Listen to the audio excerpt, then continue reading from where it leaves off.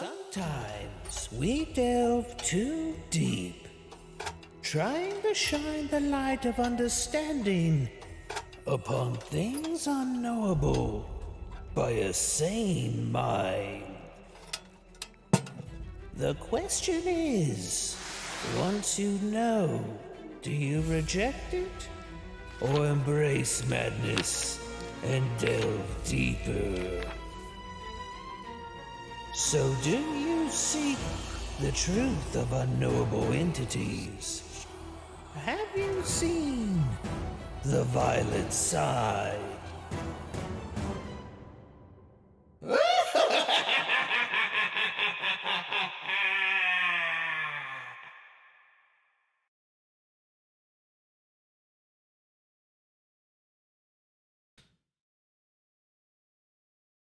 Ha! There we go.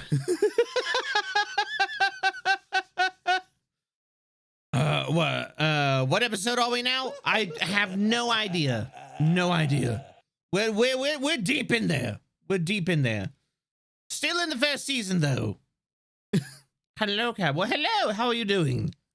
But welcome everybody to another magnificent Monday morning live scream.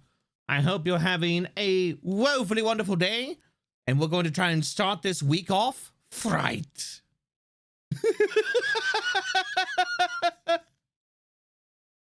So, you may be wondering, Cab, why have you named the stream Rapidly Dodging LIGMA? I'll go ahead and I'll be completely honest. I may and or may not have been exposed to COVID. It happens, all right? I've dodged it for about 2 years. It was kind of like inevitable. We're going to see how it goes. If I actually get sick, yes, I'm all stuck up. I've gotten, the jab is like as many times as, you should. I also have all the whatever, fucking serums that the military has pumped into me over the years. I'm feeling all right. I'm feeling a little bit under the weather, but for the most part, I'm okay. I'm fine. Before anybody asks, if it turned out like I need to take like a week off or something like that, I want to just preface it with that. And you were awesome. Leaves. Why did you not tell me, Fuggo? Because I just found out, Fuggo. Did you do a COVID test yet? I have not, but Mrs. Cab has. And she is testing positive, but she may have the thing going where, because she recently had COVID. So it may be, that, the test is registering her antibodies, and that she's just dealing with the after effects of it. Might be asymptomatic, maybe, we'll see. Or false positive. No, she definitely had it. She's definitely sick. But we're wondering if it's the after effects of like her having it before, or because like she originally got it and she quarantined. She quarantined at work, which is where she got it, and they took care of her and everything like that. But we're wondering if maybe somehow she caught it again and like we didn't realize it until it was too late, but we'll see. I wanted to preface everything with like, if it hits like Wednesday and I'm just like, yeah, I gotta take the rest of the week off because I can't fucking breathe. That's why. It's because it finally caught me. I've been doing the Agent Smith dodging for 2 years, as it just flies past me. It finally nailed me. If that's happened. I did a medic bag. My sister is asymptomatic when she gets it. It's terrifying, and my mom had it last week. Well, I hope you managed to dodge it. Yeah, I hope so too, because I already have respiratory issues, so I'm just like, a critical LIGMA hit. Oh no! Same here. Then I caught it last week. Yeah. And look, at least now it is the more, what is it, mild strain. So I'm not too worried about it. Like if it was like a year ago, I would be like, whoo. But now I'm not too worried about it. You got it when you least expect it. Did you train dodging the COVID by trying to dodge the bits? Exactly. That's you figured it out. You figured it out. I've been using you all to train myself to dodge the rampant LIGMA that is abound in the world. It turns out that this entire thing has been a training off for me to survive in a society. Turns out I'm not very good at it. You're crap at dodging bits. Yes, I realized. But anyways, with that news out of the way.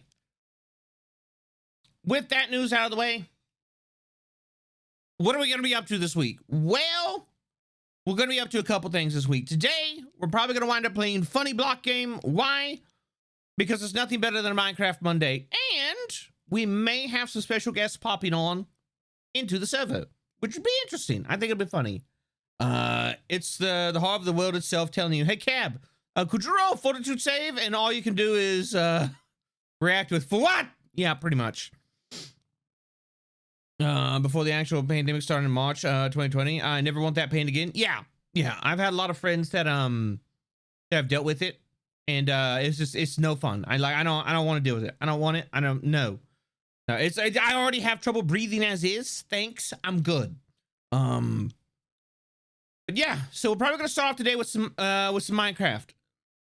Wednesday, we'll be having another art stream. Will we be working on more VTubers as Guilty Gear Strive characters? I'm not sure, because I am currently working on... Hold on, wait. Let me pull this up. So for those of you who don't know, I'm currently participating in a Pathfinder 2nd Edition live play that is known as Rock Grind.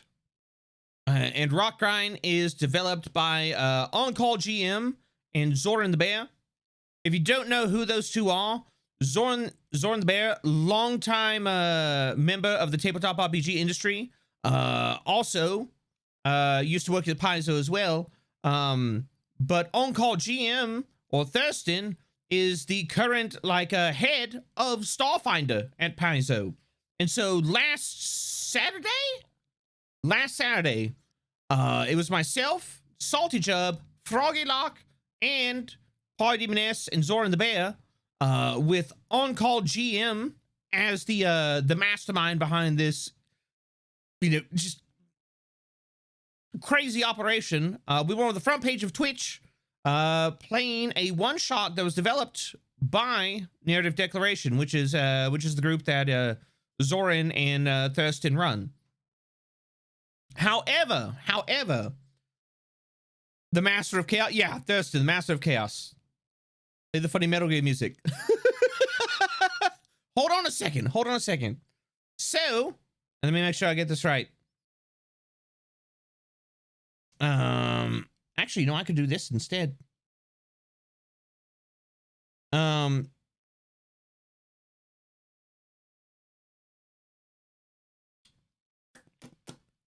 we go. I'll go here. And I'll just do there we go. Just do full size. And now I can open this in here. There we go. So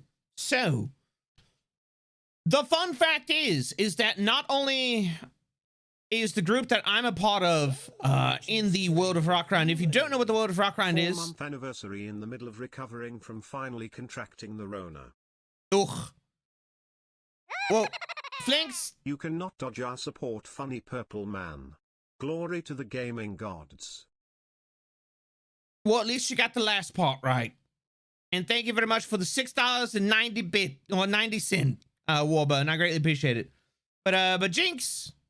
Glad you're recovering or on the mend.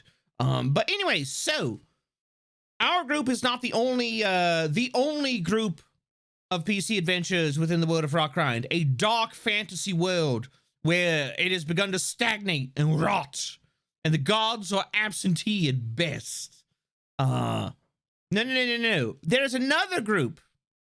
They are known as, Rock Ryan Group A, and we are known as the Rock Goons, or Group B. So, in that setting, I play Talim Shabura, or the Spirit of Capitalism. No, so he is a ghost magi. And if you don't, and ghost is his archetype. So essentially he's fucking dead. And he's been dead for a bit. But his spirit persists. And so he floats around and does spooky ghost things. But he is also a sparkling torch magus. And if you don't know what that is a magus that is specifically designed for defensive measures. And so that is currently who I'm playing. However, Speaker in Group A is playing Tannhauser, a revolutionary laughing shadow magus. So you have the unstoppable force versus the immovable object on like the different teams. I actually wound up making a completely opposite character by accident. So Tannhauser is a fiery revolutionist who is, like down with the system and everything like that. Very fast, very agile, relies more on his magic. Talim, on the other hand, he's also a Salty. Isn't Tannhauser like it's like an automaton or something? What's the origin for Tannhauser again? Android? Okay, android. Yeah, that's what it is. So Tannhauser is an android, essentially also double physical. His soul is semi-gone. He's all flesh and robot android. All right, so yeah, that's the thing with Tannhauser. Talim, on the other hand, is very stoic, very defensive. He is calm and collected, a businessman and a capitalist. He's set on profit and everything like that. But he is no body, all soul, because he is he's a ghost, of course. So I have been, it's too funny. And Salty is stuck in my head that Magi or the Magus is essentially just a cyber ninja from the Metal Gear universe. So I started drawing this.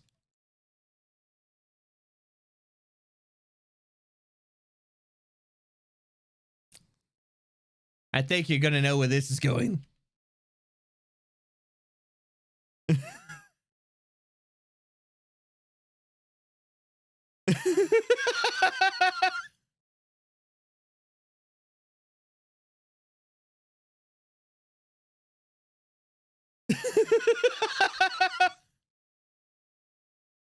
And yes.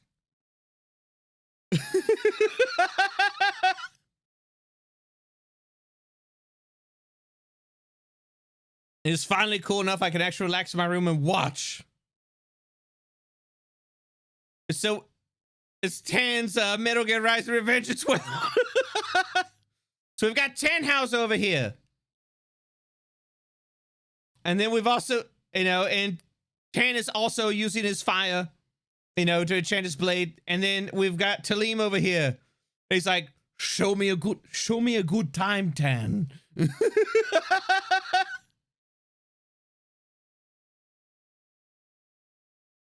I am super proud of how this is coming along. It is something I am super happy with. I don't feel like I've really had this amount of fun drawing something in a hot minute. And maybe it's because it's just a glorified shitpost. That's exactly what it is. It's a glorified shitpost, but it's so fun. And so, yeah, the Revengeance memes are strong.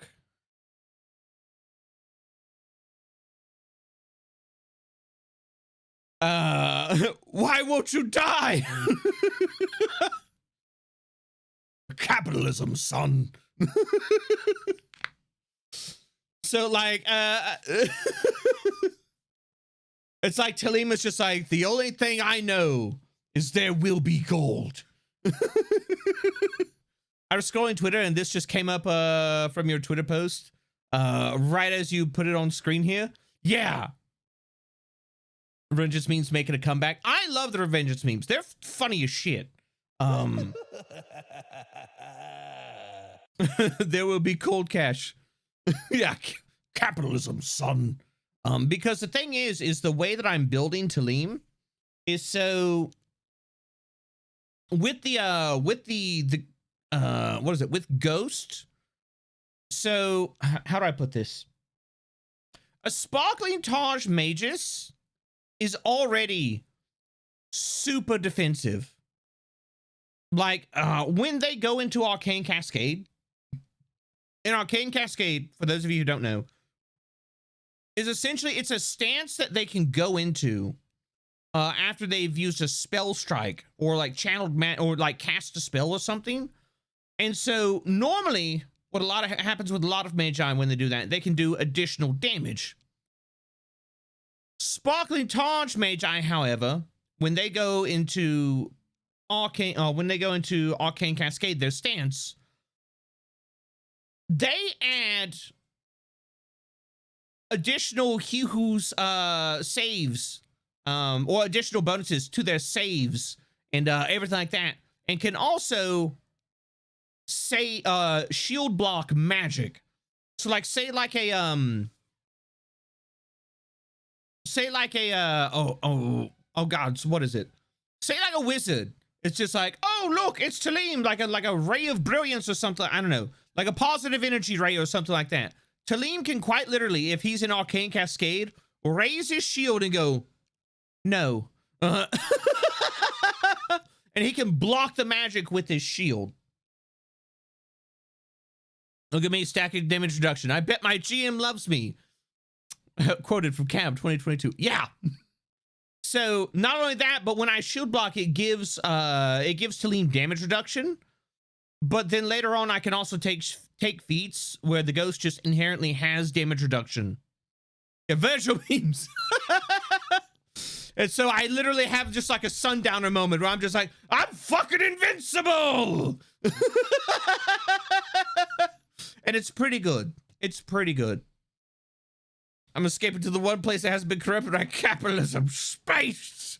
I just can't hit Cab, but what's the context of you dodging Ligma? I may or may not have caught COVID. May or may not. We'll see.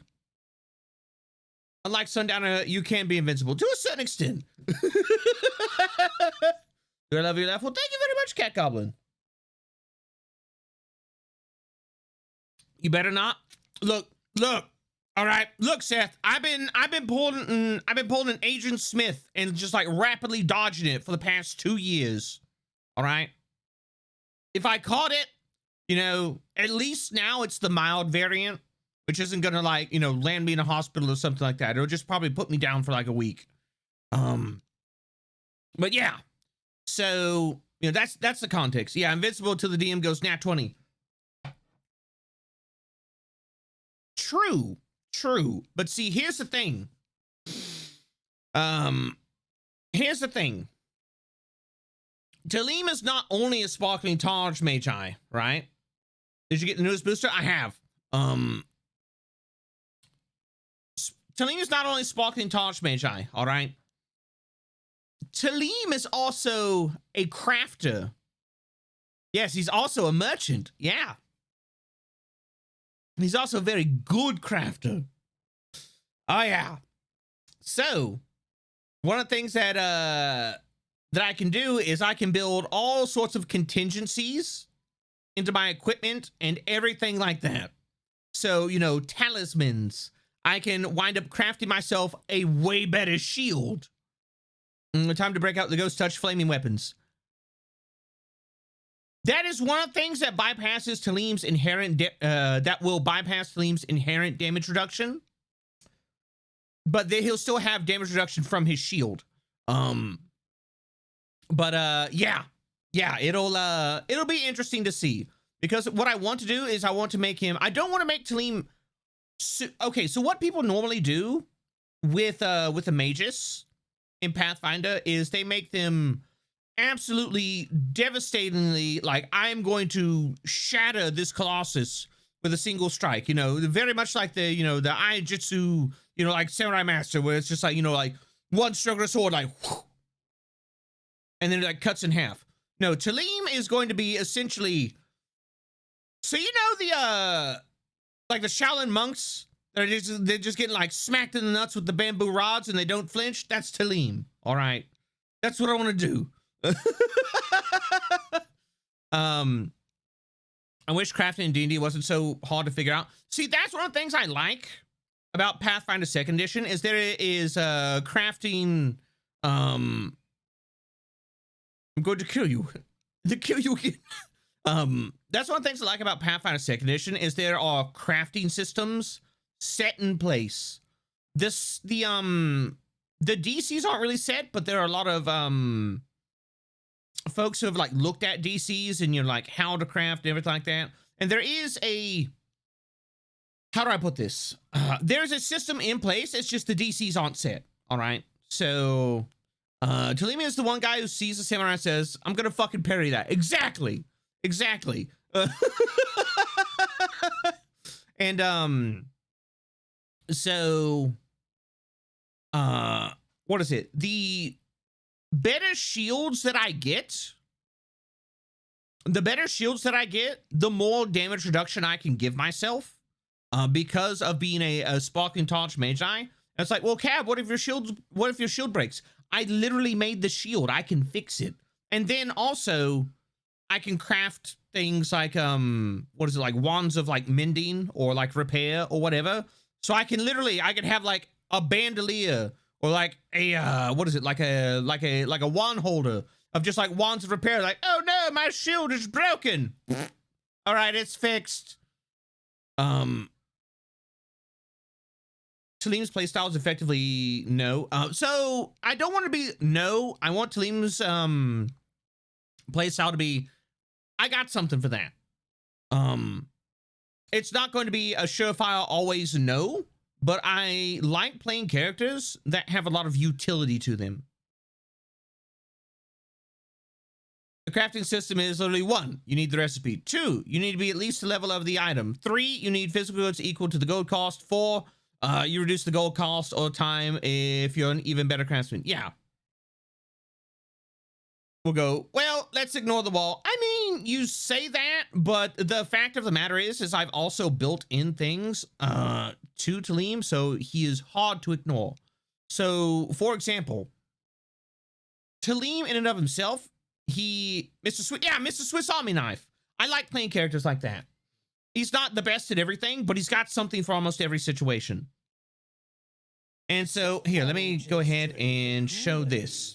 Hello again, funny purple man. Hello. Glad to spend my Monday mornings with your joyous laugh. Being a cult member never seemed so fun. Well, I'm glad you're having a good time. All right, so this is Talim with his weapon.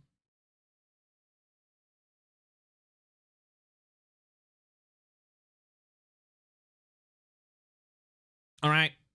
So as you can see, he has a funny whip sword.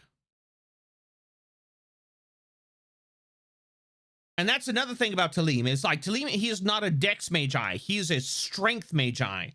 He is possibly one of the most absolutely jacked ghosts in all of existence. He can look at other ghosts and be like, I'm going to put you in a headlock and give you noogies. And there's nothing you can do about it. Because the way that ghosts are structured is they normally have like minuses to strength. Like they have like a 6 strength or something like that.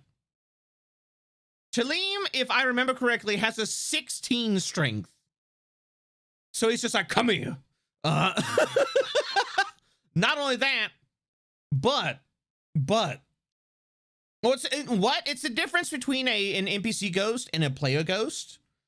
Talim being undead, he heals, he has, you know, like reversed healing, you know, so he heals from negative energy and is, you know, damaged by positive energy. So the main way that a lot of ghosts in Pathfinder attack is through a negative energy touch. And like Talim has it as well. Any of his unarmed attacks, they deal they instead of dealing like physical bludgeoning damage, they deal negative energy damage. So basically they're just like, get off of me. And he's just like, come here, you fucking nerd.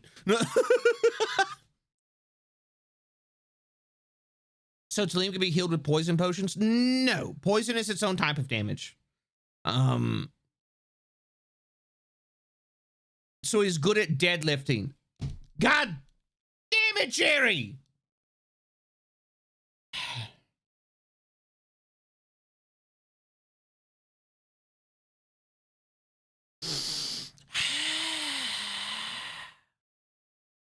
I keep casting Inflict through that it keeps getting stronger. What is happening? But yeah, so I've built in things so Talim is hard to ignore. So like his funny whip sword, it gives him reach. So like you can be like, oh, I'm gonna step away from the tanky guy, and he's just like, cool, I'm gonna continue to just absolutely just blast you with attacks because he has a 10-foot reach with his sword. I also have some spells like what is considered draw, like there's a spell that is called Draw Ire, where basically it's a spell that does a mental attack. Somebody just drank the Kool-Aid. Well, Dutch Panda, thank you very much for resubscribing now for 4 months. I greatly appreciate it. So like Draw Ire is it's a mental attack. It does mental damage, and they have to do a save. And if they fail the save, they take minuses for attacking anybody that isn't Talim. Well, actually, here, let me look it up.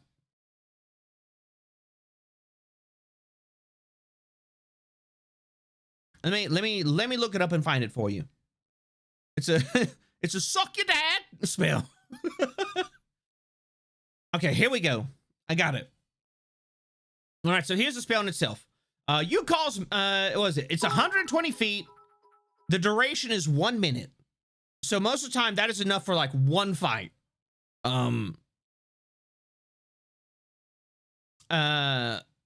Cheers to the spectral beefcake. Well, thank you very much, Peter. Thank you very much for the 20 bits. Somebody just drank the What's nice about this guy is that when you're in a party with him, you'll never have trouble telling Whipsword is his.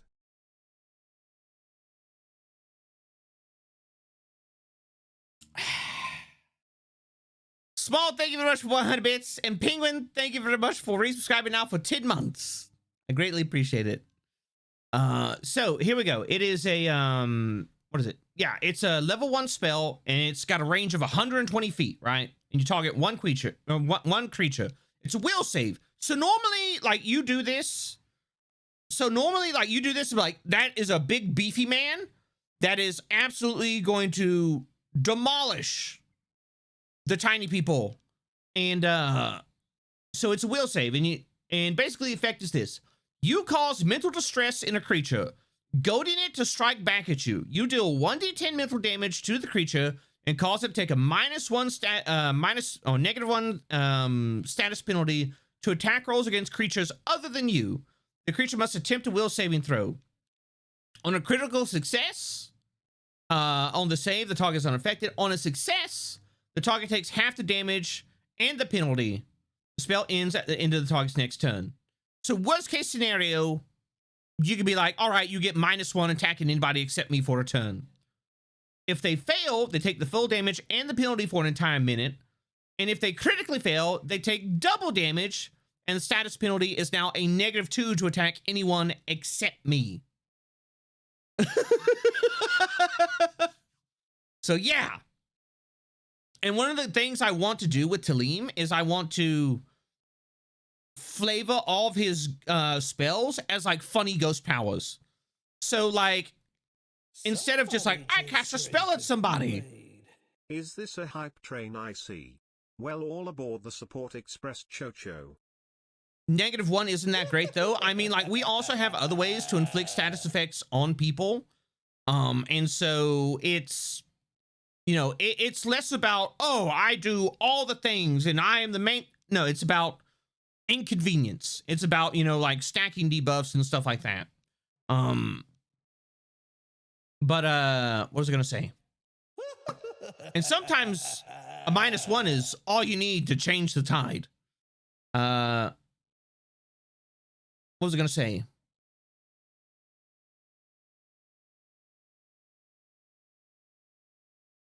I have a contract saying that I must grapple opponents once per session. -1 is pretty good in Pathfinder 2nd Edition. Not just extra chance to hit, but also crit. Yeah. So like, you know, you have, you know, a chance to, you know, negate crits. You have a chance to just negate hits in its entirety. But like the way I want to like flavor that is so, okay, so you know, oh God, what is it? The Grudge? All right, so you know that, so you know how in The Grudge, like people would be like, oh, it's like, it's everywhere. And like, you know, they get paranoid about it. And they're like, oh, you know, it could just be lurking like the darkness of my hoodie or some shit. That is the way I want to structure it. Like, Talim uses that, and it's like invading somebody's mind, and it feels like they feel like ghostly hands are about to like reach behind them, and like, you know, like reach up over their shoulders, or like, you know, from behind them in all places. And so they're like, ah! It's like, you know, they're like, no, murk the source of that. Murk it now. Get rid of it. And just creepy shit like that, because he's a spooky ghost man. He's a dead guy. Just a little dead man. And Tenshi Tash. What is it? Mobbed Off the Gray. Soundcrack. And a Haunted Ruba. Thank you all very much for your frightful follows. And welcome in to the live scream. Talim turns into a sleep paralysis demon. Okay, so I've said this before. The way Talim fights, especially like with his asp coil, the whip sword,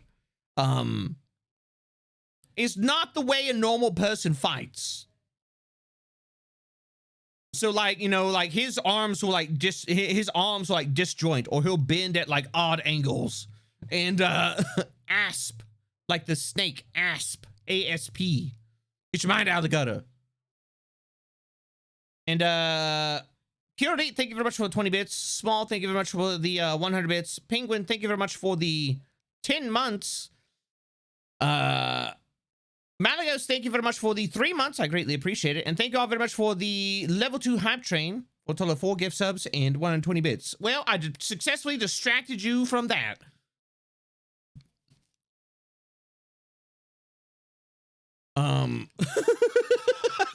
Essentially, you want to draw aggro without needing to intimidate all the time. Exactly. My group was running minutes under Otari, so I couldn't watch Talim for fear of spoilers. But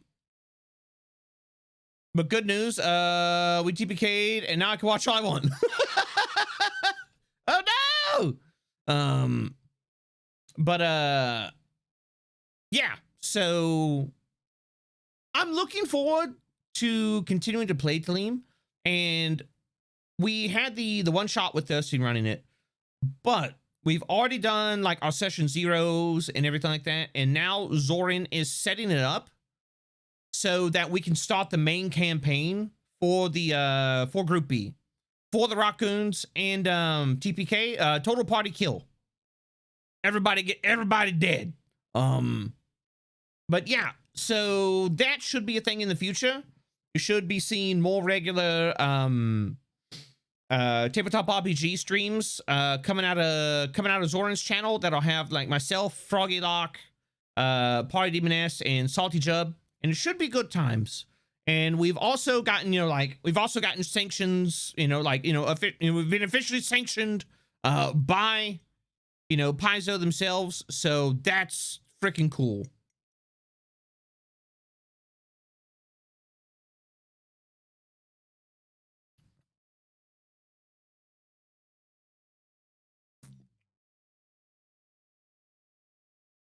I just imagine when what is it? When Talim casts Draw Aya, the enemy hear him whispering in their ear, "Did you fill in your tax returns?" Maybe. They forgot to put points in the jump ability. I don't know about you, but Talim got points in he got points in both acrobatics and athletics. Like when I talk about he's one of the most jacked ghosts in existence, I absolutely mean it. But that's also because I think it's like level 9 or something like that. There is a feat that ghosts can get as part of the ghost archetype, which is called Pass Through. And you need to have, I think it's Master in acrobatics. And you can then once every 10 minutes pass through solid objects. Talim floats, right? How does ghost acrobatics work? So he floats, but he's still tethered to the ground for the most part. So like essentially it's like he's exerting himself physically, but it's more like willing his spiritual form to do the things that he needs to do. If that makes sense. So like he's trying to physically exert himself. He literally has a fly. Yeah. Oh yeah, he literally has a fly speed. I don't have a move speed or anything. I have a fly speed. And like later on, one of the cool things that ghosts can do is they can just start to inherently fly. Well, I'm saying inherently fly. They can fly for like periods of time.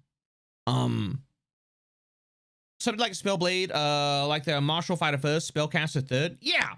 Well, that's Talim at the moment. Like he is a spellcaster, but he's a crafter and he's a martial fighter. It's like the buggy with One Piece. He can float his body, but his feet must stay on the ground. Sort of, kind of. The thing with Talim and him being a ghost is that, yes, he is a ghost, but he's still... The thing with ghosts is a lot of ghosts won't realize that they're ghosts, or they are tethered to that plane of existence, or, you know, that existence, because of unfinished business and stuff like that, and it fucks with their head. And so Talim will oftentimes forget that he's dead. He forgets that he's dead, and then like his hand passes through stuff, and he's like, "Oh, that's right."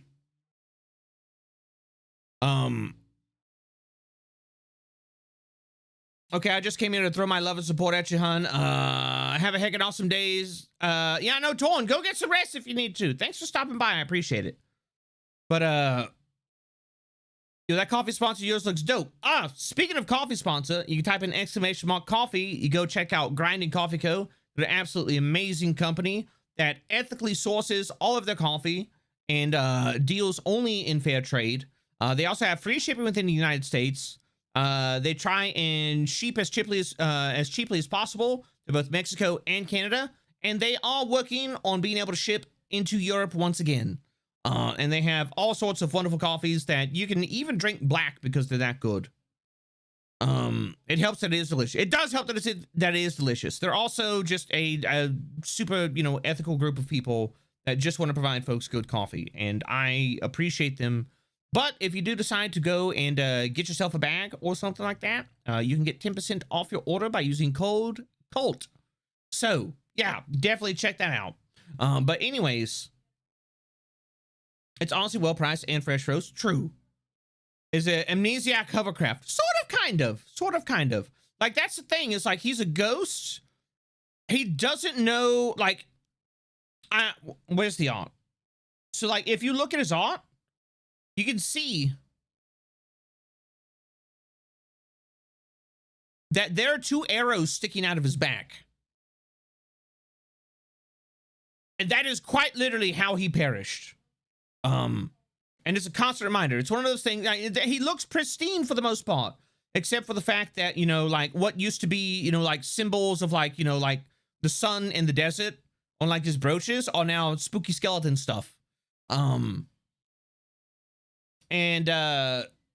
So yeah, like he's quite literally shot in the back, and that's how he perished.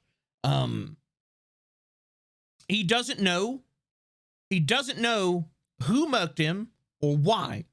And, you know, by the time, you know, he woke up, a significant amount of time had already passed. And he's kind of, does Ivy Valentine know you have her sword? No.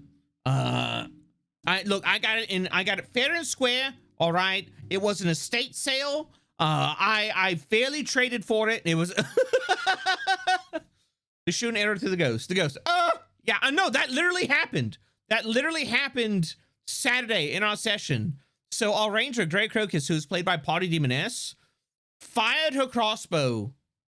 And it passed through both mine and Zoran's spaces, because in Pathfinder you can do that. Passed through our spaces and hit the enemy in front of us. Not only that, but it crit. But it was also like it passed through Talim, and he's like, oh! How can you call a poker game an estate sale? I mean, like, look. Min was out for blood. She absolutely was. But yeah, so, you know, that is, that's one of the things that, you know, it messes with Talim. And it's one of the reasons that he's like kind of distant, and like he doesn't. For those of you who watched the Saturday game, if you haven't, I definitely suggest go and check out Narrative Declaration on YouTube. They're going to have the VODs up there, and they're going to have the VOD of that one shot. But definitely go check it out, because one of the things you'll see in there is that Talim he's not morally troubled by a lot. But that's also because he is quite literally, he's the undead. He's a spark of a spirit in humanity that is stuck in this world because of unfinished business. What unfinished business? We don't know yet. The character hasn't yet developed yet. I haven't yet revealed those motivations. But if you want to know more about the character, if you want to see his entire journey and, you know, where it takes him and where it goes, I definitely suggest going and, go over and follow twitch.tv/ZoranTheBear, because that's where all of our games are going to be. He has 0 fucks to give. No, he has fucks to give. It's just like, he's not morally bothered by a lot of things, because he's disconnected. Can't wait to find out who ghosted him. Me too. That's one of the things I tried to do was with this character. So hypothetically, Ghost Talim could end up fighting Zombie Talim. Maybe. That's dog, but I like that kind of idea. I may steal the idea for my game. Yeah, it may happen. Who knows? Saturday's game was amazing and legit made me laugh so hard my lungs hurt for an hour. Yeah, that's the thing. It's like, it's a dark setting, and we do engage in and acknowledge the fact that it's a dark setting. But our group in and of ourselves, we're just a bunch of meme lords. We're just a bunch of meme lords. And so it's all hee-hoo, ha-ha funny things. And, you know, having a good time. Oh, look! I can change I can change it back. I don't have to have, let's see. You know, we'll do that. There we go. Let's lower that by 100. So what is the YouTube for the D&D VODs? It will be Narrative Declaration. Here, let me go see if I can find it. YouTube.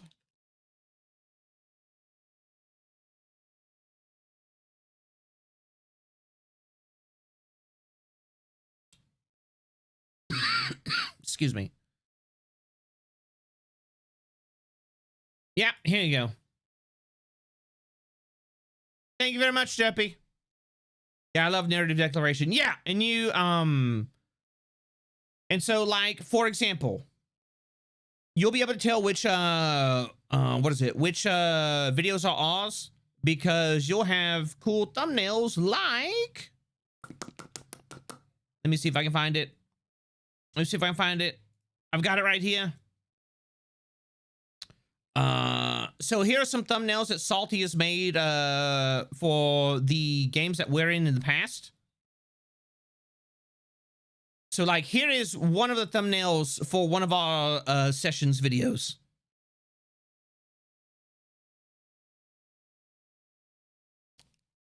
Super nice.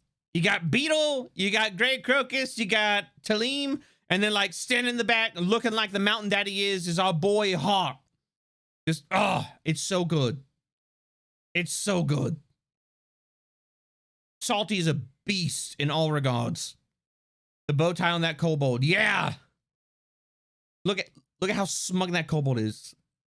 You know, just doing the smug smile. Yeah, got the crossbow, got the smug smile. It's good times. It's good times. Absolutely lovely. Yeah, and like here's the here is it me that you both have a strength-based magus and monk in the group. Yep. Here is the other one. And so there's everybody together.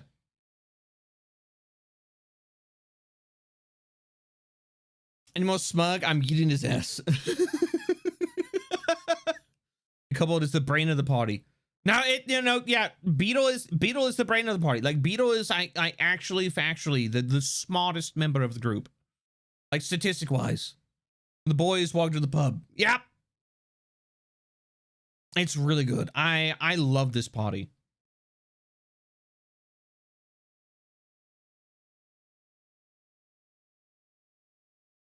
I love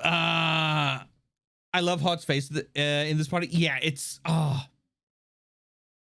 it's really good. And then like you combine it with like some of the ongoing memes that we have going on. It's just I sent you the funny poster for the funny poster for the one shot. Oh yeah. All right. Let me see if I can pull this up properly. Right, so this is the little like poster that Salty made for the one shot where we had on-call GM as the master of ceremonies, or the game master.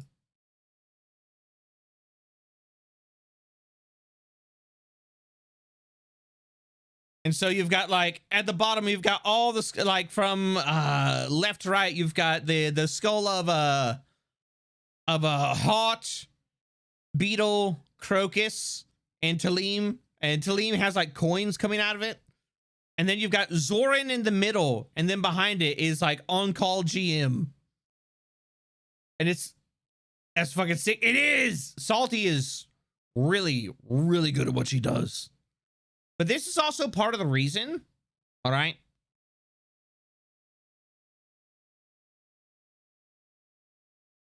On-call looks like he's from Dishonored. Yeah, so this is part of the reason that I think it would be really cool in the future to actually have like a Displate shop. You know, contact Displate and be like, hey, we want to make cool posters and have our own shop. I want a Displate of that. Yeah, I'd buy. Yeah, it's really good. It's really good. Slap it on my wall. What is your favorite pie? I'm a cherry fan because I like a bit of that taunt bite. My favorite pie. I'm actually really partial to sweet potato pie.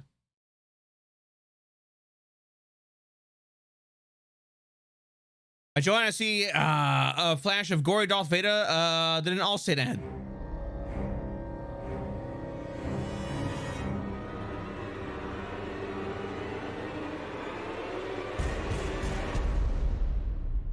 Well, hello, Sweet Raifu. How are you doing? Thank you very much for the raid. I greatly appreciate it. And raiders, welcome in to the live scream. I'm a bilberry and oatmeal pie kind of gal myself. I mean, yeah. Well, Towers in watch now. What's this about pies? We were asking like, what are like folks favorite type of pie? I'm partial to sweet potato pie. I enjoy sweet potato pie. It like, but not like super sweet potato pie. Like it's got a little bit of sweetness to it. something about the texture to it, and like more often than not, there's also, it's not like just a completely soft pie. Like you do, or I enjoy apple pie, but I enjoy apple pie where the apple still has like a little bit of crunch to it. Like it still has like a little bit of resistance to it. But yeah, again, sweet wife, thank you very much for the raid. Raiders, I hope you are having a magnificently menacing Monday. Welcome into LIVESCREAM. I am, may and or may not have the Rona, the big C. I've been trying to dodge the LIGMA for 2 years, but it might have finally caught up to me. Hence the title. Apple pie with crunch is good. It is. I got something to tell you. Something you'll love. Oh yeah? I'm gonna try more pies. Future poster, welcome to Kobold bow ties. When you need that slight look for dungeon rating. Are you okay? I feel a little bit under the weather. I may or may not have caught the Rona, man.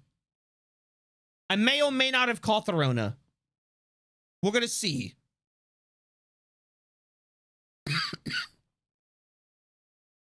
But I'm good for right now. 2 weeks ago, after avoiding it 2 years ago myself, yeah, finally, another horror enthusiast. Well, hello, how you doing? Yes, I'm also a horror enthusiast. I don't fancy myself an expert. I don't fancy myself a fan because, you know, like I just enjoy the horror subgenre. I also have a long time history working in, you know, like industries that are, you know, part of or kind of adjacent to the horror subgenre.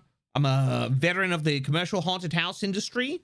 I've also done commission work for celebrities that are making like appearances at horror conventions and stuff like that. So, you know, I've had the pleasure of doing prop work for folks like Steve Dash, CJ Graham, Tony Todd, really cool folks like that. And so, you know, I'm very big in the horror. Horror has affected my life in a lot of ways that have led me to where I am today. So yes, I don't have an emote for how distraught I get, to be honest. Plenty of water close by. I gotta stay hydrated and get plenty of sleep to beat that evil bug. I had it, wasn't fun. Yeah, I'm taking care of myself best I can. Yes, that's why I'm asking if you're okay. No, I'm fine. I'm fine. But you know, we'll see how it goes. I just wanted to let folks know so that, you know, like if, you know, like Wednesday hits and I'm just like, I'm drawing, I'm just like, okay, you know, I gotta cut this short because I'm fighting for my fucking life, you know, in a joking manner. But like, you know, I feel like shit. And like, I just need to take the rest of the week off. I want folks to know that is why.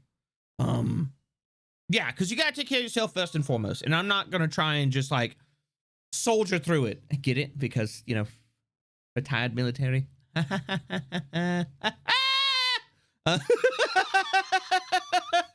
But yeah, I'm not just gonna try to soldier through it. I will actually take care of myself, everything like that.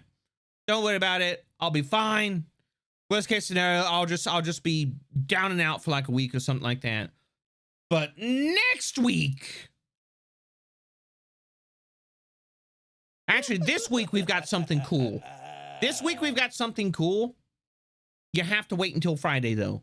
I can't talk about it yet. I signed papers. I can't talk about it yet. But we've got something cool this Friday. And then next week you'll see some other stuff.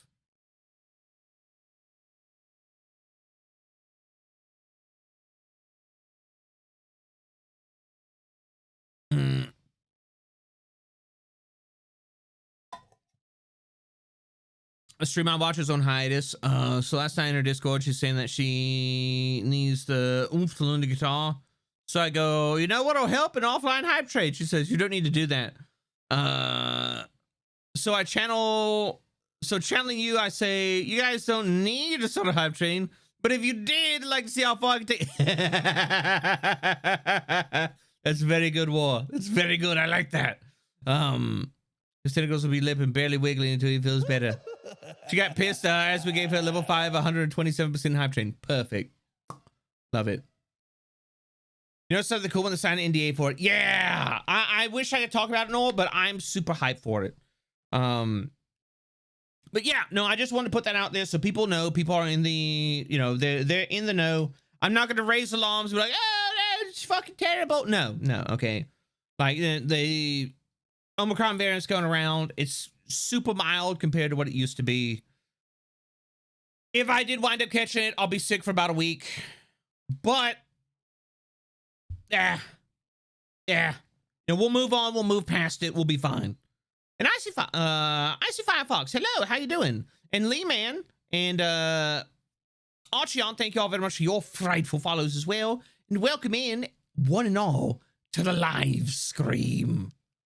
But yeah, so what we're probably going to be doing is we're probably going to be working on... let me go right there. Okay, there we go.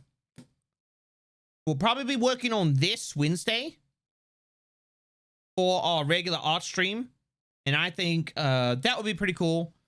And we can play some hee-hoo-ha and like funny like Metal Gear, you know, Revengeance music, because video game music, good. And then as for Thursday, it's not confirmed yet, but we may or may not be playing more GTFO with Froggy, Digital Vagrant, and Mimkibis, because we had a lot of fun with the last one. And, you know, so we may bully them more. And Friday, we'll have some cool stuff going on Friday. I seriously love your model. It's so fucking cool. Well, thank you very much, Lee Man. I greatly appreciate it. Tannhauser is my favorite. Show me a good time, Tan. And you guys look like you had so much fun playing that together. Oh, it was fun. I just want to say Saturday's game was amazing. Beetle and Zoran climbing the others was great. Oh yeah. Who's the guy with red hair and green eyes? So the guy with red hair and green eyes, that is Tannhauser, who is played by Speaker, who is a character from Group A, which is another group that is in the dark world of Rock Grind. And they are the original Rock Grind group. And so we are Group B. We are another group of adventurers which are traversing the world and everything like that. But the funny thing is that both Tannhauser and I, we are both Magi, but we have built our characters in completely opposite directions. Tannhauser is a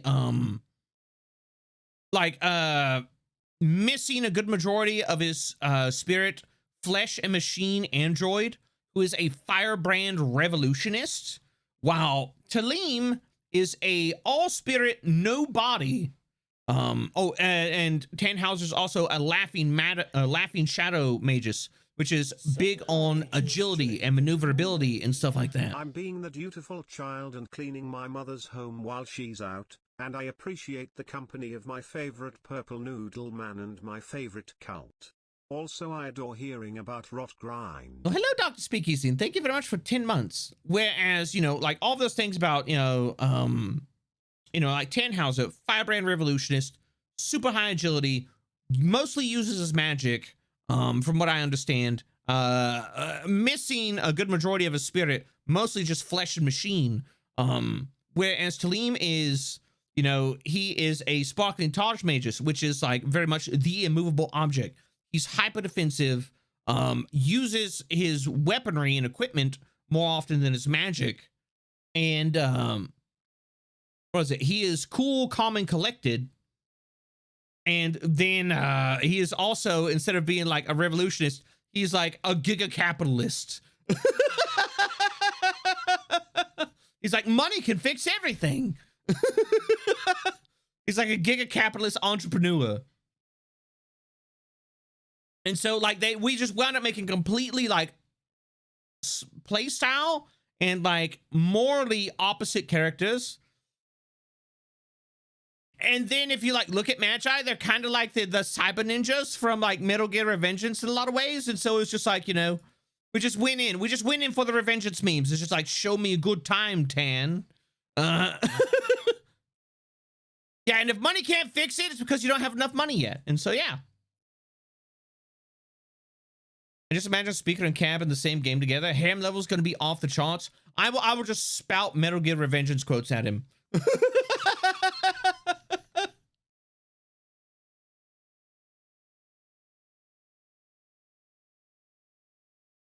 You don't get it. The revolution is just. It's what's needed.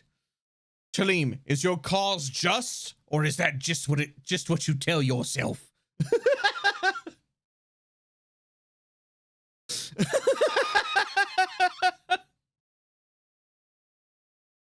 Oh, do I have a start date for the Rock Grind campaign? Not yet, but I will let the community know the moment that we do.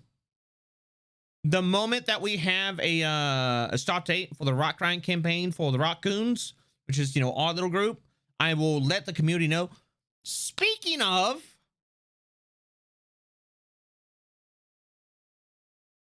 how long do we see the equivalent of nanomachines in Rock Grind, son?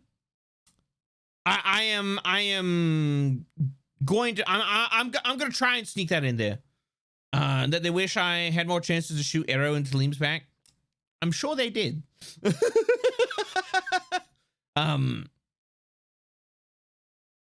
what was I gonna say?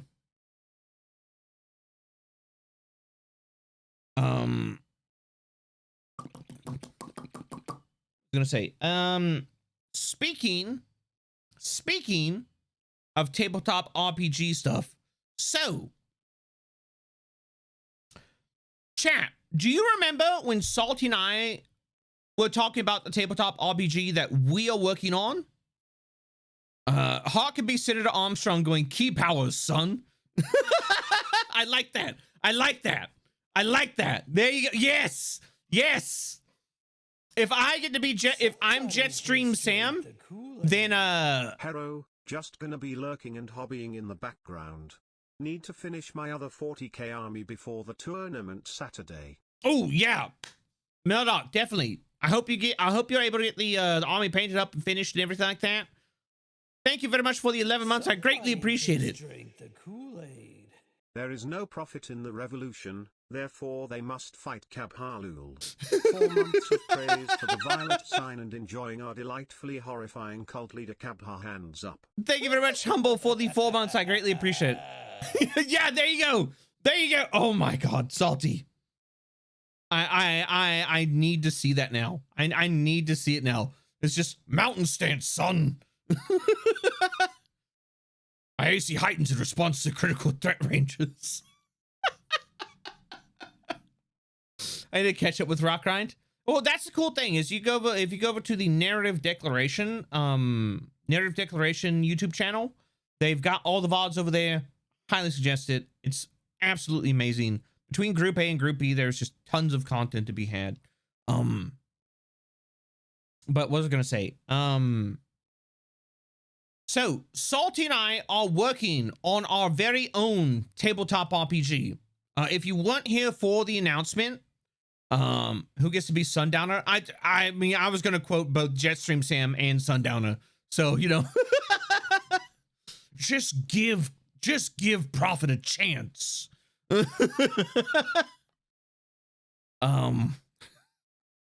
Like I fucking love what I fucking love gold.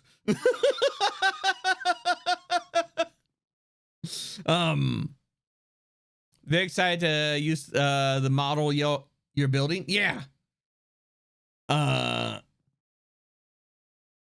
As in a purchasable tabletop RPG. So here's the thing is Salty and I are going to be working on the system. We're going to be working on the setting, and we want the initial rulebook to be free. We want it to be free. We want it to be a PDF that anybody can go and download. They can use it. It has, you know, like all the information you need to play and everything like that. All of the, you know, origins, all of the stuff that you're going to need to build your character, equipment, everything like that. Future supplements for that setting.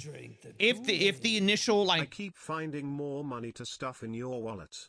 Chat, let's give this purple noodle man some support, wink.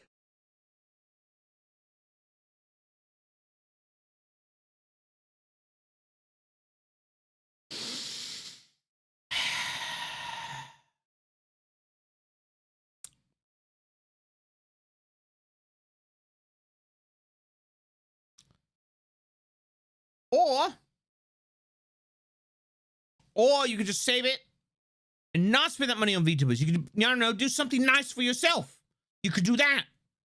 I can't.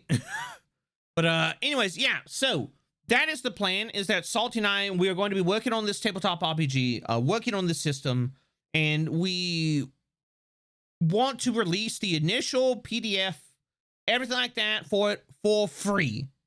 Free, no cost to anyone. The community will have access to it first before anybody else. We will also probably be looking to members of the support the Noodle Man. Kabhaga Kibha supported nerd. No! I'm trying to finish what I'm saying. What was I gonna say? We want to set it up so that the community, or we will be relying on members of the community to hopefully come in and play test it and everything like that, which will be insanely helpful for us. But before we get any deeper into working on mechanics and stuff like that, we wanted all of you, we wanted to get the feedback from the community, because this is something we're making for ourselves. I'm hoping there's a good grappler punching class. Yeah, there won't even be classes. It will basically be one of the things we wanted to do was we wanted to give people options. We want to give people options to be able to do what they want and build what they want. So instead of races or ancestries or stuff like that, we're going to do origins. And so you will have a list of origins and origin traits. And some of them you will need prerequisites of other origin traits to get, but essentially you can stick these together and kind of build whatever you want. And I'm just gonna call you Iki. Iki, hello. And that is also kind of the way we want to structure building your character as well. We don't want customization to end with just building your character, with the initial building of your character. We want you to be able to, throughout the game, progress your character, build it, flesh it out in different ways, and stuff like that. And so that is what we're going to go for this system that we are making. It's going to be a D20 system. It's going to be a base D20 system, but we're going to try and make it a very intuitive system. One that, you don't have to do a lot of math to do. Best community out there, you honestly helped me realize my potential. I quit my job and took a chance. I now work for a much better company and get paid my actual worth. Thank you for being such an inspiration to many. Let's fucking go! Hell yeah. Disposable, I am super glad that, not only did you work up the courage to take that chance, but it wound up paying off. And now you are getting paid what you're worth. That is, yes. Go out and just absolutely fucking slay. Do it. Yes. Amazing. I'm super happy for you. That might have made my fucking day. I guess you could say that Disposable realized they want Disposable. Exactly. But yeah, so we are building this tabletop RPG. The setting that we're going for, right, is diesel punk. And if you don't know what diesel punk is, think one of the best examples in recent memory is BioShock. BioShock with the kind of the industrial bolted together,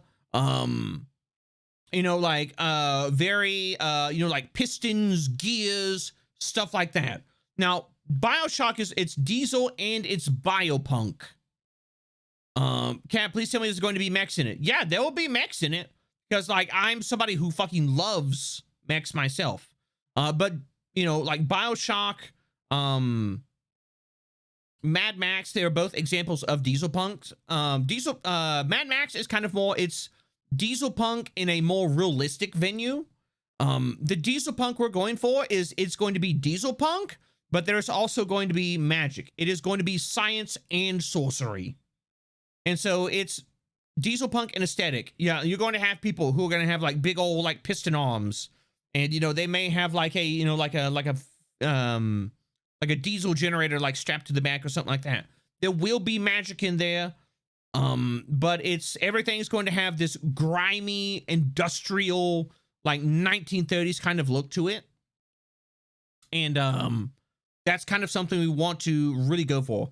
Yeah, in a cityscape setting, it's just a big Judge Dredd styled megacity in the middle of a wasteland.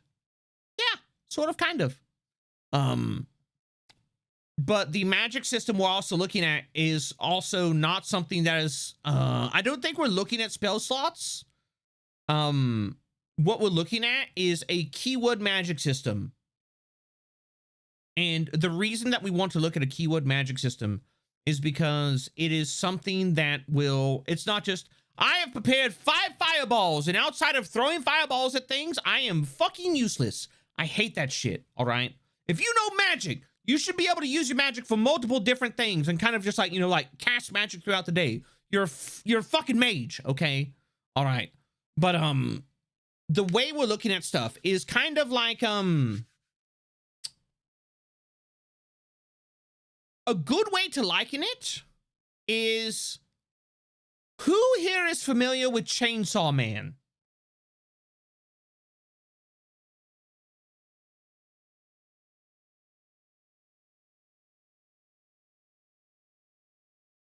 Nope, sorry.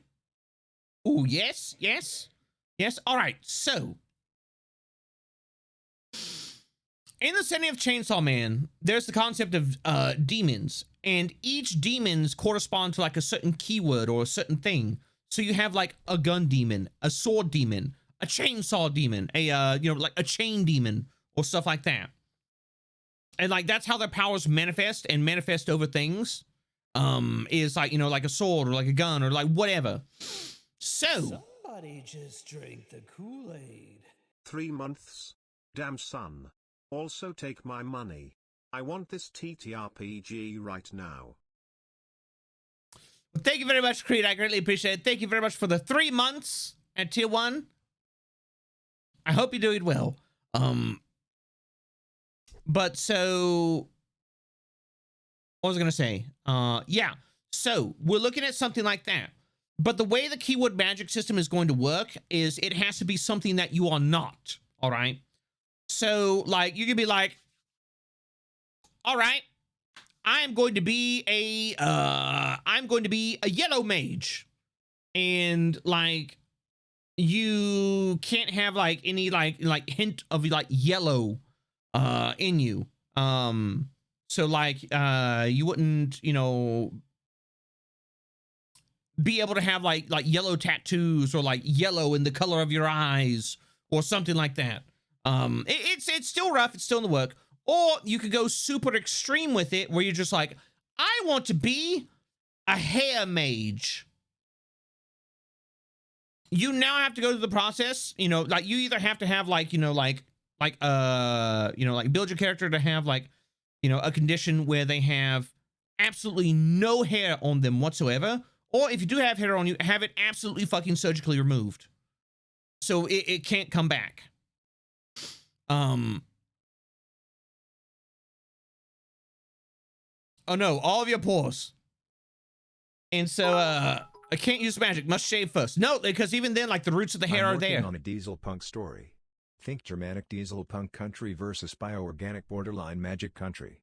When this TTRPG comes out, you better believe I'm gonna run it. Well, Darren, thank you very much for the 100 bits. And yeah, no, it'll be something that'll be super interesting. It's very much not, yeah, here you go, because I'm working on this with Salty. It's very much not Magitech. It's magic and tech separately. The sorcerer can still make a technological thing with magic in it, but it's not a setting that's hard into the fantasy solution to every concept. Exactly. So that regular worker class Jane can still pick up a lead pipe and beat the heck out of someone, and there doesn't need to be magic anywhere near her to function. Exactly. So like you can have like a factory worker, and if they catch a mage unawares, they're gonna cave in a mage's skull with a lead pipe. And like that may be something that happens. You know, like there may be like worker riots.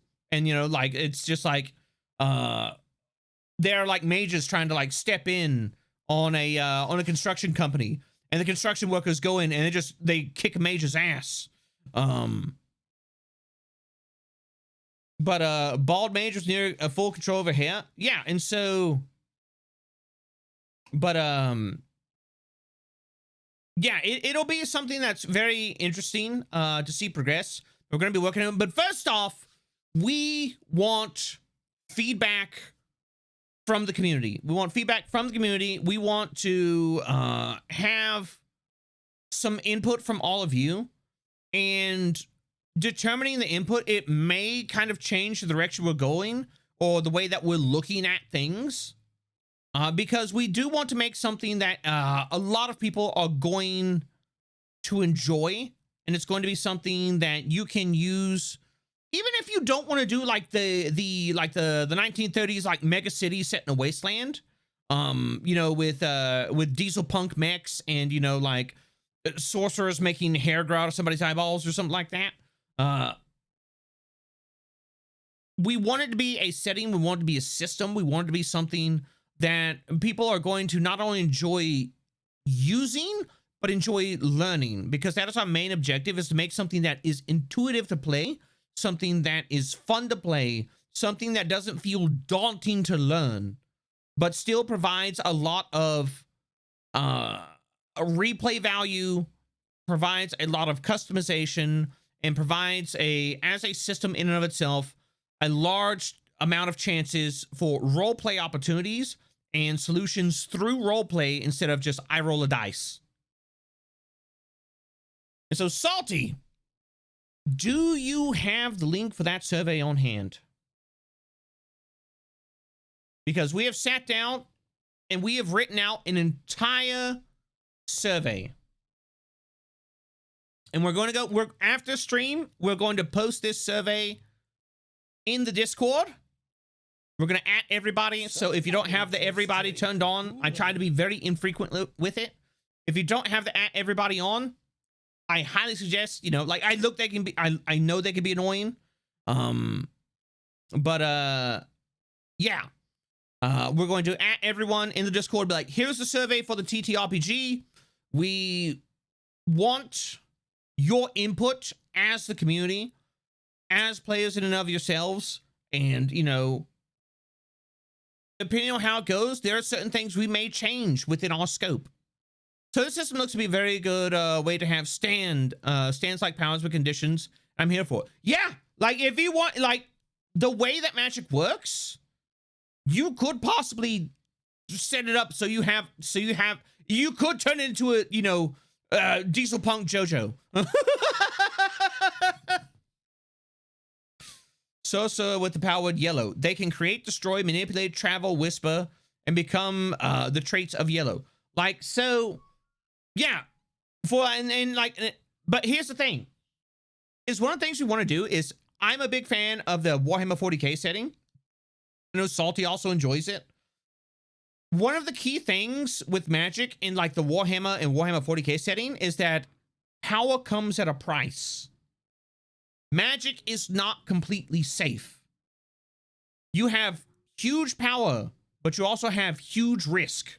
So like for an example that we used, sorry, my face is itching. For an example that we used is you could, as your magic keyword, be like, my magic keyword is horse.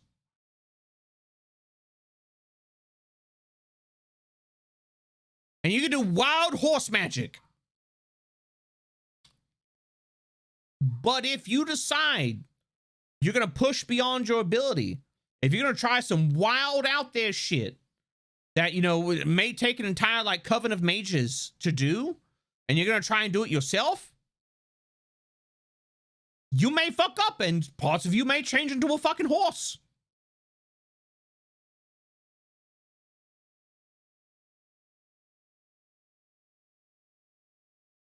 Oh no, that building began sprouting horse parts. Exactly.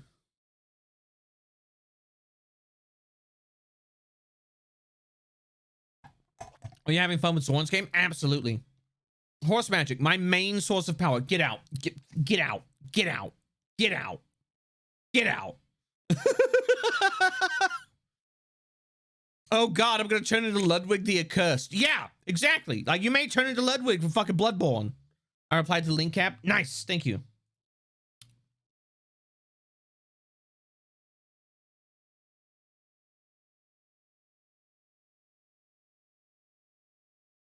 All right, so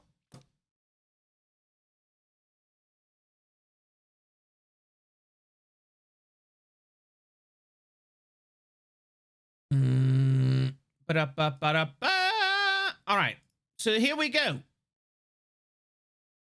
Let me grab this. All right, so if you want to give us feedback on what you enjoy in tabletop RPGs and what you're looking for in a tabletop RPG, if you're looking for if you want to help us develop this game, this dark, gritty, gunky diesel punk setting with science and sorcery abound and all sorts of bad shit,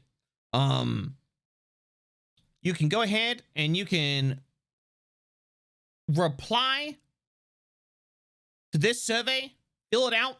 I would greatly appreciate it. If you don't have time right now, don't worry about it, all right?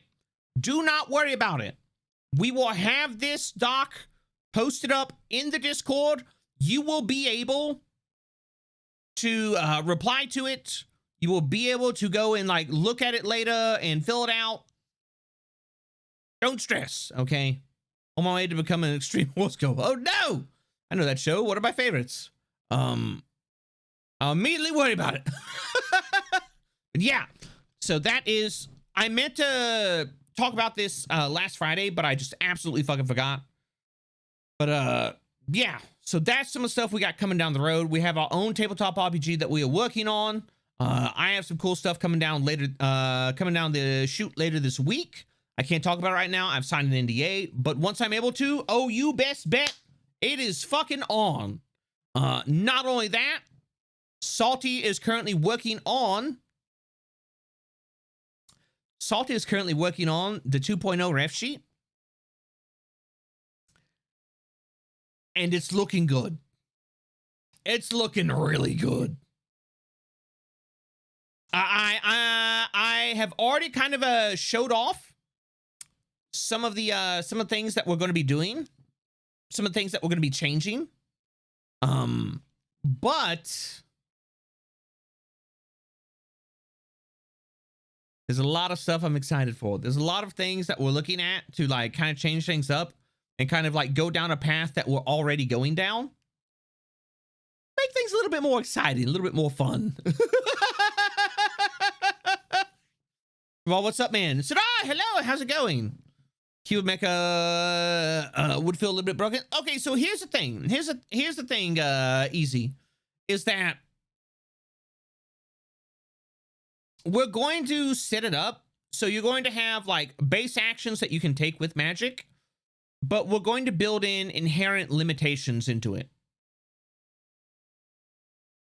So it's not like, you know, oh, I have what is it, you know, power over, you know, like fire, and I can control the sun and cause it to crash into the earth. It's like, no. Could you keyword anything within reason? So one of the things we're looking at is, one of the restrictions is, if you want your magic keyword to be something, you cannot be that. All right? You can't be that. And even then, there may be greater entities that hold domain over that keyword. And you'd be like, I want to make a deal to have access to this and blah, blah, blah, blah. And they're just like, no. And that is one of the things that I think we will establish. Another rule of magic. There are some demons that just went, bruh, hold my beer. This guy thought he could have the keyword human. Yeah. And so like and is it going to be like, you know, like classical, you know, Abrahamic demons? No, I think we're going to put our own spin on it, but we may draw inspiration, but not just from like Abrahamic demons, but like from, you know, like various, you know, spiritual entities all across different cultures and stuff like that, and maybe like build our own cosmology.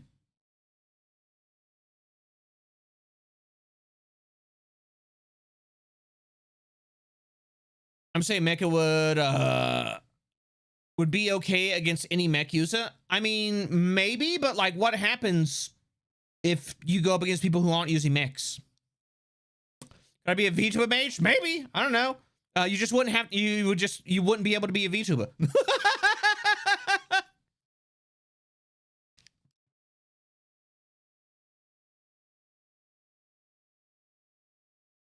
Master Mage, keyword mecha, gets hulky mecha arms, average adventure, keyword rust, mage's arms, jam from rust buildup. So like, are literally etched upon your soul. Yeah.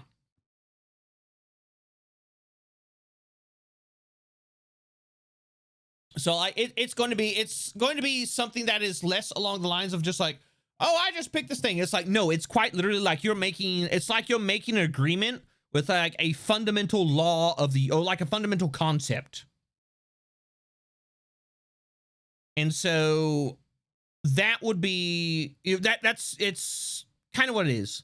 It's not a full-on like Faustian pact, but you are like, you're signing like a, like an agreement with like a concept. It'll be interesting to flesh it out and like put it in a way that we can explain it properly. Yeah. Yeah, like no takebacks. Like, oh, you've broke the terms of our deal. Oh no. Like, what is it? Like the, what is it? Like the Mecha Mage.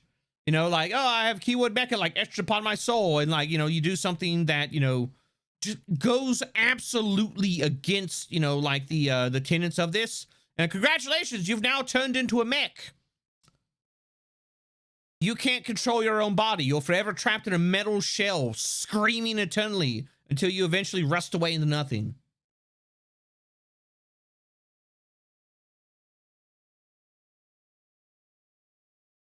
Scarlet Man uses keyword strength to turn his punch from, sounds pog. The actual rule of what word can I use is that you agree with your GM what limit you can go with. Perhaps not the word mecha, engine, or robots, but you could get the word iron or brass. It's all up to the table. Yeah, we want to give the power.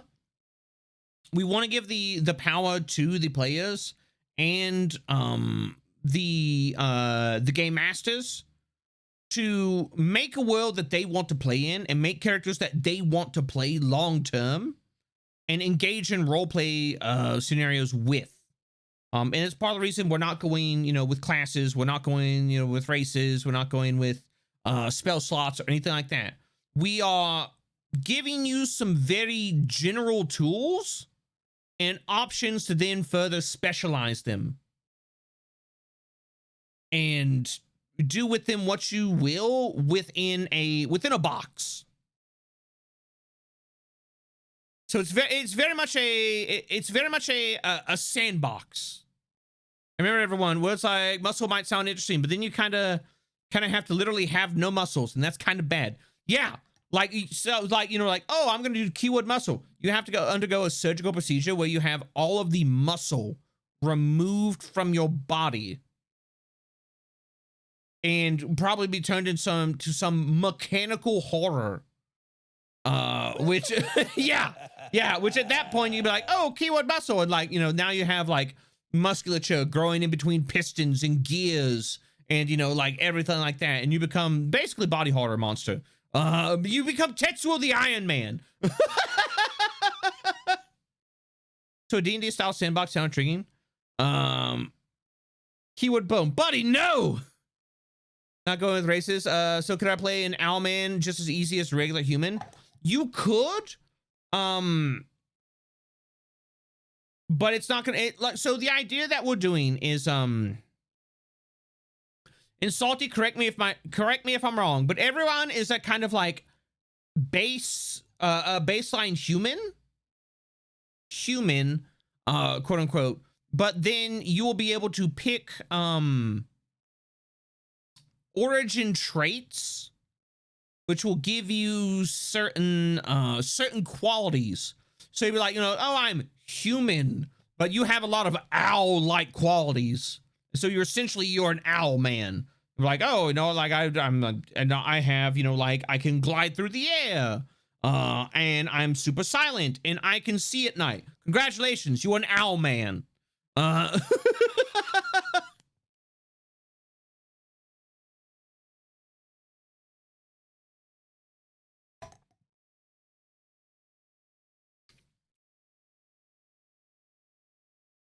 Everyone's a baseline human, as in whatever creature you play will count as human. In universe, it will pretty much be explained like whatever you want to play as, you count as human. Yeah, essentially. It's also easy so that words like humanity composes everyone. Yeah. Yeah. It's, you know, like it initially will feel restrictive and then like, oh wait, no, I can actually build this owl man. And I can just be like a dude who really looks like an owl and really functions like an owl. But I had an unfortunate encounter with the feather wizard and, you know, I was a stealthy guy and I got these really, you know, like nifty replacement eyes that let me see at night.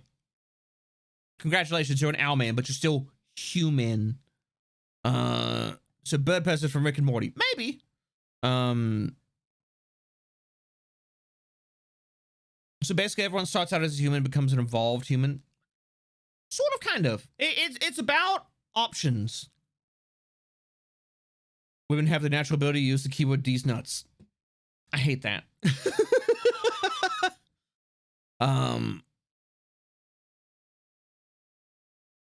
On every level but physical, I am owl.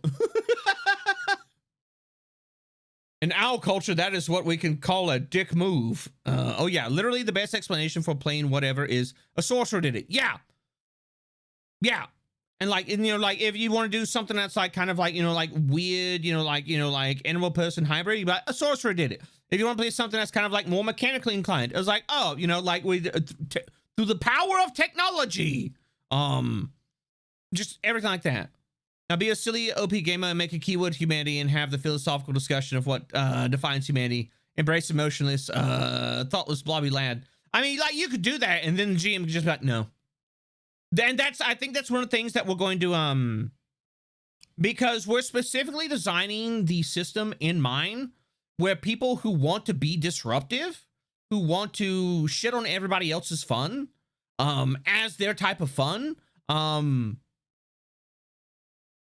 it's not going to be impossible for them to do it, but they're going to be heavily dissuaded from it. And there's going to be systems in place that will benefit, working together. Is one of the things we're aiming for. Because I'll go ahead and say, like, over like my God, like 15 years of playing tabletop games. Wait, hold on. 20 years of playing tabletop games. There's been a lot of people. There's been a lot of people that I've had encounters with where their fun is ruining everybody else's fun. And basically, you know, I want there to be like a hard written rule. It's just like, if your fun is ruining somebody else's fun, this isn't the system for you. There'll be a rule that is both in universe and mechanically that lets the game master go, no, the demon who owns that word won't let you have it. Yeah.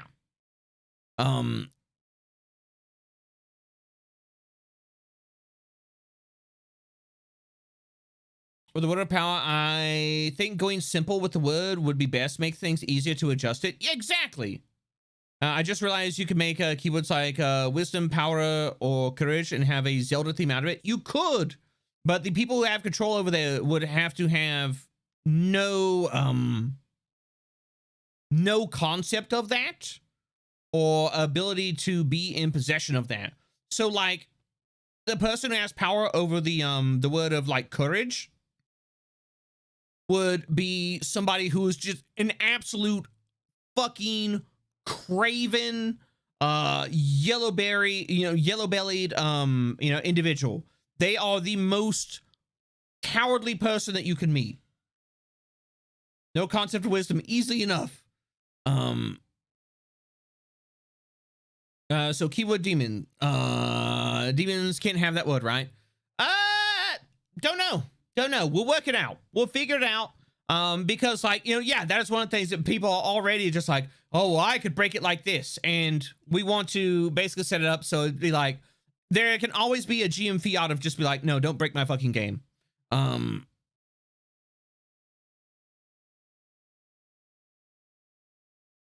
And can we add multiple separated words at the end there? I don't know. So it would have the concept of idiocy be a hypological being. No, there'd be a hyper intelligent being. But even then, like, you know, that brings into the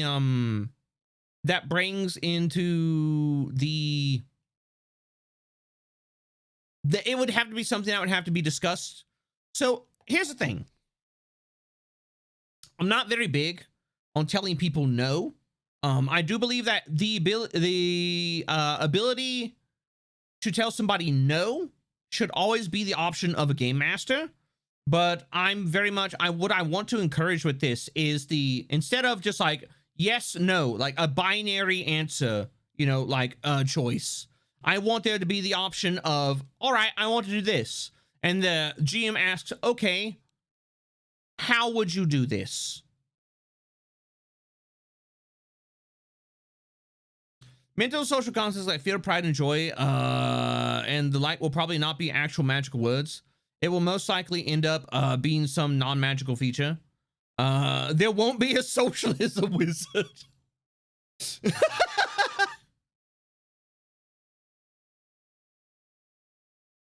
Is every powerful being a demon? Like would something that falls under what we would describe as an angel just be a demon with an aesthetic? So as far as I'm aware of, we use, you know, like demon as as like a filler word for like this extra, you know, like extra dimensional, like, you know, like cosmic being that is outside the purview of humanity, because there are greater forces at work, but we haven't fully fleshed out the cosmology yet. No meaning of this question, but is emotion and social constructs be keyword? I think from what I've seen, with Salty and from what we've kind of talked about, we want to stick with things that are kind of more like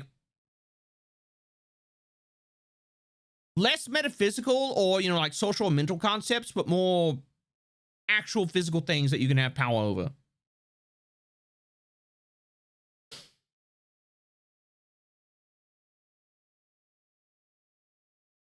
The world's richest capitalist has the word charity. Okay, that answers it. Thanks, Camp. Yeah. Yeah. So like,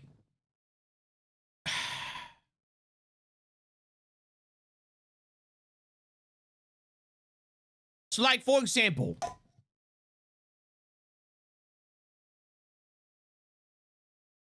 you could possibly, how would illusion work then?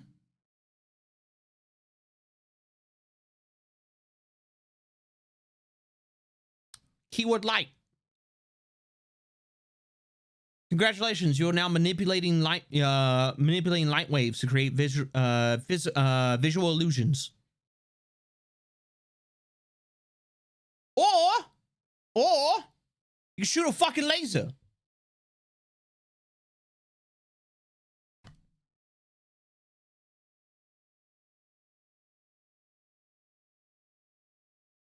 How illusion works. You heat up the hypothalamus of somebody's brain with your power word heat, and now they're afraid as fuck. He would light, but you were blind. No, see, it can't be something that see, no, see, now we're breaking the system. Yet again, it'll be something that we have to work out. It's very much in the planning phases. We don't have any systems hard made and set out as of yet. That's why we're putting this survey out. This is why we want the opinion of everybody. This is why we want people to, you know, like go and fill out the survey and give us your thoughts on something. You know, give us your thoughts on, you know, like what things, you know, like what things you enjoy, what things that you that you dislike. Past systems that you played that you enjoy, past systems that you've played and you disliked, you know, mechanics that you like or dislike. Why would anyone even choose social concept as a word? I can't imagine much useful spells potential for those. But yeah. So would the word Twitter just cause a bunch of blue birds surround the target and scream, cancel until they run away? Good job, Cappy. What is important? Sorcerers aren't humans anymore. They're freaking weirdos dressed in stupid outfits with weird fake names, who have the weirdest secret social norms. They are in the bio-horror aesthetic. Yeah. Yeah, like, if you become like a wizard, if you become a mage, like, you're casting off your humanity in favor of power. Is one of the things I really want to hit home. And so, because I feel, okay, so like, for those of you, oh no, never did that before. All right, yeah. So like, but one of the things we want to go for is I want horror aesthetics to be within the game.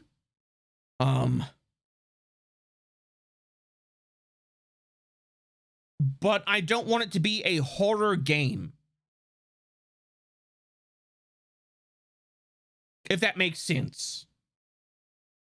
Like, the world is dark. It is gritty. It is, you know, like, held together with rivets and metal plates and, you know, like, and moves through, you know, like, a weird combination of, like, musculature and pistons.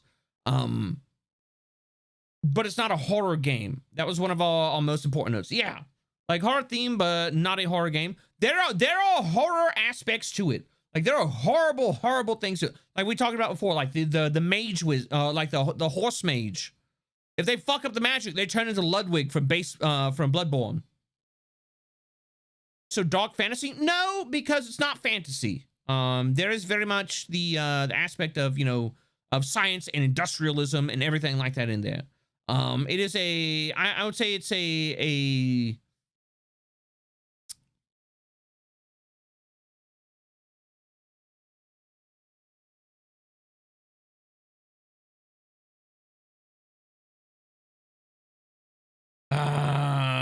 so kind of dark. Yeah, it's a dark diesel punk. Yeah, it's a dark diesel punk setting, with, you know, with science fantasy and dark fantasy elements. Magitech? No, diesel punk. Things run off, you know, like you know, like smoke belching engines and, you know, like the grime of oil and industrialism. But there is magic incorporated. But the two in and of themselves do not often mix. And the ones that do mix can, you know, sometimes be looked at by either side as like, oh, no, we can't have that.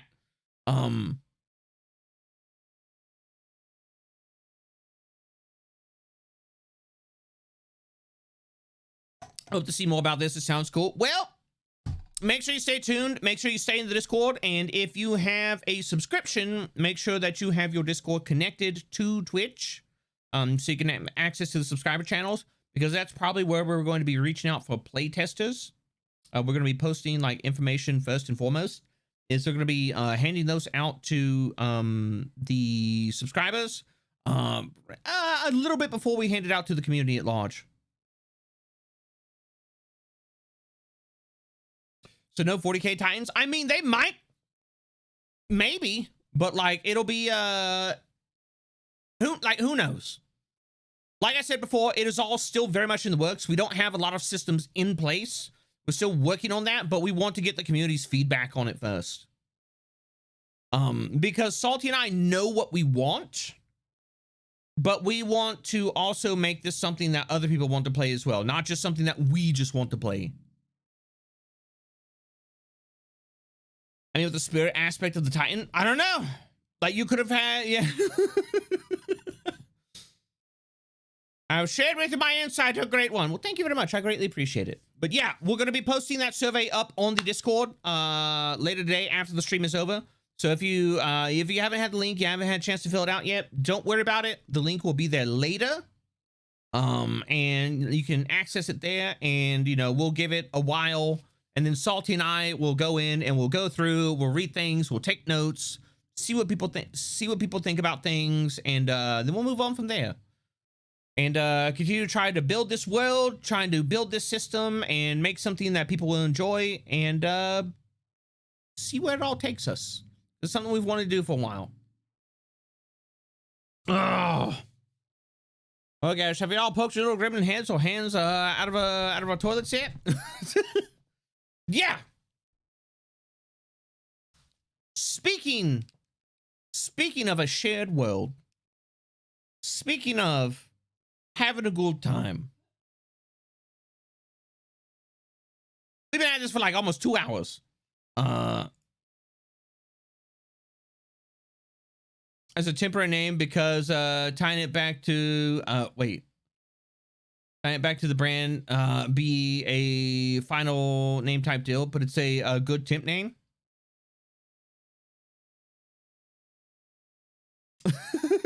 Minecraft, maybe. Sorry for repeating another question, but will the keywords fire and inferno be considered the same or different? No idea. That would probably be up to your GM. Because we want to give the power to the GM to make those distinctions and make those choices. The plan is this, all right? If I'm going to sum up the magic system, the plan is this. We are going to provide a framework, a box to work within with like general uses of magic and like the clear, like rule defined ways that you can use magic.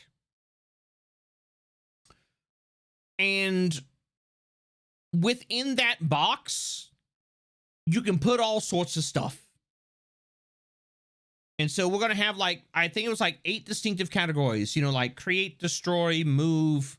I can't remember what they all are. And we'll have mechanics, these specific ways to use things.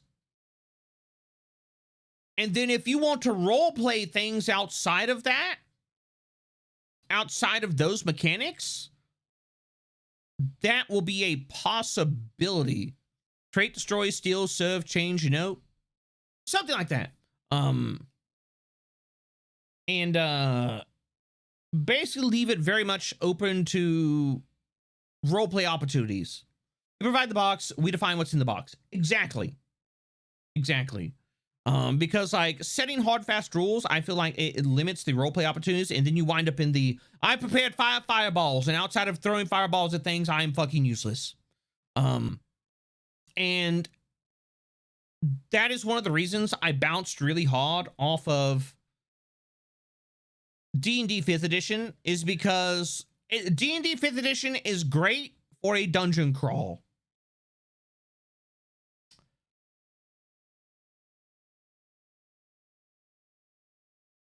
Doing a in-depth, high-speed rooftop chase is not something that you can, it's something that you've got to put, I feel like you got to put far more work into it than what you should have to.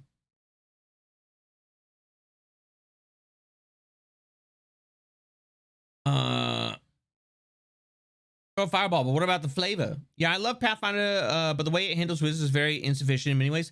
Yeah, but Pathfinder, in a lot of ways, it, you know, especially, you know, like with skills and other things, it allows you to interact with the world and situations that 5th edition doesn't, which I prefer, which is why I prefer it over 5th edition. But I want to make something that is even better at allowing you to interact with the world through the medium of your character.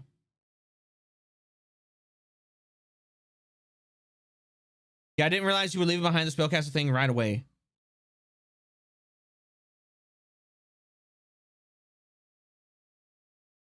But the spell slot steal is the same. Yeah. And so like I very much enjoy the fact, like if you're a mage, you should just be able to use fucking magic, okay? D&D 5th edition is one of the more accessible tabletop RPG games out there. It is, but it does so at the cost of, you know, simplifying a lot of things and therefore not having systems in place for a lot of stuff.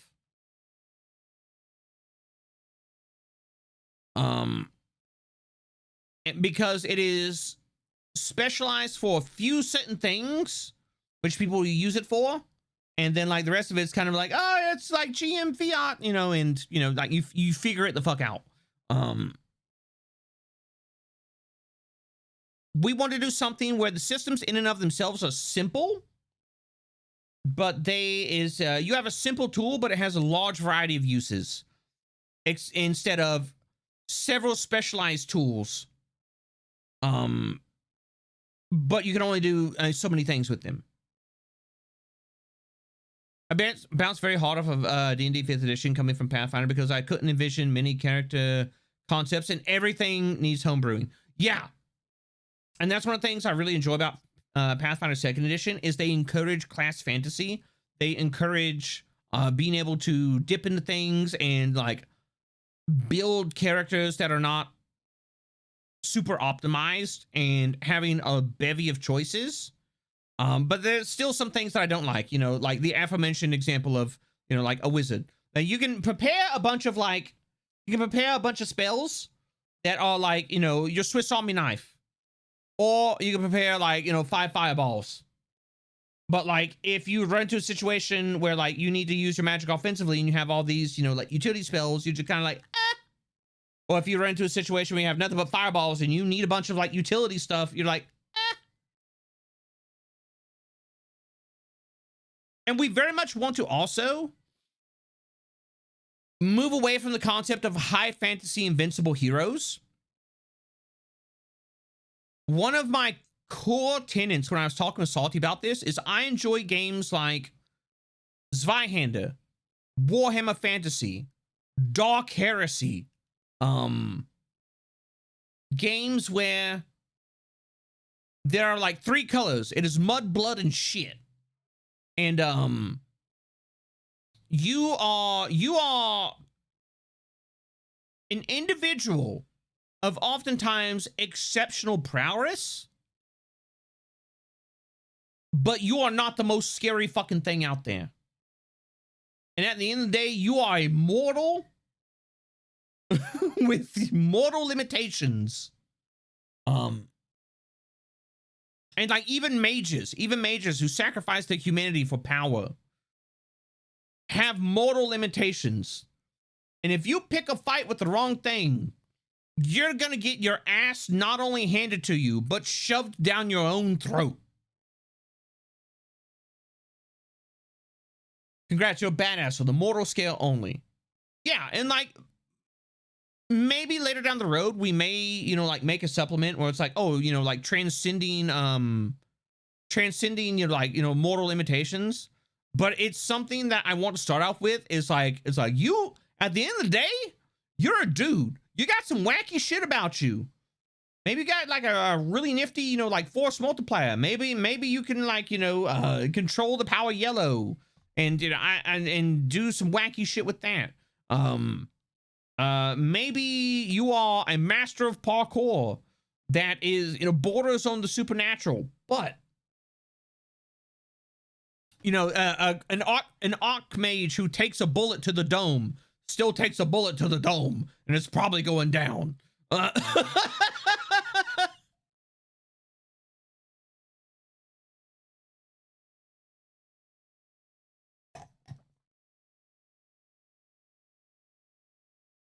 So like you can have memorable villains. You can have you know, earth-shattering cataclysms, and like you are strive. That's one of the things I really want to do, and that's kind of the reason I just settled on Dieselpunk. Is like this dark, gritty industrial setting. It's like shit goes wrong, and when shit hits the fan, it shouldn't be like we're gonna go in and save the day. It should be like we're gonna do our damnedest to survive. My 5e DM really emphasized at the beginning of the campaign that she does not balance encounters. Death is a definite risk, and retreat is encouraged when all else fails. I used to be an adventurer like you and took it to a bullet to the knee. Yeah, I used to be an adventurer like you until, you know, like what is it? Until, you know, like I got caught in the crossfire between, you know, a gang and a knife mage, and you know I got my leg cut off and I had to have it replaced with this, you know, like spring and oil and, you know, like, you know, a mini generator peg leg. Is it going to be a level XP system or something else? We don't know yet. We don't know yet.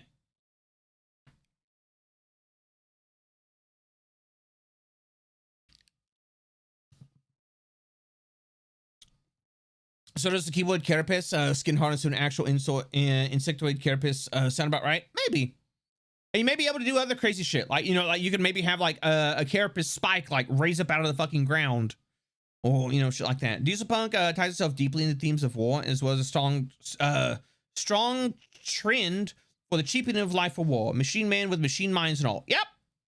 And it's a dark world. It's a dark, gritty, absolutely shit world. And there are some people that are trying to make it better, and there's some people who are trying to make it worse. Which is why I prefer skill-based systems to level-based systems. A high-level character becomes godlike and can't be harmed except by equal enemies. If you're skill-based, then the threat remains a threat always. One of the things we were thinking of doing is, instead of like, you know, like levels, is kind of like,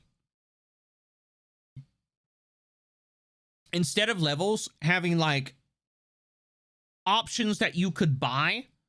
Very much in the realm of like, what is it like? Kind of like what Fantasy Flight did, where you have things that you can buy, which will then unlock other things that you can then buy.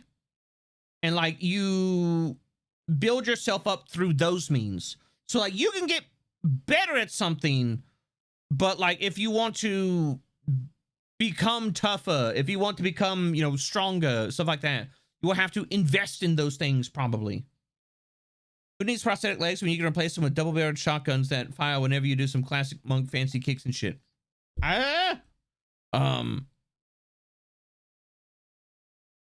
That's kind of what we're looking at. How will one calculate damage?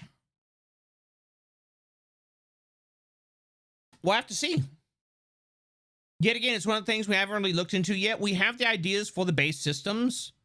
We have a loose scaffolding of what we got a thing. Do we got a thing? Yeah, I am not. I'll go ahead and say I am very much. You guys will probably like the weapon stats. Okay.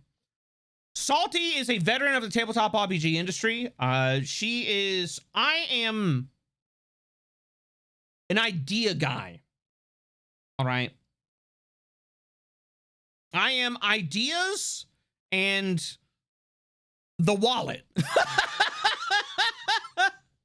And also art. But, you know, like, you know, but Salty and I will be working on art for this together. And so, but Salty is like very deep into mechanics and stuff like that. I'm very good at, I'm very good at coming up with ideas, coming up with concepts, like making decisions and be like, all right, no, we're going to go this route. Because I'm super decisive. I can look at things and be like, okay, weigh the option of this. We're going to go this route. But Salty is very good at like mechanics, systems, coming up with, you know, like the way things work and kind of weaving it all together. And so like we're both applying our own skills and, you know,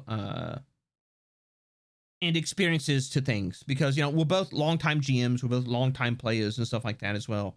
But we both kind of like sit in like, you know, different camps and stuff. There will be armor penetration, you guys. It will be great. People will die really fast. Yeah, that is one of the things I kind of want to get away from, is like not a lot of current tabletop RPGs, it could take you 3 minutes to travel 3 hours. But it takes you 3 hours to fight for, you know, like, or no, wait, it takes you 1 minute to travel for 3 hours, but it will take you 3 hours to fight for 1 minute. I kind of want to move away from that. I want combat to be satisfying, but it is quick, it is to the point, it is fucking brutal. And it can be, you know, like if you want, you can put systems in place to make combat fast-paced. Like, okay, you know, this is what we're going to do. You die slower than everyone else. That's your thing. Wait, what? In the Path of Exile tree, but with appreciable improvements instead of percentage chances? Probably. Wait, hold on. Let me look at this. What was this conversation? But what if I want a dirty little mofo to die really slowly, suffering the entire time? Can provide an example on request. You do that. You'll die slower than everyone else, and that's your thing. Now, this sounds fun. I haven't been terribly involved in tabletop RPGs, but this is one I'd love to try out with my fellow cultists. That's one of the things, is we're going to be looking at the community to play test as we come up and, you know, like tinker with systems and stuff like that. And so I hope you all will like give it your best shot, try and fucking break it. Tell us what you think of it. But not just try and break it, but also try and use it as intended, and you'll see if it works out.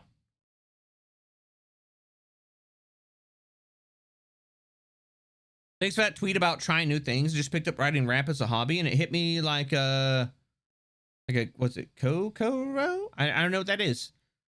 Well, Communist Pata, I'm glad that you decided to try something. All right, here's the thing. Like, I saw somebody comment it, it's like, there is no try, there is only do. No. You can always try. There's always room for failure. Because failure doesn't mean that you haven't succeeded. It's mean that you've learned a way not to do it. All right? That's what failure is. Every time you fail at something, you learn a way not to do something. Which brings you one step closer to learning the right way to do it. Or one of the right ways to do it. Let's go. A novel series I read had someone get revenge by skinning someone alive, getting his mate to heal the guy just enough to keep him alive until the process was finished. I mean, that's kind of dark. Yeah, you could probably do that in this setting. It'd probably be something that's happened. It's probably why you want a skin wizard.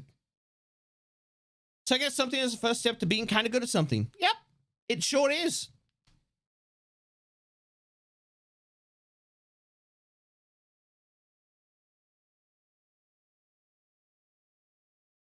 But that's on that note, that's also kind of something I wanted to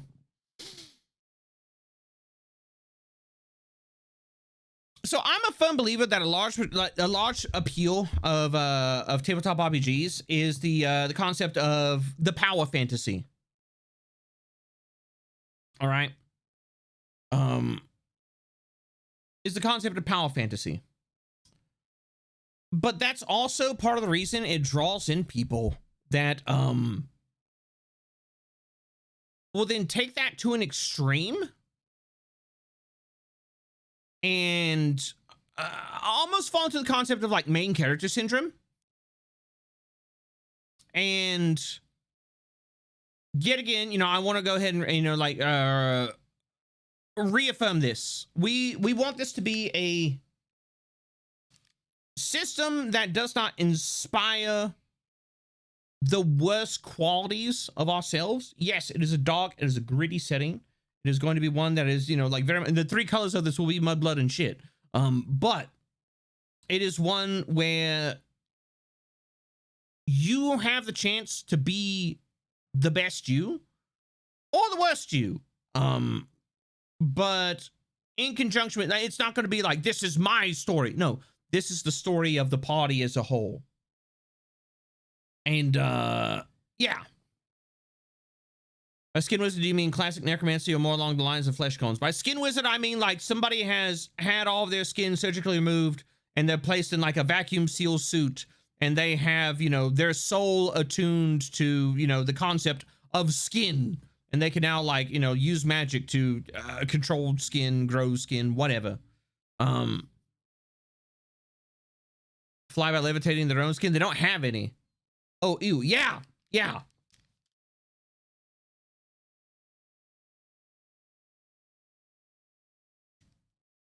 Yeah. Like, and that's what we talk about. You know, like power comes at a price. Power comes at a price. And it is never a safe bet.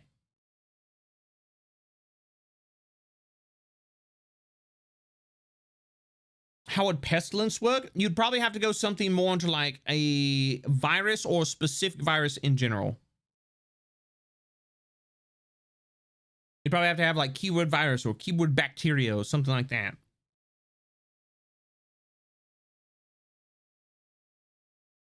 And then at that point in time, like you probably wouldn't be able to because you as a human being have various viruses and bacteria living in you at any given period of time. So like, yeah. And that's the thing. It's like, to etch a keyword into your soul, to be able to use it, you have to have, you have to be completely separate from that.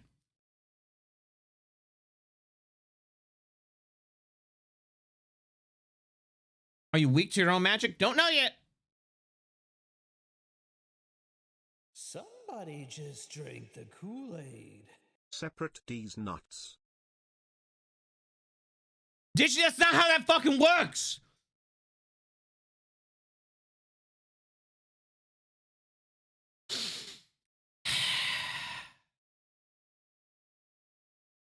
A funny block game? Maybe a funny block game.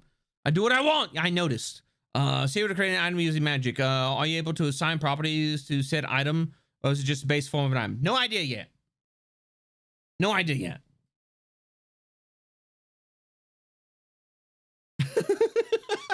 Like I said, we're still in the process of building systems.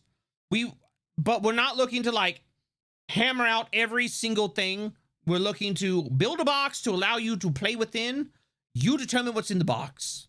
So we'll give you like base functionalities of spells and like ways to manipulate things in both like combat and roleplay scenarios, but also setting it up so that there is a lot of like freeform, there's freeform interpretation to it, but there will always be the option for the GM to just say, no, that's ridiculous. No joke though, I'm really interested to see how this turns out. I am as well. It may wildly succeed. It may horribly fucking fail. Who knows? I don't. But we'll never know unless we try. I just imagine a Bonewood character. I'm disgusted but intrigued.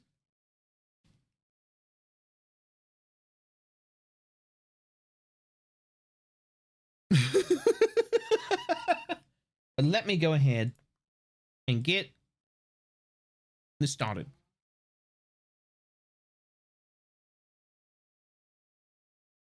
Not gonna work, band. Not gonna work, war. It's not gonna work. System that allows you to modify it in ways that suit your world and narrative.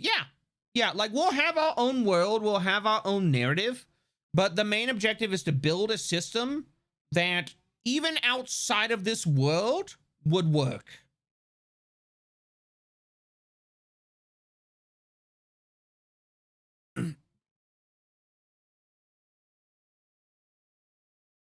This does just inspire a lot of weird ideas in me. I sent you a funny to tell chat. Oh, let me look. Ah, here we go. All right. Here we go. Before we start Minecraft. So here are the notes that Salty wrote down on magic. Power word. You have etched a word upon your soul by performing a magical rite, including ceremonially removing everything connected to the word itself. It must be a word taken from the physical world, so a power word is truly just the ability to invoke your will upon the world around you. Knowing a single power word makes you an official sorcerer. Power words can be used in the following ways. Conjure. You create a temporary makeshift version of X. No matter the word, the conjured manifestation has a limit on its dimensions, like spawning a volume of water or a somewhat weird and fake-looking hound that will disappear within a minute. Destroy. You disperse or tear apart X, like rending air from someone's lungs or snuffing out a flame. Whisper. Communicate through your chosen word, allowing your appearance to take form temporarily within a position you can locate that also houses X. Communicate with your friends by appearing in the coals, or have your voice be heard from the mouth of one rat to another. Manipulate. Change the way that X functions, that X functionally works, moves and behaves, causing stone to float into the air, make glass bend and split into beads without breaking. Manifest. Take on the traits of X, enforcing its abilities to your body, transforming your arm into sprouting and strangling rose vines, or melting into a cloud of 1,000 flies. And then we have secret rites. This is the weird magic, like the really weird magic. These are creations made out of old pacts by both mortal man and the daemons from an ancient age, when the two of them were not so unlike each other. These do not work as power words, but instead have detailed descriptions and functions. Some examples include speaking with the dead, curse someone else to manifest your power word permanently, summon forth a demon to bargain, bend the stars in the sky, make luck work in your favor for now, and others. And then we have magical boons. These are much like power words, except you do not possess true power over them, and you are not a sorcerer. They are limited, such as only being able to cast the combination of conjure sand. Some examples of these take on the form of sorcerer staves, a curse which you have learned to take control over, a chemical drug made out of a demon's hair, causing you to rapidly manifest its power. And that's kind of what we're looking at for like a magic system. And Zozo, thank you very much for the gifts up to the community. Sorry, I was reading something. I heard summon a demon, so I'm here. Fair, very fair, so. But yeah, that's kind of like some of the ways that we're looking at making magic work. We're gonna build a box, and we're gonna let you play in that box. You know, put stuff that you want within the box within reason, and play in it. And other than that, off you go. You know. Make your character, make what you want, do the weird shit that you want. As in, you know, just don't try and fuck over your party or your GM and be a douche about it. It's gonna be very much, you know, like you're going to have the power to do what you want. But it's going to rely on people being responsible and, you know, decent individuals and playing with their fellow players. And yeah, if you're not, expect the GM to pull the rule and be like, no, I'm not going to let you do that. And yeah, will there be some GMs that will like abuse that and be like, no, you know, I don't want you to do that. Yeah, there will be, but I very much want the system to be something where it encourages people to be creative, to build something that they want, but encourages people to work together instead of trying to oppose each other and, you know, see who can out douchebag the other. Sounds like a pretty nice box so far. I think it'll be interesting. It'll be fun. It'll be cool to tinker with and see what we can make out of it. And not just me and Salty, but us as a community, what we can make out of it. And see where it takes us. Maybe it winds up becoming a super niche game that is only played within the community. Maybe other people adopt it and are just like, this is fucking nifty. I like this. We'll see how it goes. Sounds like my Adventure League group. Yeah, sorry, I ain't got patience for that. Nah. I've played enough games with people that it's like, whoa, what's your concept of fun? I like it when I fuck over the rest of the party. I'm just like, all right, you have fun with that. Bye. Well, Cab, why are you leaving the party? Because I don't want to deal with that shit. And I'm not going to deal with that shit. I'll go find somebody else to play with. I'm not going to let, you know, like a group hold me hostage because we can't be fucking adults. We'd like to try Lancer one day. Lancer's fun. Lancer's fun. We have an ongoing Lancer group. Yeah, no. Oh, Lancer. Oh, Lancer's like one of the things that made us like want to make this, because Lancer is very much wait, does this mean I can play as a Battlemaster Fighter Ogre and play as Shrek? I mean, look, if you want to play Shrek, that's funny. I don't play games just to satisfy somebody else's sadistic needs. Yep. Yep. Yeah. Somebody. No. So I went to play Lancer with my friends because we already have 2 of the games running every other Saturday. Those people greatly annoy me. No, they annoy the piss out of me, and I'm through with it. All right. All right. I'm through with it. I'm through with it. I will no longer deal with it. If somebody's going to be an asshole to me, I'm just like, cool. Have fun being an asshole by yourself. I'm out. It's not my obligation to entertain, you know, like you being a fucking child and having the emotional intelligence of a fucking rock. All right. It's not my job. I ain't getting paid for that shit. And even then, I don't think you could pay me enough.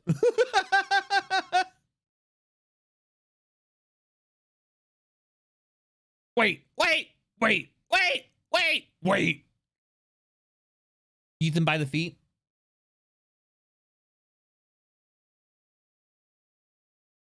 Let me see. Are we on the right screen? I don't know. Let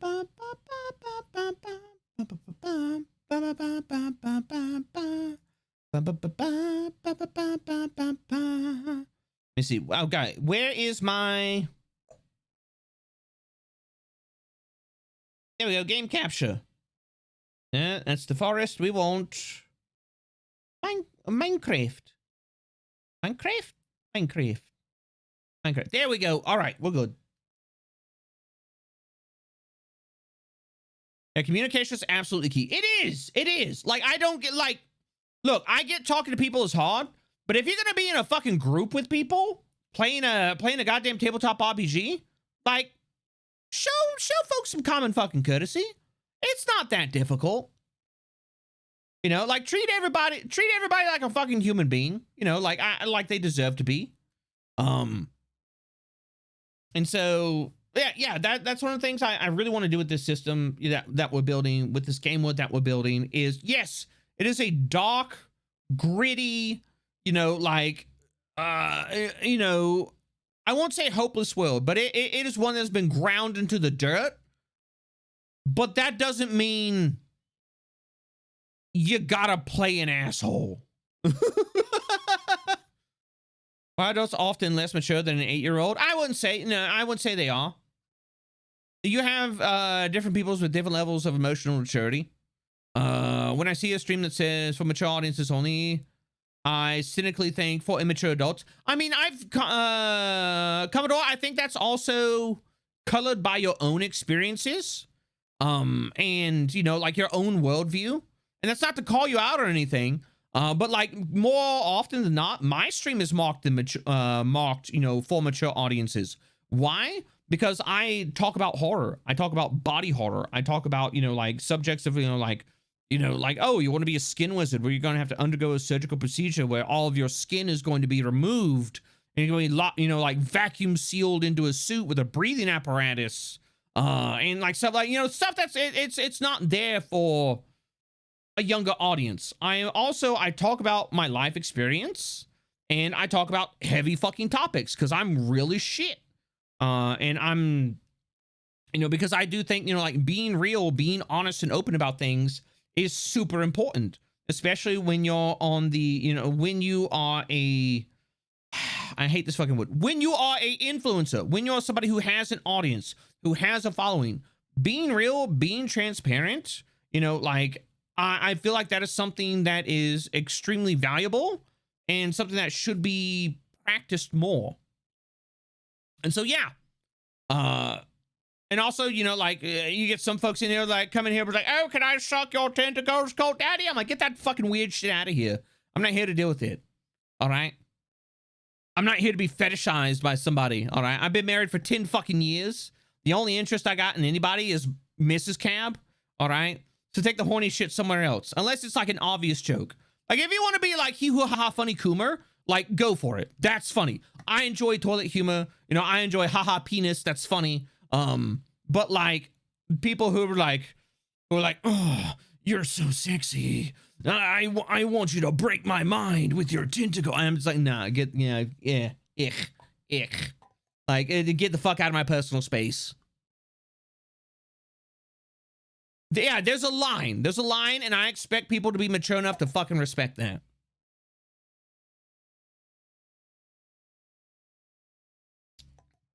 Astrum, like, you're laughing at that, but somebody actually, they actually came in here and fucking said that. And I just ignored it. I just fucking ignored it. Because I'm not even going to give attention to shit like that.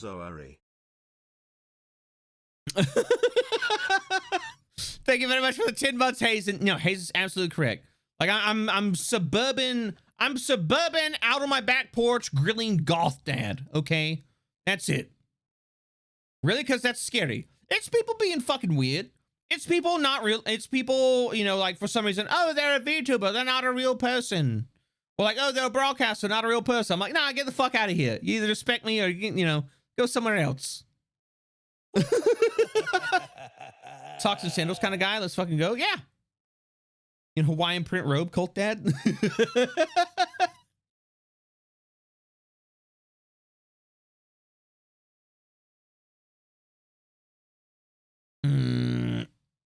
But yeah, that is that's my big thing. That's why I will often mock my stream as, you know, like for mature audiences. It's not like, oh, you know, like we're gonna talk about, you know, like we're gonna talk about tits and ass, and it's like, no, I want people to come in and be, you know, act fucking mature, respecting each other's boundaries, you know, giving people decent fucking respect that each, you know, person deserves as a human being.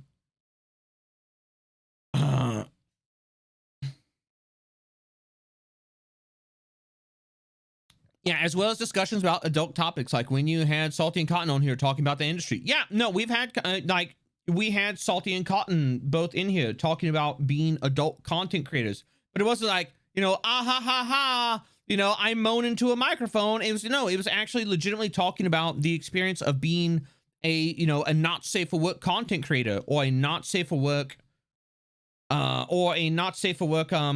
like artist, and like the upsides and the downsides of it, and like, you know, what are some of the like the things that they have to deal with that may make somebody super uncomfortable, or that somebody may not know, like going into that industry, because it's a valid fucking industry. All right, sex work is work. It's one of the oldest fucking professions in the world, and like it's look, it ain't going anywhere. Okay. But just because somebody chooses that as that profession doesn't mean you get to treat them as less of a human being. And that is something that a lot of people tend to forget, which is sad. Like, is it something that I would do? Like, would Captain say? No, I find that intensely uncomfortable. No, I'm a very, you know, private and very, you know, like, intimate person. I am militantly monogamous. But I don't enforce those beliefs on others. That's not something that I do. Like, I don't believe in that shit. I think that is a incredibly, you know, narrow-minded and disregarding of other people's viewpoints. But that's, you know, yeah, we talk about heavy topics. We talk about real topics. You know, I've talked about before, you know, like my journey from, you know, like homelessness to being a full-time content creator, and the struggles that I've had to deal with in that. That's been something that we've discussed here on the channel before. And, you know, we've also, you know, discussed the topics of like, you know, my journey from being, you know, an able-bodied individual to being somebody who is now heavily disabled, and the body dysmorphia that comes of that, of like my brain being like, no, like you're still who you used to be. And then I go to do something and I throw my back out for 6 months because I'm actually factually heavily fucking handicapped. Or, you know, me living in terror for the past 2 years because I have significant respiratory issues, and a deadly respiratory disease has my every waking moment wondering whether or not I'm going to wind up in a hospital, you know, drowning in my own lung fluids. That's why I mock my stream as for mature audiences. Because it's a place where I want people to be able to come into and have these real discussions. And not just people, not just viewership, but other creators. I want it to be a place where people can come in and feel comfortable talking about these things in a not fear-mongering, respectful manner. And, you know, have these kind of, you know, like peaks in the topics that oftentimes can feel ham-fisted when some folks talk about them. It's very encouraging. I'm glad. I try. Look, I get it. It's not going to be for everybody. And I know it's not going to be for everybody. And that is something that I go into this knowing, and I know that sometimes it could be a bit too much for folks. Empathy as all adults should have. I think the large majority of people have empathy. It's just society in and of itself, and like the world at large, can oftentimes be extremely unforgiving. It can be extremely unforgiving. And when you live in an unforgiving world, it is hard to care about others because you are doing your best to survive. You're doing your best to make it through every day and ensure you have food on the table and that you have a roof over your head. And it consumes you. And so that's, you know, like, and yeah, empathy is a muscle. It is an inherent thing that everybody has, but if you don't exercise it because you're in an environment where you can't exercise it, it's going to wither. I enjoy your talks. I look and listen to them and think on the topics at hand. And yeah, that's one of the things is I want it to be a place where like you don't have to feel like you have to contribute to the conversation. You can just kind of sit there and you can just be cerebral about it, and you can kind of like, you know, think about it and be like, you know. I heavily encourage self-introspection, but fair self-introspection. You know, part of self-introspection is that you look at yourself and you criticize yourself, but you should be able to criticize yourself in a healthy way, in a way that doesn't needlessly tear you down. I'm taking a nap, listening to Cam talk about the funny brain stuff. Mature decisions like this is one of the reasons I fucking love your content. Well, I mean, like, here's the thing. All right. I'm not old by any means. All right. Like I'm in my mid-30s. I've been all around the world. I've lived a fairly, I would venture to say a fairly worldly life. I've lived in all sorts of societies, all sorts of cultures. And I spent a large majority of that around people from also all different walks of life, from all over the world. All over the US, all over the world. And one of the things that it instilled in me is that at the end of the day, we are all just people. No matter how strange we might be, no matter how, you know, like what environment we may come from, we're all just people. And we can allow these circumstances to kind of dictate our lives and dictate the way that we interact with others. Or we can look at them and be like, man, I learned from this, and not let it rule us, but become a point of like kind of enlightenment, I guess to say. I guess you could say. We might not be old, but we're experienced. Exactly. Muscle will wither away. Is a really great way to conceptualize not just lack of empathy, but also empathy fatigue. Because if you overwork the muscle, you get a similar result. Oh yeah. No, I've definitely been the type of person where I've put myself out there for people. And I've put myself out there for people to the detriment of myself.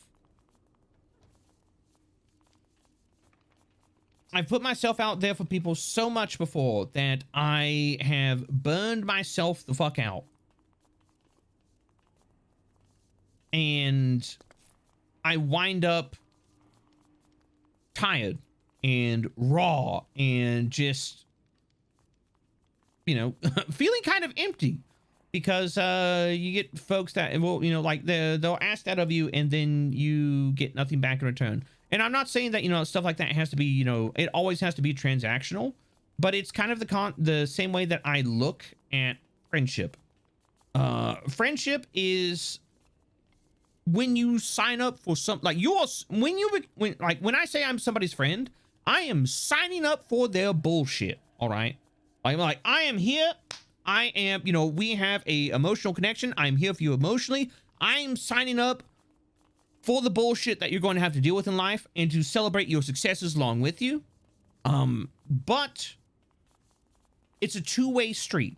If I'm going to sign up for your bullshit, I need you to also provide me with system updates, or, you know, I need you to provide me with patch notes. I can't just sit here and deal with your bullshit and be like, this goes on for forever.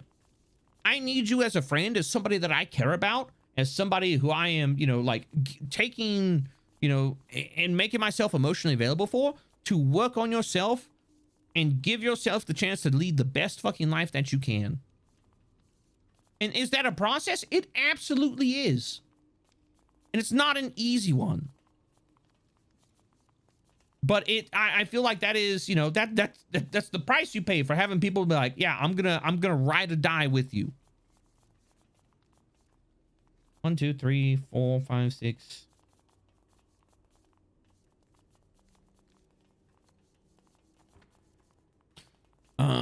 Same. I select my friends when they're going through it, not just when they're happy. Exactly. Like, I'm there for my friends when they're feeling like shit. And I am, you know, there for them when they are, you know, riding the highs of life.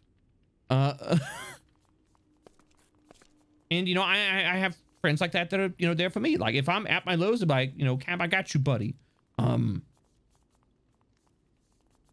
What you get back in a friendship doesn't have to match what you give, in my opinion, but a desire to reciprocate is important. Exactly. That, yeah, it doesn't have to match, because it's never going to match.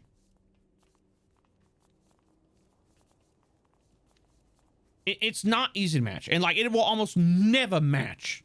But the willingness to put the effort in to maintain the relationship, to maintain the friendship, and, you know, make it a two-way street is what is most important. Because I will always be willing to forgive somebody who is trying for their faults. Always. What you get back in a, wait, no, I already read that. It's not easy, if it's like, for you, me, man, except who, has it like, oh yes, this problem is finally solved. And then a new one crashes right through the window. Guns akimbo. Yeah, fuck that. Oh my God. It's not an easy thing to do, but we still go out there and we do it. You just gotta find a steady ground to deal with them all. Exactly. Like, it's like any, you know, it's like any relationship. It's compromise. Compromise. Compromise is what, you know, like, compromise is what adults do.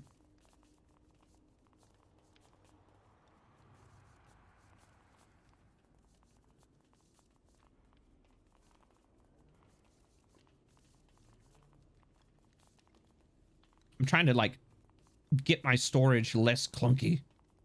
Speaking of storage, I actually have an entire storage system that I need to make. Had a rough patch, yeah, pain, yeah.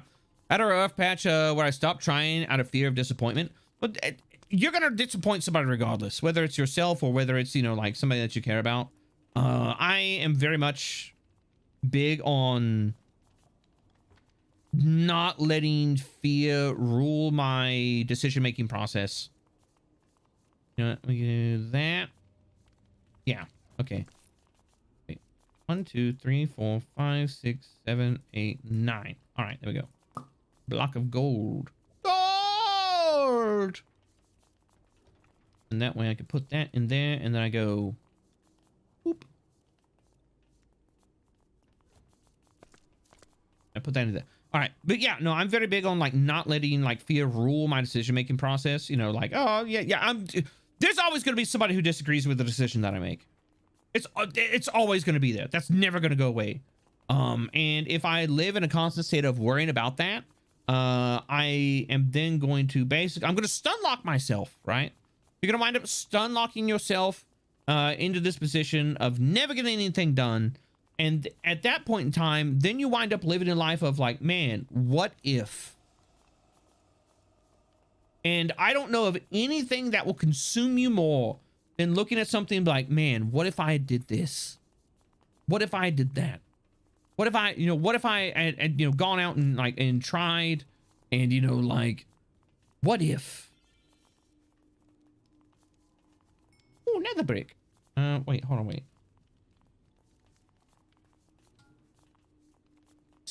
How do I make these? All right. Wait, is it? Wait. Sincinasite brick pillar. That's how I make that. Okay. But how do I make this? I have to make sincinasite bricks. I do that. I do. Okay. Okay. I do this. I go. Wait, do I want to do that? Set aside brick plate. Do I have any more of this? I don't want to use all of it. I mean, like, what? But also, like, what else am I going to use it for? Obsidian breaker. I already have my spear that I made out of this, so I don't know. Fear fueled by anxiety is a struggle, but it generally just stops you from doing anything, whether it be socially, objectively. It absolutely does. And I refuse to live my fucking life like that. No, it's not. No, no. I would miss out on so many things. I would miss out on hanging out with so many cool people. You know what? I'm going to hop in here and, here we go. I'll do this.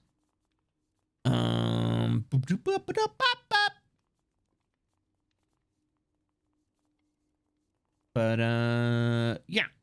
I would miss out on hanging out with so many cool people, doing so many cool things, and, so many of the nifty experiences that I've had in my life, if I allowed that to happen. And, I have not always lived like that. I haven't always lived like, just fucking do it. Put yourself out there and take the chance. I am that way because for the longest time, I did live that life of just like, I am paralyzed by indecision, and this is terrifying. And I finally got tired of it. I finally got tired of living that life. And hold on a second.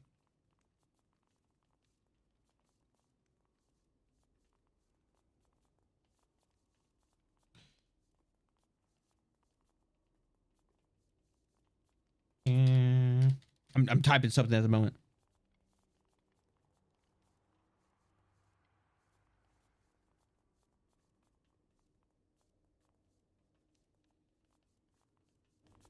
But yeah, I was jumping into a voice channel with some other folks that I'm on this server with, and just letting them know that like hey, feel free to jump in to the call if you want. So we may have cinnamon bun. Anxiety costs too much stamina. It does. Hey Cab, how's your HOA bill come along? Zora, I mean HOA agent may not be expecting the pay. Oh, well, they gave me the HOA violence. They gave me the HOA violentations. I stole Nian's grave as well. I figured out that you can pick up graves, and now I'm going to make a collection right here. I'm gonna I had Hayes's grave and I had Zoran's grave, but Zoran took their grave back, and so now we just have this instead. I need to go around and find other people's graves. I just want to have a shelf of just graves right here. I think it would be funny. It's here's the thing is you can do this cool thing in the server where you can crouch down and you can right click on something with an empty hand and you can pick stuff up. And I was like, ooh. I didn't realize you could do that. And yeah, I'm literally out there grave robbing. I found somebody else's grave earlier and I had to put it down, but I can't remember where I put it. Which is unfortunate because I was like, oh, one more for the collection. Because what I eventually want to do, how are you gonna keep Nina's grave? Since she has 100 of, does she have 100 of them? Does she just have a bunch laying around?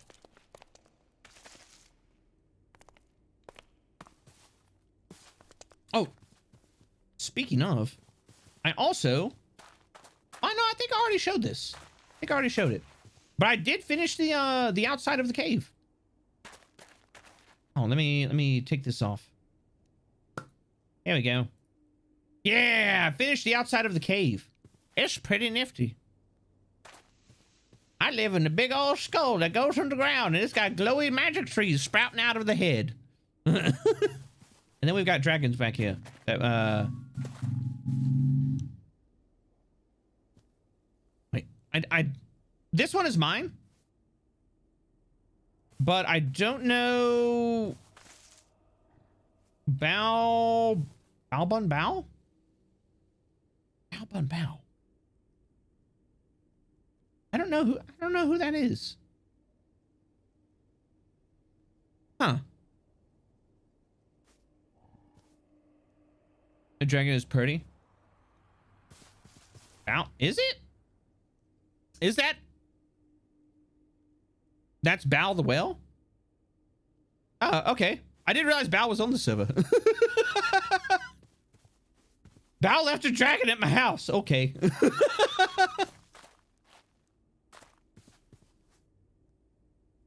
And this one's mine. Just a wild guess? Maybe.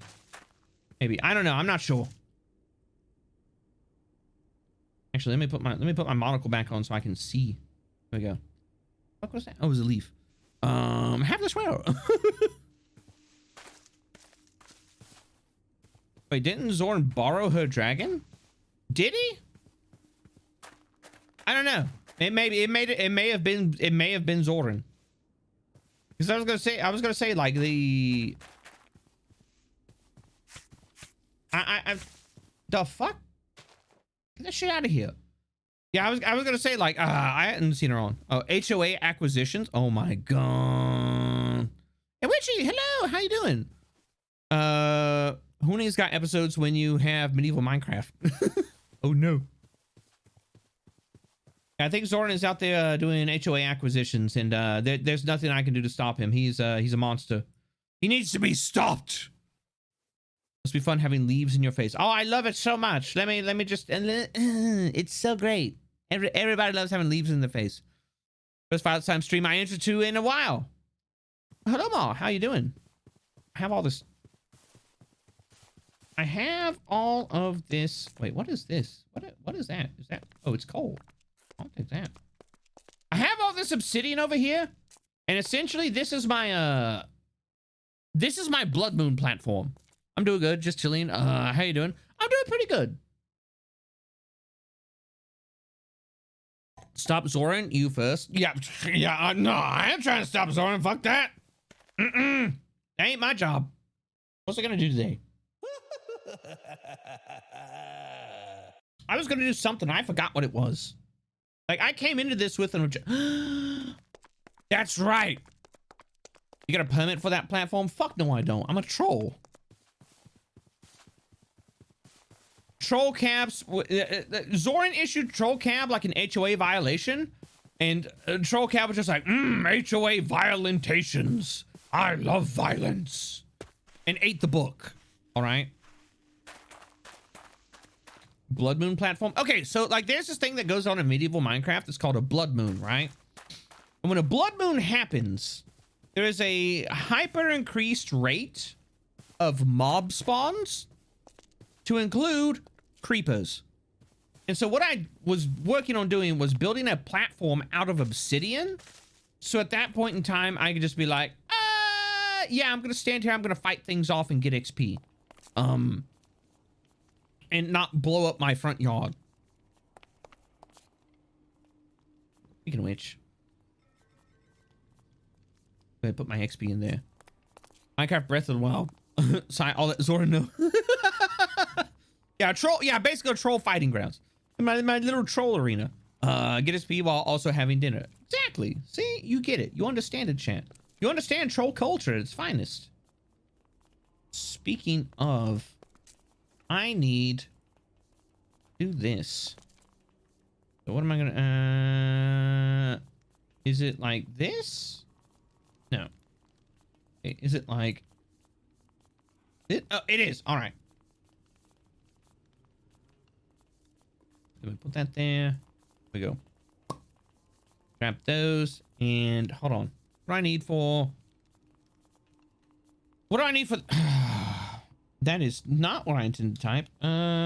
Copper cooking pot or copper cauldron is used for. I need 3 links of chain and some sticks. Okay. Sticks and chain. Sticks and chain, sticks and chain. Doing a bit of trolling. Okay, so here's what I have. So 1, 2, 3. I put that there. And I go 1, 2, 3.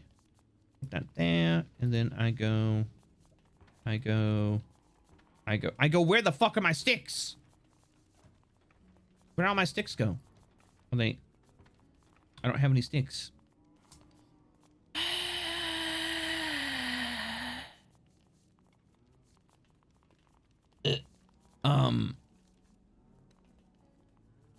Yes, I have to make sticks. Perfect. I love it. That's the good stuff. I'm gonna make sticks. All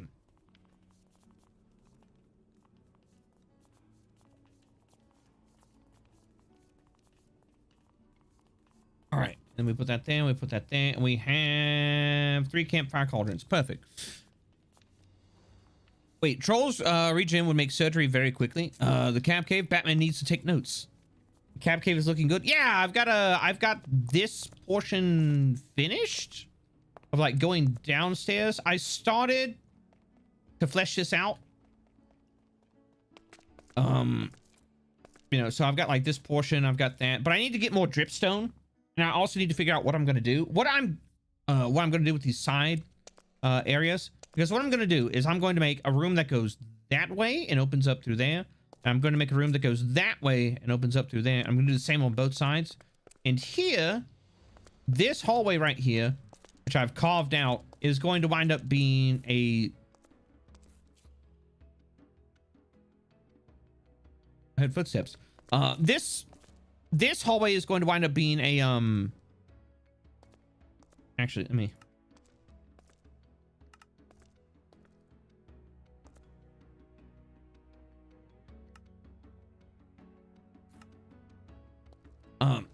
Anyways, yeah, this hallway is going to wind up being a storage area because we do have a storage mod. Kitchen. No, kitchen's going to be one of the side rooms. I do want to make one of the side rooms a quote unquote kitchen. a kitchen where it's just a mob spawn room that's decorated like a kitchen. I just go in there and I just, you know, kill shit. Because I think that would be funny. But we have a storage system mod. It's called like Tom's Simple Storage. And so basically like you have like chests lining these walls, make it all decorative and nice and stuff like that. And then here at the end, you'll have like 2 little control panels, and you go and you can just like click on them, and you will then be able to like go through the entire storage system. Or you just go in there and like there will be like a chest beneath these 2 where you open it up and you throw shit in there, and it is then put into the storage system. Are you playing with a specific mod pack? Sorry if this has been asked earlier. You should be able to type in !mod pack. This is medieval Minecraft 1.19 version 4 fabric, if I remember correctly. Going to the kitchen for a sandwich. Grabs a sword with culinary intent. Pretty much. Because that's the funny thing about trolls. They're just like, ha ha ha ha. I'm going to have a sandwich. Wait, did these guys disappear? Oh, Zoran also got me a zombie pigman spawner. So that was nice of him.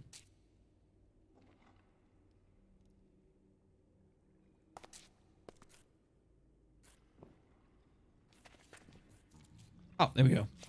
Hello.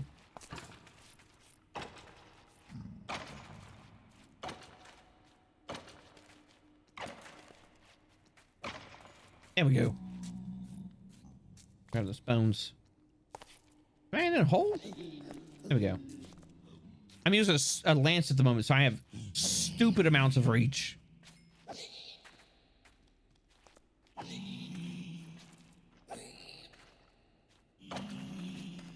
What I want to do... Wait, actually, no, wait. Wait, can I? Hold on. Wait, let me... Wait. Netherite. Can I do this? I've got netherite ingots that I got. Okay, so you need 1 netherite ingot for that. You need...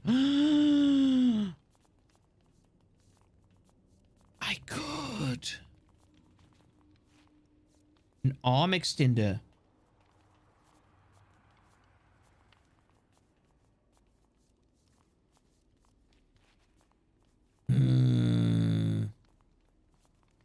I could. What else can you make with netherite? Make a lodestone. I don't even know what the lodestone does. Truth seeker. A chance to deal damage relative to target's health. That seems incredibly unworth it. Obsidian claymore. +10 attack. -3 speed. Main hand. I'd have to enchant it. I think mine is already doing pretty good as is.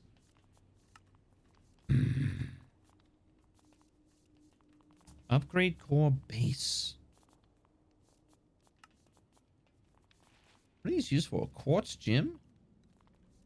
What are they used for? Oh, I see. Lodestone is for lodestone is for compass. Got it. I understand. Okay, what else can we make? A phylactery.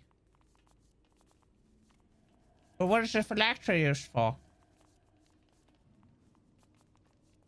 Besmirchment? Besmirchment? I don't... Wait, hold on.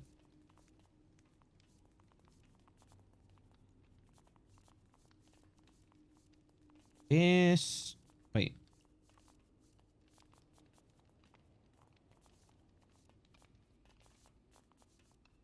Wait, hold... No, wait. There we go. Yeah, phylactery. Oh, B-E... I can't spell. Becoming a lich, perhaps? That's what I'm thinking. Is it becoming a lich? Besmirchment. An elite coffin. Phylactery. Final broom. Witchy bleach. Witchy dye. There's the different types of witchy dye. Scroll of torment! I don't even know what that does. Vampire sunscreen. Demonic deed. A lich gem. Vampire... Wait. What? I'm so confused. A lich gem. What the... What, David? Oil crafting. Grim elixir. Aquacerate. Honeycomb. Ectoplasm. What is a scroll of torment? A demon heart. It's inedible. I can't eat the demon heart. That's so sad. Dragon's blood resin. Bottle of blood. What is a demonic deed? Oh. Oh, what the fuck? What is that? Oh, Beelzebub.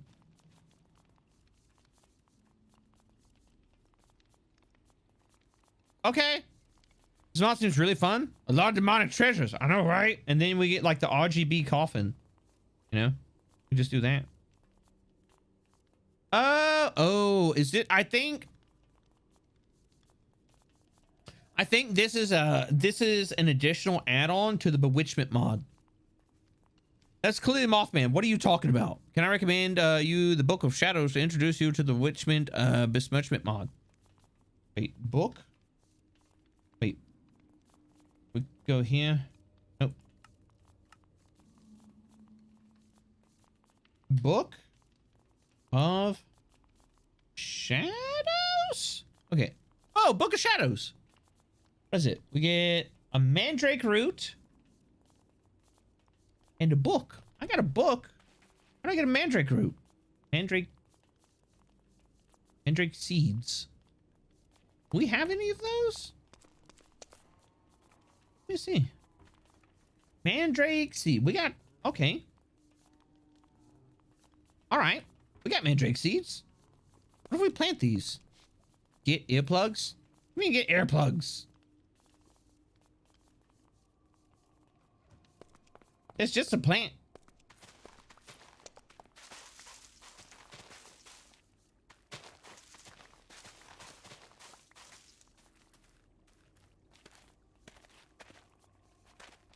Wait, why am I need to put stuff in my backpack? Oh, well, Backpack is full.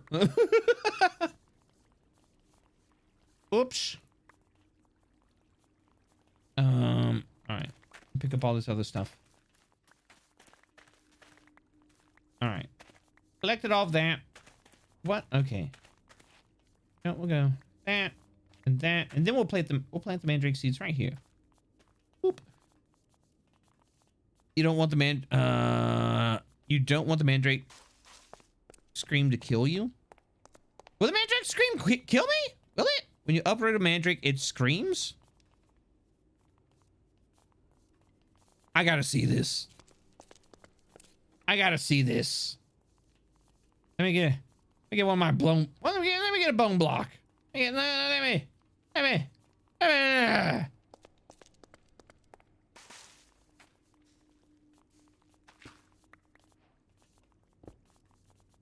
The fuck?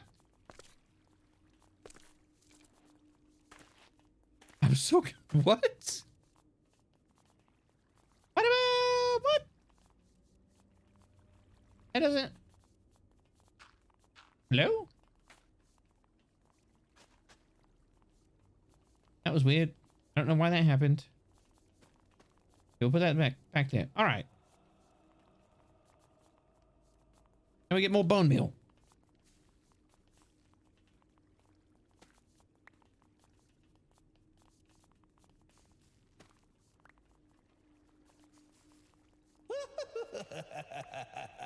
Yeah.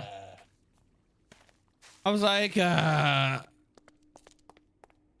like how you were like, what? I want to see if it, I wanted to. I wanted to see if it could kill me. I was just like, I'm curious. I want to see if this happens. I want to see what this mandrake got. I'm a troll. I love violence. Used to have a mandrake mob, but it got changed. Ah, I see. I see. That makes sense. If it changed. All right, so we got the mandrake root. So now we need what? We need like a book? Kill me, do it. All right, so we get one of these, and I guess we put this together. We put this here. We get a book of shadows. Nice. Okay, now let's see. What do we got? How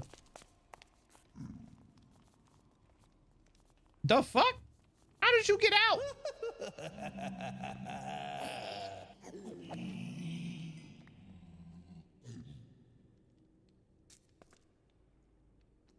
How did he escape? I don't understand.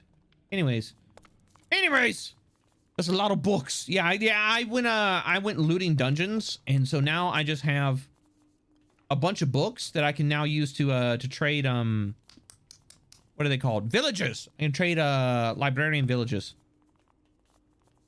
Is it baby piglet? Maybe. Okay, so Book of Shadows. Let's check this out. What is it? What is this? A bewitchment mod. Oh.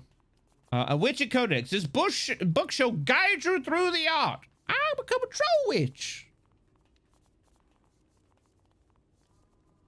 Introduction to the world of witchcraft. Altars. Altars are the cornerstone of any witch's lair. They can be used to collect energy, henceforth referring to as ME, magical energy. This energy is this energy is essential to most witchcraft. Is collected from nearby plants. You'll want many different plants to collect maximum power. All right. You may also place swords, pentacles, and wands atop the altar to modify it. Swords will increase the storage multiplier. Pentacles, such as skulls and gems, will increase gain. Wands, such as candelabras, lanterns, and torches, will give a flat bonus to capacity. Okay.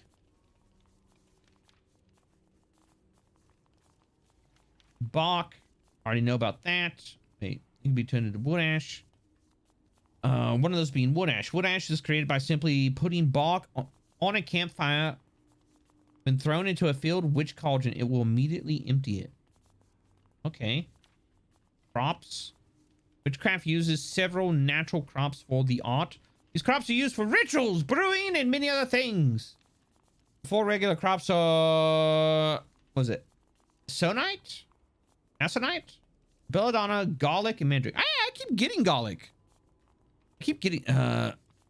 Can we summon an old one in Minecraft? Maybe. That's what I kind of want to figure out. Like, can we summon an old one in Minecraft? It's mostly used as a neurotoxin. It's mostly used as a neurotoxin. Oh, that's comforting. Whereas Belladonna is known for causing physical harm, garlic embodies healing, and mandrake enhances magic. Okay. A cypress tree. In taiga and swamp biomes. Related to death. Blocks made from it will mask you from the undead in a small area. What? Will mask me from the undead? Why would I want to do that? Trolls can't eat food, right? No, they can't. You have to go and like, you have to mug things. You have to mug things to get your food back. The poppets in this mod can be super useful. Aconite. Oh, aconite. This noble tree spawns in forest biomes. I think I have some of those. I think I got like some what do you call them? Saplings. I was like, the baby trees, the small trees. What are they called? Saplings. What's your favorite style of D&D weapon? Generally something with reach. I like things with reach.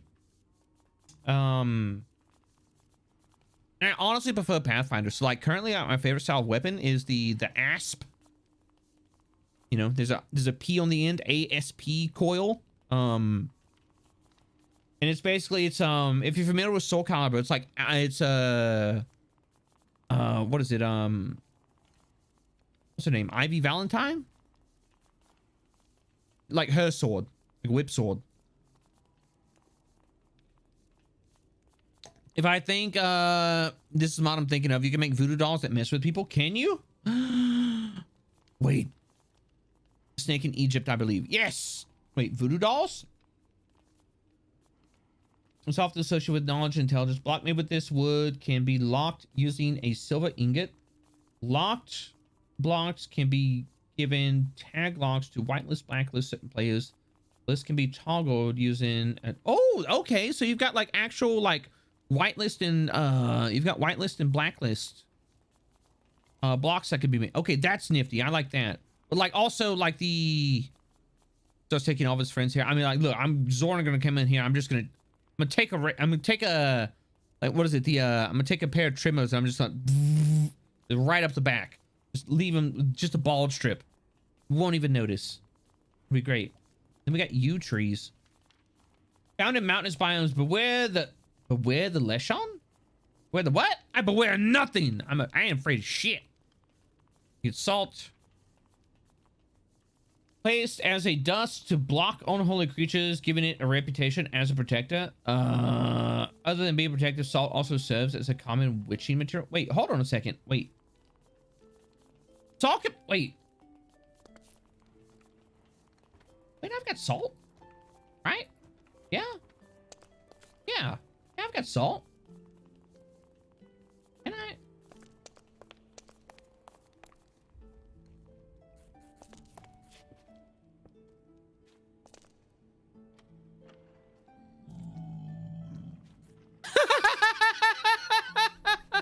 It actually... Holy shit! That actually works.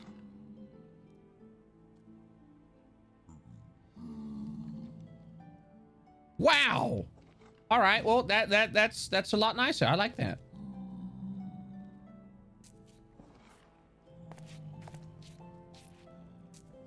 Wait, what? Okay. Now here's my question. What if I attack them? Can they then break through it? Oh, they can't. That's a fancy salt. I know, right?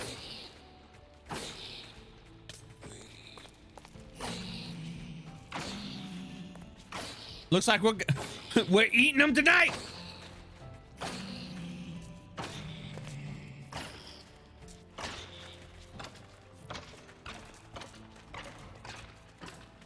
Actually, I can use my glaive for this. There we go. Wait, hold on. I don't want that garbage. Give me the other thing. Give me the enchanted shovel. Ah! I want the shovel. Give me the shovel. I want the other thing. Give me the thing I desire. Fuck you. Inflict me with wither? Don't you know who I am? All right, what did I get? What does a shovel do? What is it? Unbreaking 2. It's not terrible. It's not great. It's not terrible. It's not great. Hello, person who won't give their vocal cords. What? Did you build those mob spawners? No. So like I was saying earlier, in medieval Minecraft, you have the ability to, like if you have a free hand, you can crouch down and you can pick things up and you can pick up blocks. You can also pick up spawners. This isn't the VShojo server, is it? No. No. I do not have an invite to, nor do I expect an invite to the VShojo server. This is Abe's server. Hello, Creed. How you doing? How about the big brain the system and not just the steel graves? Yeah. And so like I built this as like my makeshift kitchen as a troll. So I was like, ha ha. All right. So wait, so we just found out about salt. So you can use salt. That's fucking cool. I didn't know that. So I guess that just affects anything kind of like the undead tag. It's a juniper tree. Juniper tree represent the life.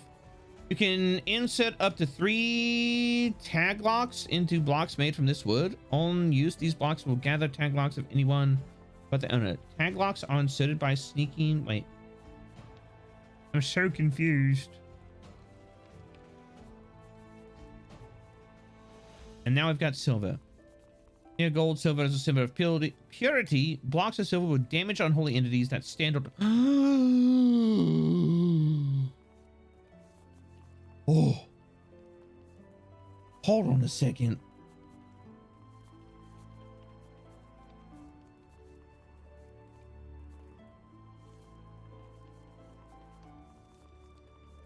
Does that mean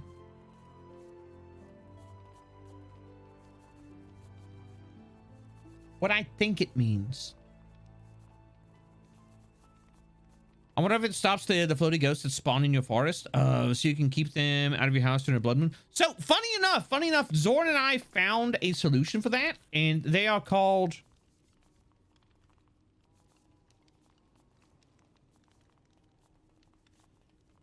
magnum torches.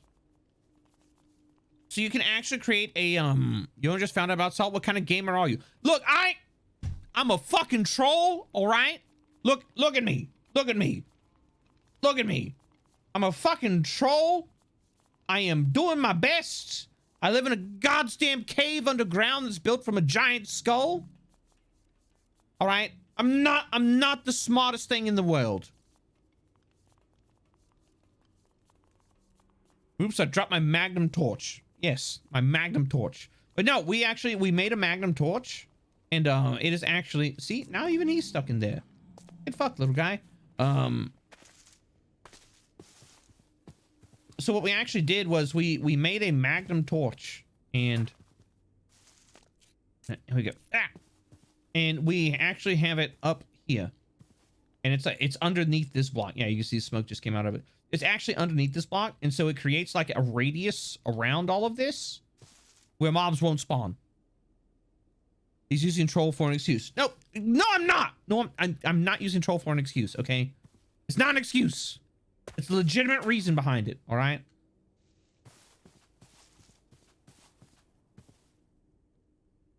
Wait, is there an undead origin? Yes and no. There are, how do I put it?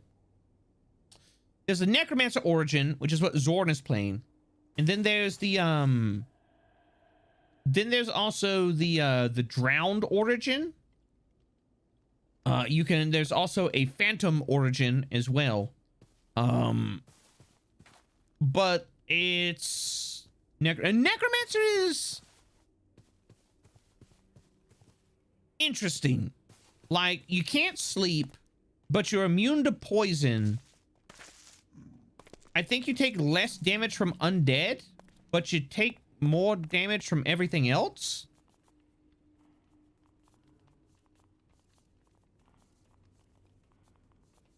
Could you become a vampire in world? I don't know. Would silver and salt affect Zoran? If he's affected by smite? I don't think he's affected by smite. I'm not sure. Hello, Cabbage. How you doing? Doing pretty good.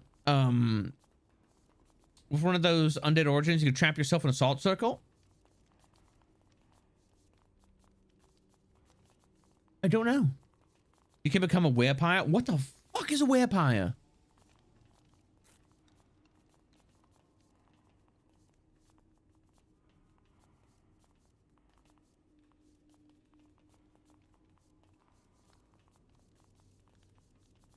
Check your... What do you mean check my book? All right. We go in here.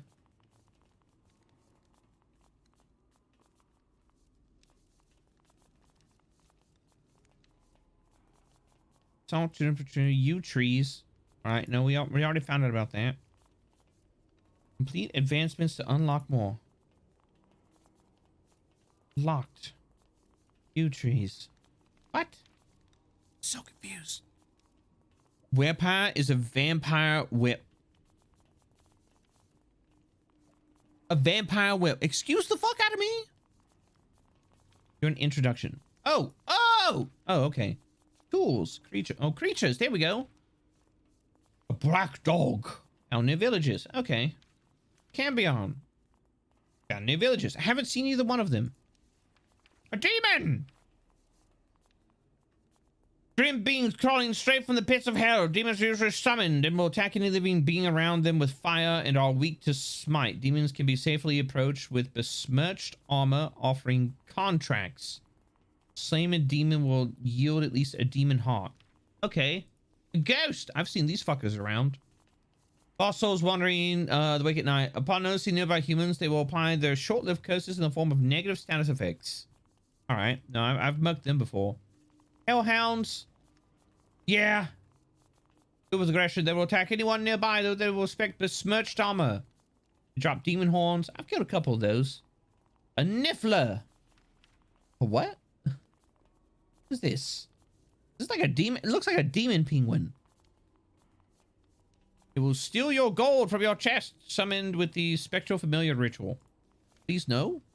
An owl. I've seen these around. Came with raw rabbit. And bread with raw chicken. Nope. And we're gonna have one of those then. A phoenix. Summoned with the spectral familiar ritual.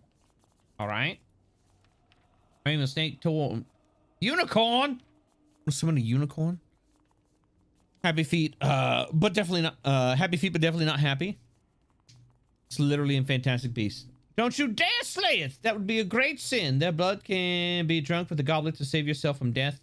The cost of slaying something so pure would be the curse of half-life. Wait, the curse of half-life?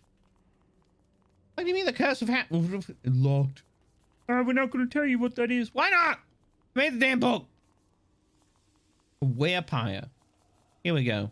Wait, hold on. Wait, vampire. Are you serious? Masters of the night with few weaknesses. They appear in plains and tiger biomes on new moons where there's the least light. They're known to attack humans, so you should equip yourself against them with fire or smite. That's the least intimidating. That's the least intimidating vampire I've ever seen. All right, let me see. We got a werewolf. All right. Somebody just drank the Kool-Aid. And to many more horrific months. Cap Harluff.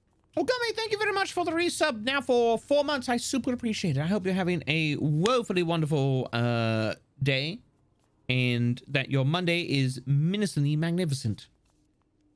Victims of lycanthropy, roam forest, tiger, and icy biomes on full moons. They are heavily weak to smite. This is when the sun rises, they turn back to their human form. Okay. All right, now what is this werepire?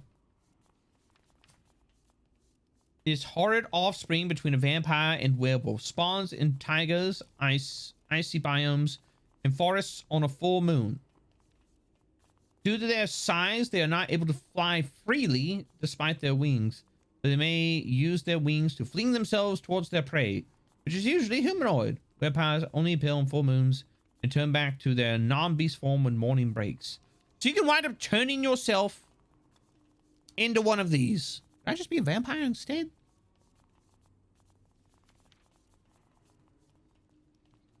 Raven, tamed with gold nuggets or silver nuggets, and bred with wheat seeds. That's why I couldn't tame them. I didn't have any gold nuggets. I had a werewolf villager once. That's pretty nifty. I saw them before, and I was like, I gave them wheat seeds, and it was just like, oh no, more ravens. I was like, shit.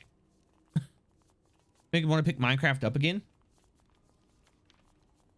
Appear in savannahs and they. Oh no. Well, shit.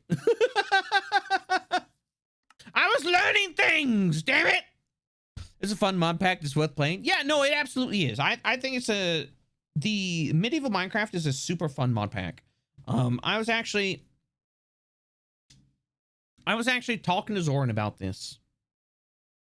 And so like one of the things I always see happen is that it should pop back up here in a little bit. One of the things I always see happen with Minecraft servers, right, is that it will go for like what seems like a few Minecraft scuff on the VTuber server. Shocker. Is that it will go for like a few weeks, and there are people that will just grind the fuck out of it, and then they're done. And there's some people that don't get in for a while, and then like, you know, then they'll do the same thing, but like everybody else has already kind of been in. And there's some folks that will just like, they will just, you know, like they will just pop in every once in a while, you know, like play, you know, hee-hoo-ha-ha a little bit, and then like, you know, kind of like and totter off, and then they'll come back and play for a little bit while. And but like one of the things I was talking with Zorn about would be like getting a bunch of like creators together and actually having a story to a server. You know, okay, so like, you know how in the past we have had creators make servers that kind of have like a storyline, and they encourage like role play, and they encourage, you know, like building like together and building like community stuff and things like that in SMP. Sort of, kind of. I feel like that would be cool. Actually, you know, like reach out and, you know, like rock grind, but in Minecraft. But actually, you know, like reach out to a bunch of creators and be like, you know, like, hey, we kind of want to do this, like this big event, and you know, like it'd be like multi-week, and like it's not like a super obligated thing, but it's also a way like creators could like interact and chill and have a good time without, you know, like having to be on stream all the time. And like add in some funny things like proximity voice.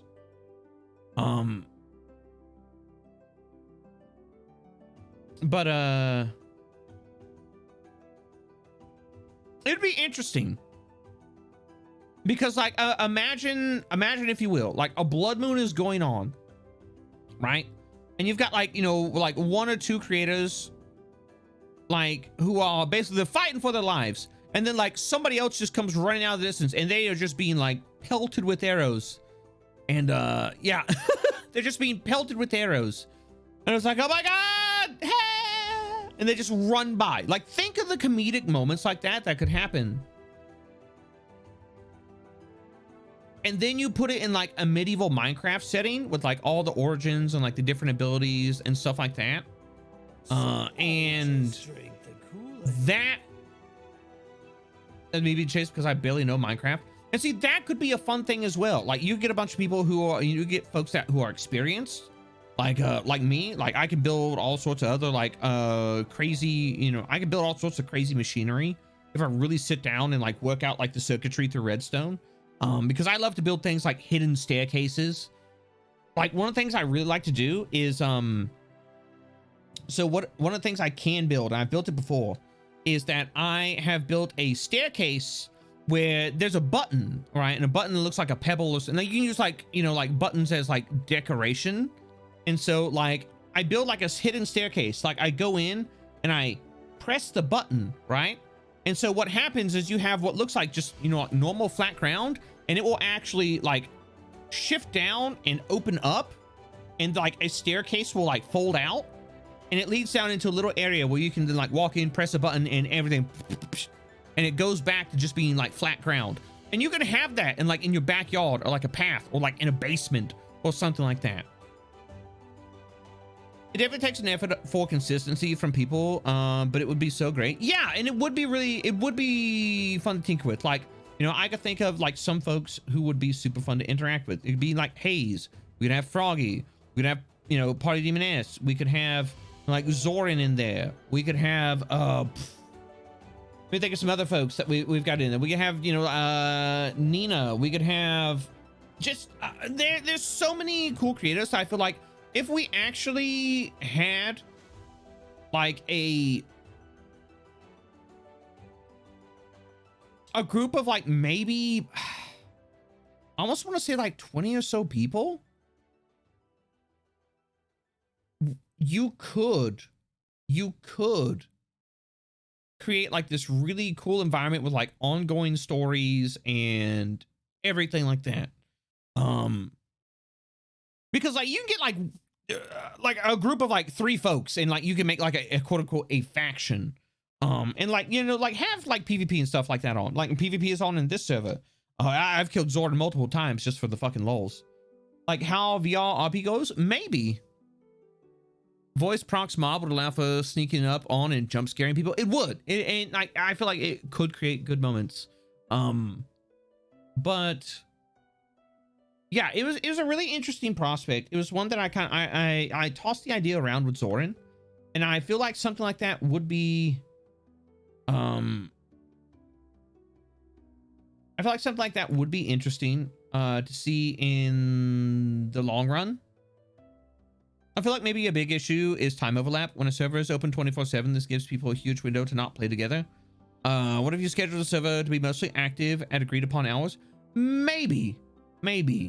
I kind of like the idea of it being open, but like folks kind of, you know, talking about like, oh, you know, like kind of like progressing to this level and kind of like holding off, and like the main focus of it being, you know, like RP and stuff like that, creating a storyline, and, you know, seeing how like our individual, you know, like VTubers or, you know, like characters or storylines, you know, fit into it.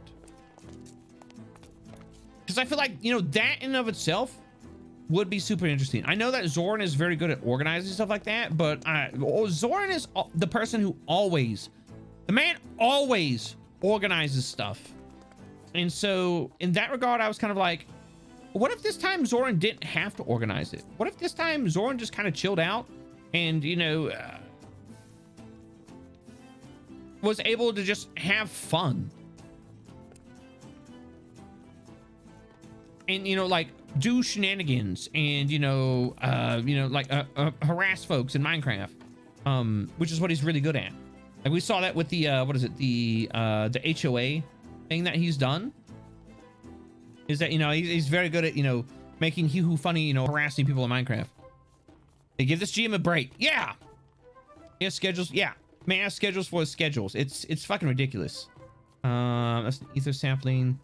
I do have an elder sapling in here, don't I? Or did I wind up destroying the elder sapling? I think I did. Just finished the TTRPG questionnaire. I suggested a name. I'm not sure if you'd like it, but I like the sound of Project Magitech. Maybe. We'll see.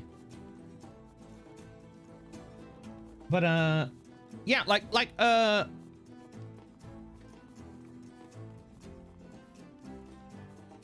because yeah, that's what I see as, I don't see it as a failing of of a lot of these servers, I just see, you know, it always seems like it's something where folks can jump in, they can enjoy it, but it's a prime source for content, and like easy content. That's the thing. It's a prime source for easy content, because you're on a server with like so many other people, and like if there's actually open like communication, then you can arrange things. You can arrange playing with folks, you know, like hanging out with other folks that you may not normally be able to hang out with, or you may not even like normally know. I feel like it's a missed opportunity, but maybe that's just because I'm always like content, which is, you know, also that's, yeah. Give me that XP. I don't need this busted ass sword.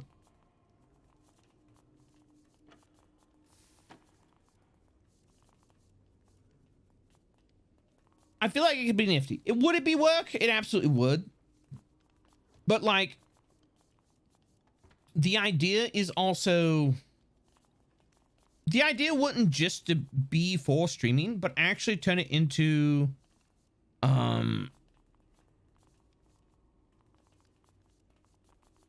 actually maybe turn it into YouTube videos as well. Because I feel like if you could get like perspectives and stuff like that, for like, you know, events within the server, then it could be like curated content as well. Because I mean, think about it. If you have like, you know, like 20 or so creators, and they are going around the server and they are working on storylines, and they are, you know, I think it's a good point. Yeah, I feel like that when my friends set up a server, it's open 24/7. Some of them can play 8 hours a day.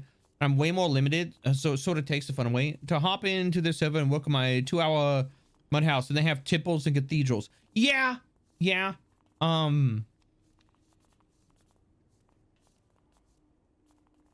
I completely understand that, and that can kind of be discouraging in and of itself. Maybe like the scheduling, like maybe.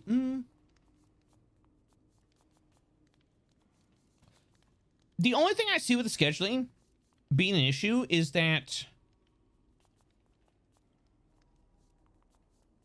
I wouldn't want anybody to be excluded because of time zones. Because that, like, if, you know, like getting left behind, like it feels bad, then also like just not being able to participate because you live in a different part of the world, and the server is only open during the time that you're asleep or some shit like that, is also feel bad. And that's like kind of, that's one of the bad things about creators. Hello, cabin chat. Hello, Treble. How you doing? And so it's one of the reasons I would want to keep it open 24/7, but it's another thing where I don't think it would be like what I would want to do. It's like say for example, like you Tim, and for is that it wouldn't just be like, oh, I'm gonna invite Pigeon Child. I'm like, you know, hey, like, Tim, do you have like 2 other friends that you want to bring on with you? Like 2 other creative friends that you want to bring on with you? And then like at that point in time, it's like, oh yeah, no, we're gonna get on and we're gonna do our Minecraft stuff. And so it's not like you're going in there alone. Like you have people to play with, but it also gives you the opportunity to go and play with other creators that may be around, like whenever you're around. And so like you could also like in a sense kind of like make your own faction as well, which I feel like would be nifty. Like individual groups with individual schedules that can overlap. Exactly. And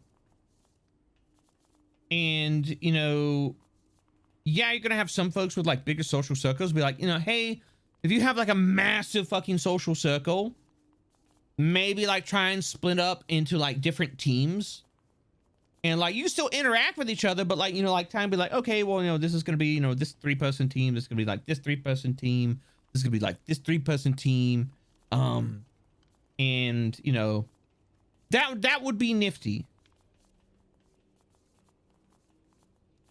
You can still play with each other, but you can also have like kind of like your own space as well. And I think that would be a really cool thing to kind of like set a precedence for. And let me go ahead and put this tool back. Where's my mimic? Here's my mimic. Put my mimic there. And I put the coal in there. And we've got that. That's a block of iron. Why do I have a block of iron? I don't know. This is logs and planks. Logs and planks and logs and planks and logs and planks and logs and planks. Ba-da-ba-ba-da-ba.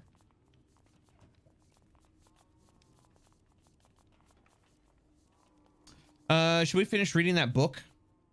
I'll come back to it because there's a lot I want to look into. Withered oak sapling.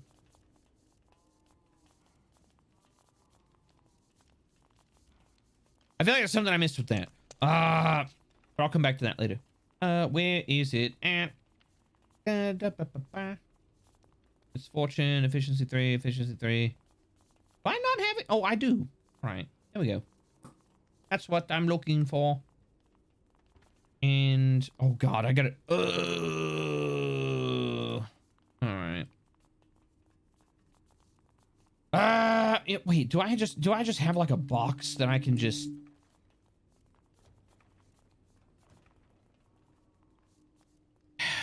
All right, well, that's what I'm gonna do after stream. I'm gonna clean out my fucking. See, this is why I need to set up the storage system. This is why I need to set up the storage system so I can go in, throw shit in the chest, and it goes bloop and just sorts it everywhere. That's what I need to do. All right, but I don't want to build a storage system on stream because it's gonna be boring as shit. It's just gonna be like me, just like.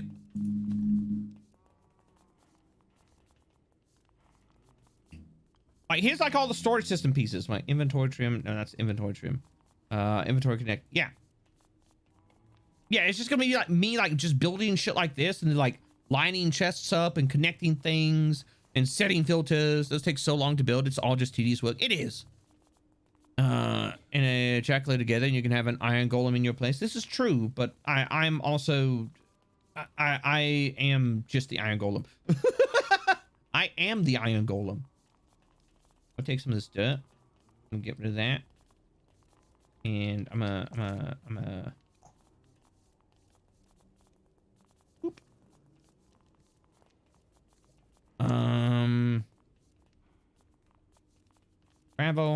Gravel. Actually, you know what? Yeah, I'll just do this.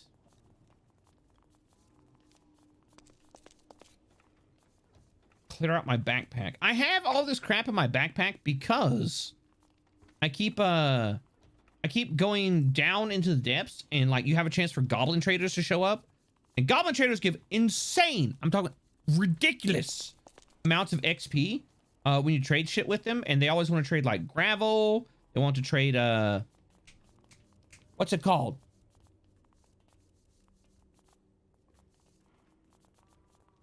Like gravel. They want to trade like rotten flesh, trade apples, golden apples, iron, copper, all these other things.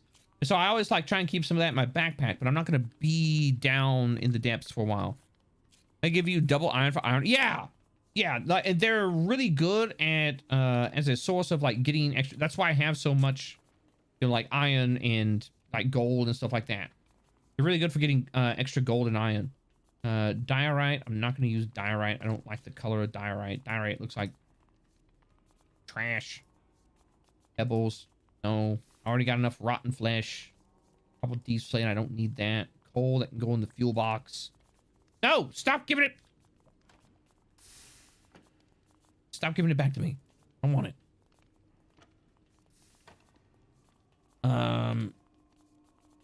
Sand, I need to hold on to sand. The rest of this, yeah. Okay, let me see. What is it? Arrows. How many arrows do I have? I have a fuck ton of arrows. I'm good. Get rid of that. Get rid of gunpowder. I got morkite. Got more kite. Glowing insects. I don't need those. Flint. I guess I could hold on to that. More diorite. More dirt. Soapstone. I don't really think I'm gonna use. Wait, hold on. Wait. Let me see. What is it? Was it a texture pack? There is a texture pack that comes with the. That comes with medieval mine. You didn't see that. I spelled soap right. That comes with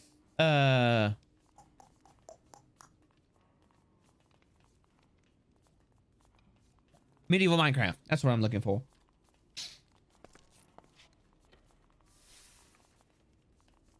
This is a texture pack that comes with it. So it comes inherently with its own texture pack. And so, yeah, I appreciate that. What if I do this and I go, boop. I like soapstone pillows. They look nifty. Use that for building material. I also have golden apples. I can put those back in here. Oh, I don't have any space. What the fuck? What do you mean I don't have any space? All right. You. I don't need all the amethyst. Get out of here. Get out of here. Go. Wait, did I already throw? All right. Let me see. Black dye, nether brick. This can get out. Get out.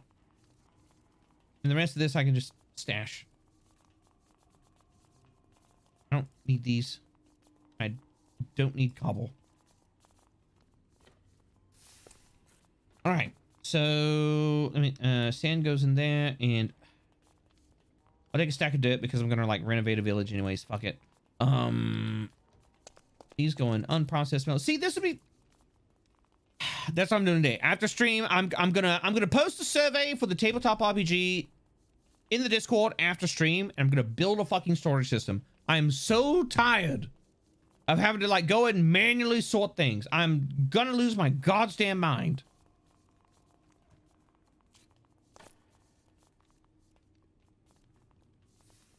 Nether brick. You go in here. Soapstone pillar, I'm gonna hold on to you. Soul sand. You go in there. Flint. I think you also wait. Yeah? No. Yes? No. Yes? No. Yes? Maybe? I have flint here somewhere. Or I don't. Or I just don't. Okay, whatever, fine. I've got beds. I've got all of that. With a bone, I can get rid of.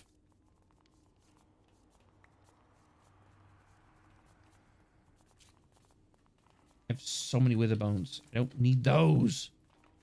Now, where are these things that I made? They are here somewhere. That's not it. Here they are. Salt tiles.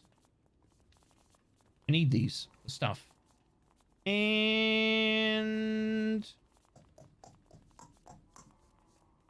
I think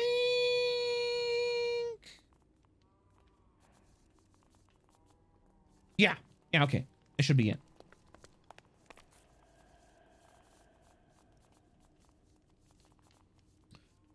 I got a chat. I hope you're having fun. Hello, Toaster. How you doing? Too much shit. Yeah, no, I just have too much stuff. I've got too much stuff in my backpack, and I'm suffering because of it. And we put these in here, and I put these in here.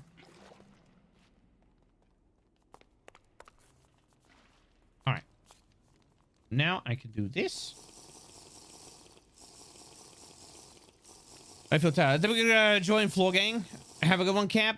Yeah, have a good one. I hope you are able to get some rest.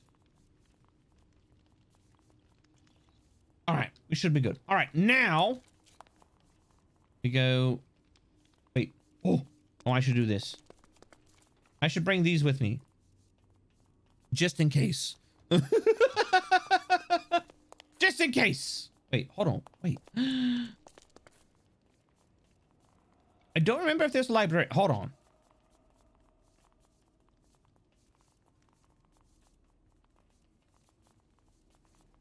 bookshelf?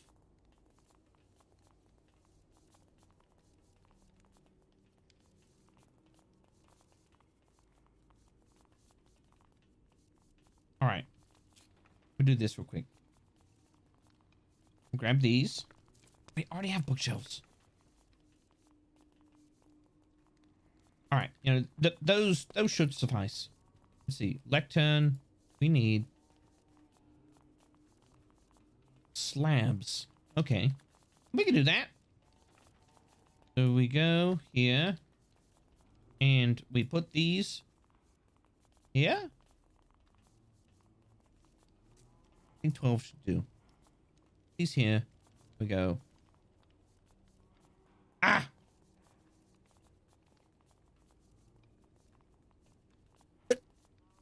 I just sneeze. All right. So we take these. We're going to put these 1, 2, 3, 4 question mark. Okay, there we go. Now we have lecterns. Because the place I'm about to go is a village. And what I want to do is I want to renovate that village. I want to turn it into the Violet Sign Village. Why? Because then we can breed villagers and then we can have access to librarians. And I can finally have regular access to mending books. There's a place over here which has all of that.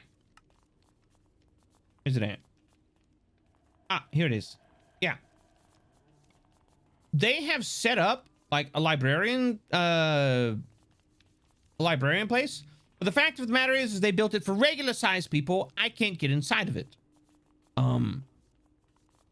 And also whenever I travel through this area, I fucking crash. I don't know what the fuck they've built here. What is going on here? Like what is, you know, been put here? But I go through here and I just fucking crash. For some reason. No idea why.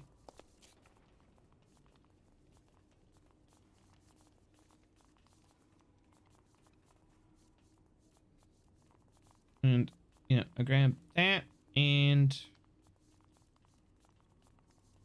grab this one. And I grab this one. I feel like we're gonna need that. They built a dick. I mean, yeah.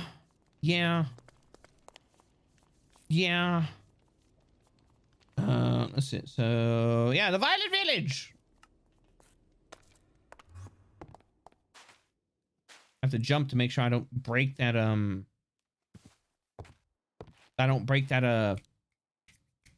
what's it called? The thing. Want to know what they built? What did they build?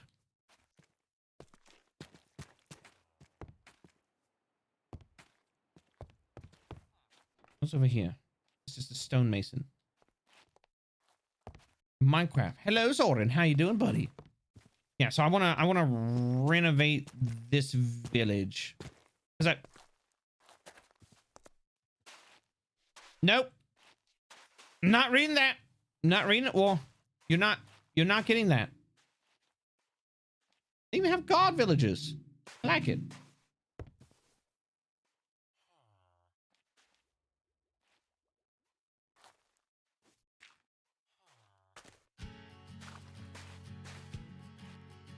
Yeah. In Minecraft. It is. So yeah, what I want to do is I have to... Okay, yeah, no, that's a stonemason. So what I want to do is I actually want to... White concrete. Dark oak log. What do we have here? Are these dark oaks? I don't remember. So yeah, I actually want to like renovate this village and make it, you know, navigable. Navigable? Is that the word I'm looking for?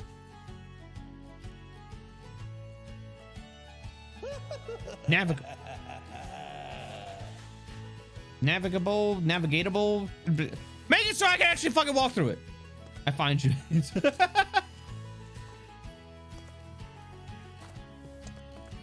Yeah, I want to be able to actually walk through this fucking village and like be able to interact with all the villagers. That would be nice. I would appreciate that. It'd be something I would enjoy.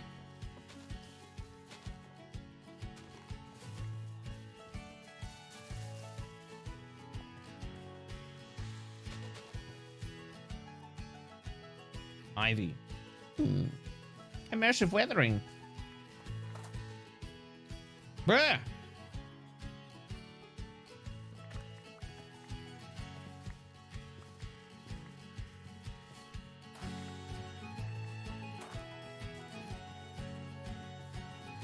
Yeah, because like this this village, from what I see, is pretty expansive. And see, we've got folks that are all around here, but it could be more. I'm gonna be lazy today. Yell if you need anything. Yeah. Oh no, what for? Please no. You are fined for like HOA violations, if I remember correctly. I don't know, something about Zoran saying like your house is stinky. I don't know. He said it smelled like goblin feet.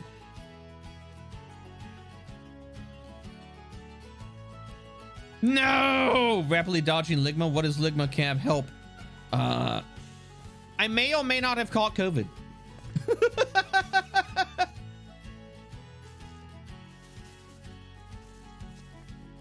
We don't know yet. But I wanted to let folks know that if I gotta take a break, like in the middle of the week, and be like, I feel like garbage. That's why. Oh, that's less than idea. Oh, brother, I had a COVID scare yesterday. I feel you, bro. Yep. We think that Mrs. Camp may have gotten it again, or she may just be you know, exhibiting symptoms from when she had caught it before. We don't know yet, so it's kind of one of those. Yeah, we just gotta wait and find out. I hate leaves. I just gotta wait and find out. And it's like, oh boy, I love waiting. Okay, what is this? This is dark oak. Okay, I can appreciate that.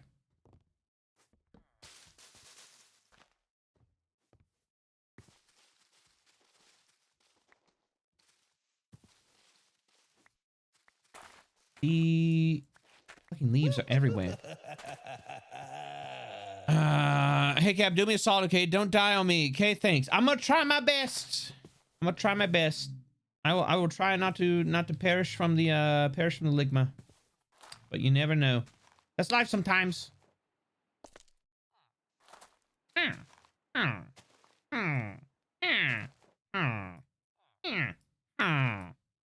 Have my energy. Thanks, Blood. No problem. All right. What is this? Just an iris? Okay. Yeah, like, see, there's all this area that could be, you know, like further expanded upon and made it like more home area, just like kind of renovated. What I like to do commonly, is I like to build like retaining walls and shit like that. That thing is nifty. I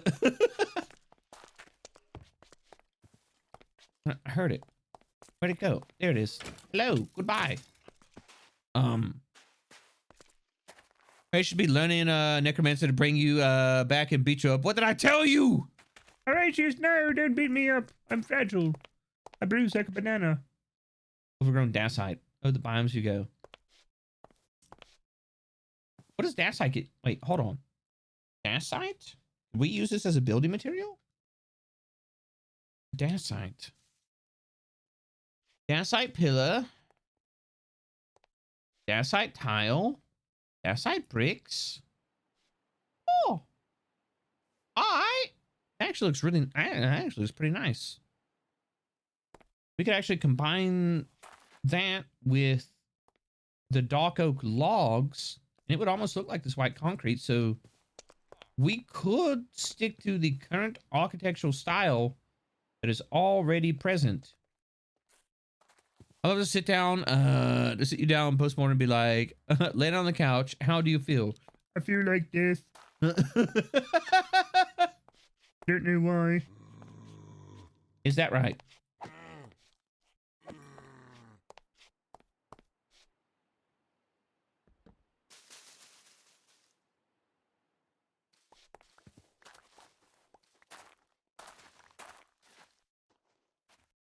Was Stephen King's Pet Cemetery a hybrid of necromancy and necomancy? I hate it. Thanks. I could have lived the rest of my life without that. But no, you had to go and you had to inflict that upon me. Yep. You just decided that you woke up today and you just chose violence. See how it is. Okay. You know what? It's okay. I forgive you. I forgive you. All right? Twitch chat does a lot of things to people. It's a fickle thing. Ah, it was an Indian burial ground. All right. We grab these and I'm gonna. There we go.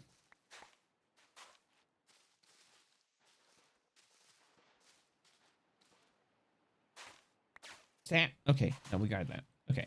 I think. Yeah. I think what I want to do.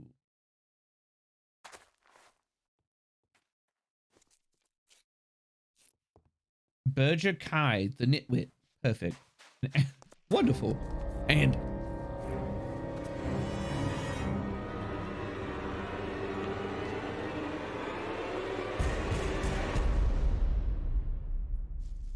I find your live via notification that I was gifted a sub. Oh, hello, Darkus.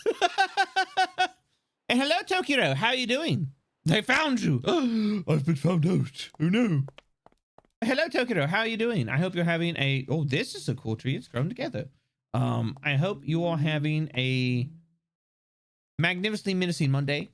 And Raiders, welcome in to the live scream. Now let the hazing begin. What? No. Cease immediately.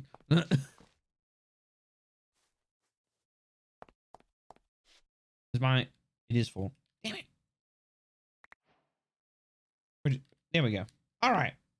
Now we can grab everything. Hello, hello. Hello, how are you doing? Hello. Hello.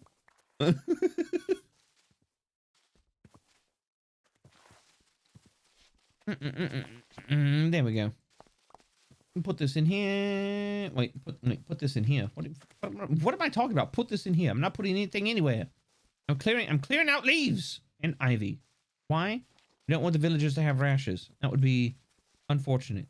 However, if they did have rashes, we could sell ointment to them. The fuck? Ah! I've been accosted. Call the constabulary. I'm exhausted. I hope you're doing well. I'm doing pretty good. I'm doing pretty good. I'm having a day in Minecraft. Just a day. That's it. Nothing more, nothing less. Just a day. But no, I've got this this village that I have located, and I still don't know what mesmerite is used for. I should probably look that up. Mesmerite. Polished mesmerite. Yes, wait.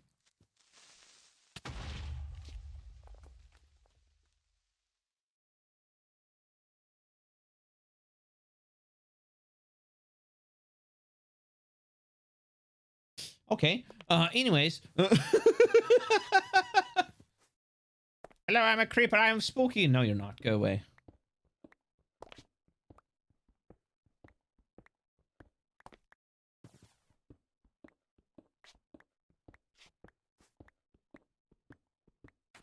I think I might use this for a decorative element.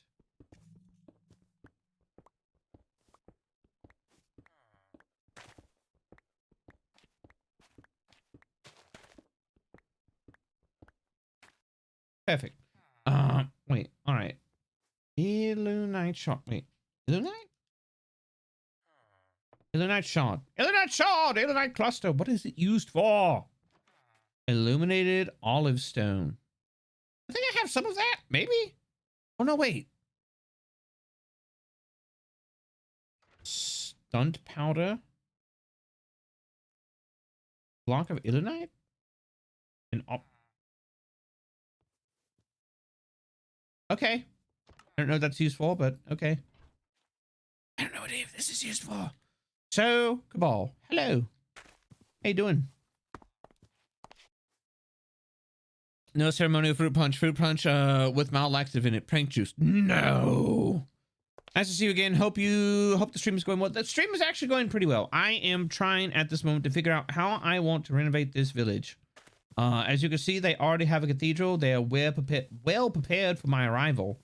It's just going through and trying to clear out some of the foliage and like this tree here. This tree here could go. That would be nice. There we go. Why is this still connected? What are you doing? Why? Yes. Okay. Yeah. Get out of here. Get out of here. Trees and leaves and stuff like that. We'll put more trees in later. We'll put trees in designated locations within the village. All right. Have some nice topiary. It'll be perfect. Set on fire. But how will we make money off of rent? Yes. My ultimate goal in Minecraft. Become a landlord. The ultimate evil.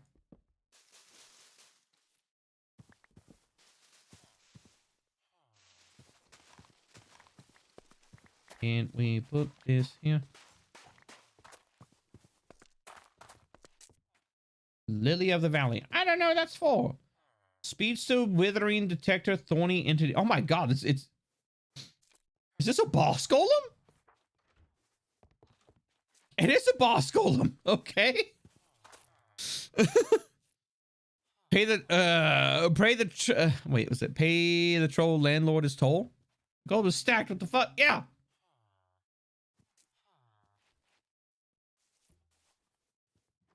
Can we just get like boss golems just protecting the village? That would be cool. Ooh, set it up so we could spawn a bunch of boss golems. Ooh, that might be an objective. All right. That is a house up there. However, a house is a pain in the ass to get to. But I think we might do.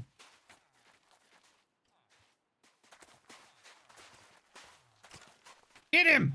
Get him! Fucking stay up! Yeah, we definitely want to clear out some of these trees. What I'm gonna clear out this tree. Get that one. There we go. Oh shit! What the fuck? That didn't work out. I wonder if you could have boss villagers. Is that a thing that could happen? I don't think you could spawn a boss villager. Imagine if you spawned like a boss villager god. And it was like a regenerating, like thorny something or else, you know, like that would be cool. Why can't we do that? And King Stolas and Sunny Bunny, thank you both very much for your frightful follows and welcome into Livescream. Time to move a house, it seems. Maybe. I wonder if anybody lives in it. I wonder if it actually has any purpose. Who's in here? There's a bed. That bed just fucking disappear? Okay. I think somebody might live in that, but at the same time, it's like, that bed's kind of in the way. Why am I using a pickaxe on a tree? Get that out. Okay. I think we can start. Yeah. All right. Here we go.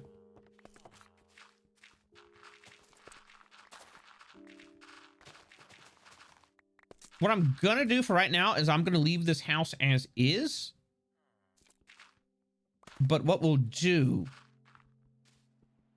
is we'll have a, like, so there'll be a little walkway right here, but we'll put the wall right here. That will have a staircase that will come off. So like, you know, whoever actually lives in there can actually get up there easier. But I intend to clear this section out. So there's sea beat. So there's more of a walkway, and then we'll actually put in like an actual staircase right here. Good question. Looks 3 blocks tall. I am 4 blocks tall, actually. Because I'm playing a troll. I'm a troll architect. Sadly, I cannot stay any longer. I just got back home and I'm heading out for a night of D&D. Good mining and crafting to you, Cav. Well, Ham, have a good one. What is LIGMA? A euphemism for the ongoing global pandemic.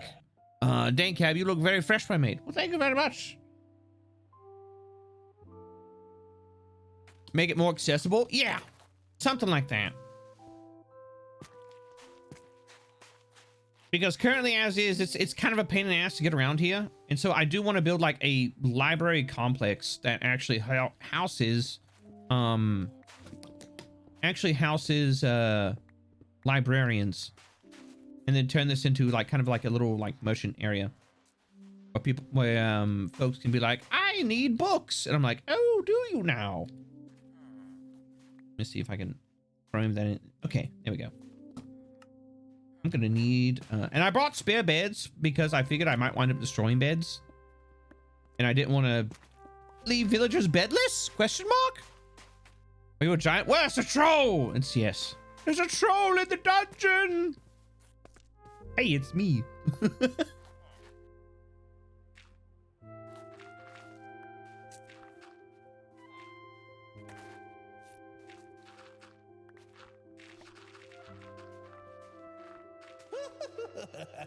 All right, so we clear all this out, and then we just go in with the pickaxe. Yep, now we just go in with the pickaxe. Should be easy work now.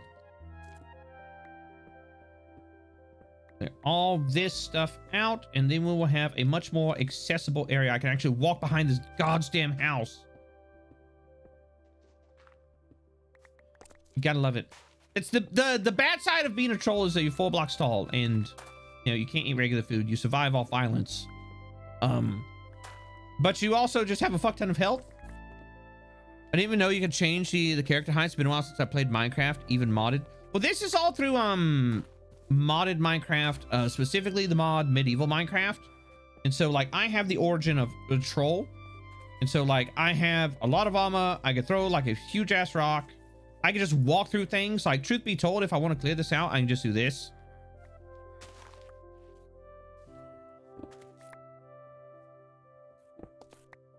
I can just walk through anything that isn't obsidian. I watch, anytime I watch anyone play Minecraft, I like to play what's a mod versus what's been added since I last watched Minecraft content. Yeah, especially as of late, it feels like they've rapidly increased the rate at which they add shit to Minecraft. It can be a bit mind-boggling sometimes. I'm like, what the fuck? What is this? So I feel that on like a spiritual level. I do, however, mostly only play modded Minecraft. Because they always seem to add stuff like, oh, what is it? Like, oh, we're gonna add some new mobs. We're gonna add like some new biomes, you know, stuff like that. And I'm like, okay, but like, I feel like the last really nifty mechanical thing they added was like skulk stuff, but it's just kind of like glorified bio redstone? Question mark? It's nothing super revolutionary. And so, yeah.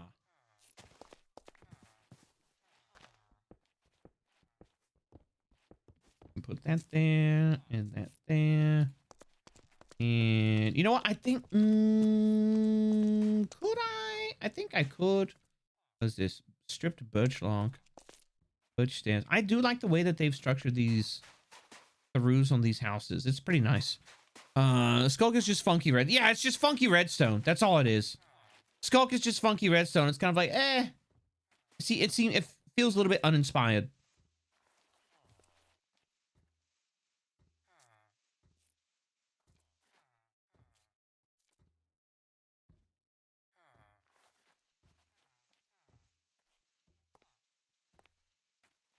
Wait, hold on.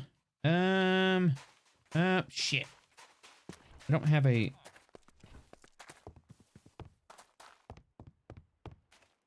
Oh, I can do this. All right, there you go. You organize your shit. So I can use your storage. We go here. We have a crafting table, and I'm gonna take this, and I'll prop this right here. For the time being, I'm gonna do this. Yes! Yes! Yes! I have a chest that I can actually store crap in. We're gonna take all of this stuff that I don't need. Take the mesonite, the garlic, all of that, blah. all this stuff that isn't a building block. We want the dark oak, not the birch sapling. We do want the dirt. Give me my dirt back. Need that dirt. And all this, yeah, all this stuff. All this stuff here, it's all this stuff here is going in the box. I need that. Wait, no, that is okay. Yeah, no, we switch that with that because I don't need sandstone. I don't need sand. I do want the dark oak log. What I could do is I could just build like a big lodging area. Yeah, I could build a big lodging area. It's definitely moved. Remember when any computer could run Minecraft? Pepperidge Farm members. I mean, like, any computer can run Minecraft, but like, modded Minecraft is a beast unto itself. Not every computer can run modded Minecraft, which is a thing. I have nothing. I've got nothing else.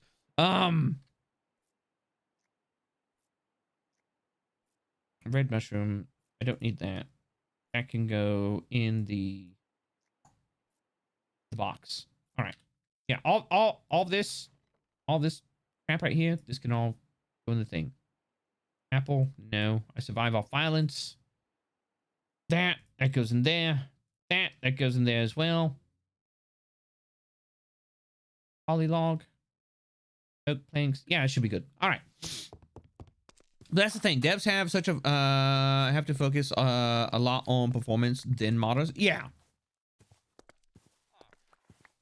Yeah, and I feel like, you know, that's one of the things, like, if I were to sit down and make a mod pack, like, yeah, is there a lot of stuff I'd like to put in a mod pack? Oh, absolutely. I love modded Minecraft. I think modded Minecraft is cool as shit. But my main concern would be, like, does it run well? Is it going to cause, you know, like, conflicts? And I feel like that's something that kind of gets missed out a lot, is like making sure that your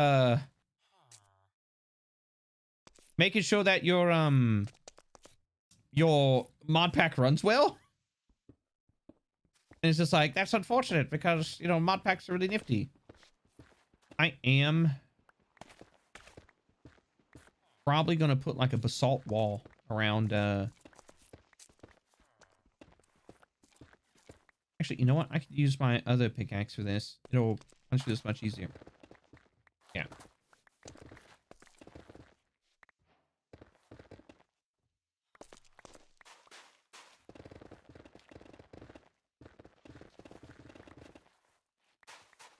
Perfect.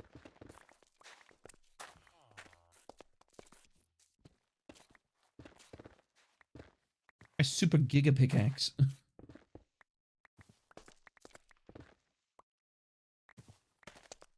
If we get some mods conflict with one another, yeah. Making sure that everything runs smoothly together, making sure that, you know, you're not having mods that are conflicting with each other. And if you are setting up ways where, like, they don't, go away. Be gone. How about you? Fuck you. That would be my main concern with the mod pack. I think medieval Minecraft runs fairly well. All things taken into consideration. That's part of the reason I actually enjoy it. Hello? Hello? Hello? Hello? He got some teeth on him. He's sticking out. He's like, hello. Are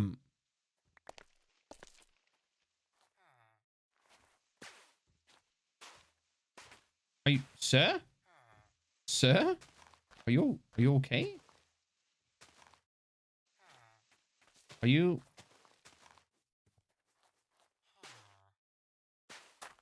I don't know what this man's doing, but it looks like he's trying his best.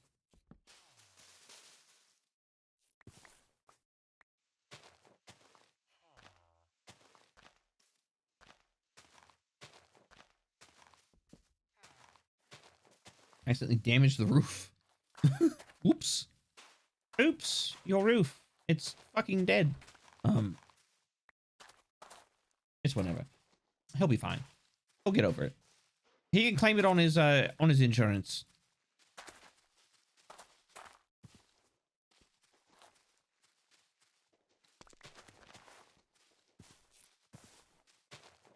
He's living his best life out back. Running around in a bush, just confused as shit. I don't know what's happening, but I'm okay with it.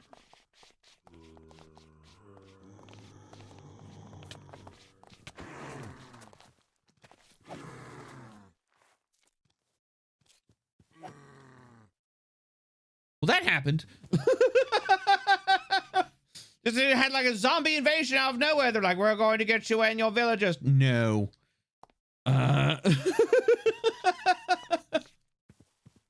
So the reason I was able to kill them so quickly is because I have this.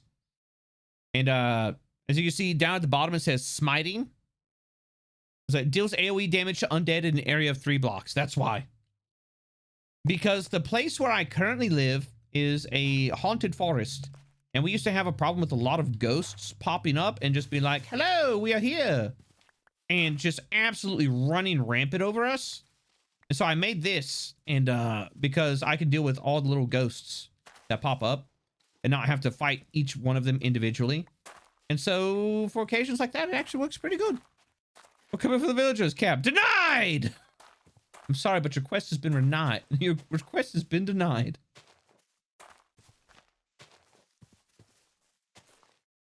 These are my villagers. This is my village. Get the fuck out. There we go. All right. Now that's cleared out. And this should also give less area for skeletons to spawn? Question mark?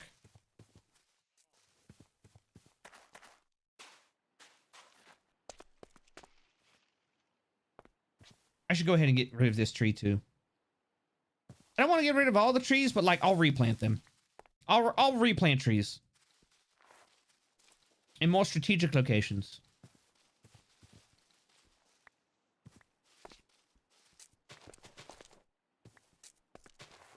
All right, so what are we gonna do for this place right here? What I'm thinking is that would give it a 2 wide walkway. What we might want, I don't know. No, we can, okay. Yeah, I know. All right. Now I got it figured out. What we do, right? We make this side the retaining wall, okay? And then we have like a little walkway in front of here. And you could even have like a little staircase. Like a balcony. No.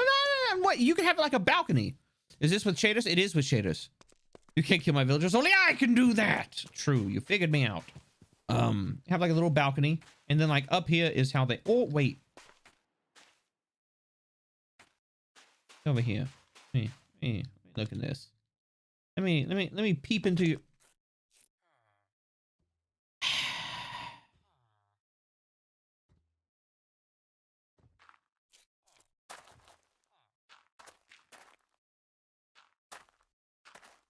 All right.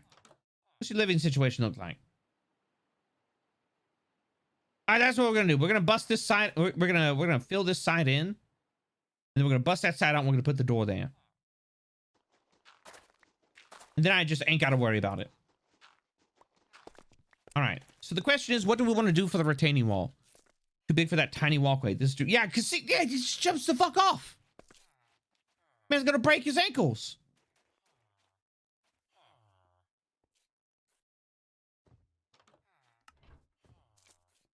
All right, so we got dark oak logs, we got dirt. What do we want to use for the retaining walls? I feel like we want to use these for the corner pieces. Please, Cabot Chat. I've survived another day. How are you all? I'm doing pretty good. Doing pretty good. Can we? Hold on, wait. Let me look at this. Basalt. And basalt pillars. Basalt tiles. That's what we got now. What basalt tiles? Basalt furnace. Crack basalt tiles. We have basalt. We do have basalt bricks. All right. We use basalt bricks for the retaining walls. I think we got some of that. Got a lot of that. That's dark oak. Yeah, we got a bunch of dark oak logs. We got dirt. We got some cobblestone. We're not really gonna. I don't really want to use cobblestone in this build. I want to use some dacite cobble. Wait, do I have to?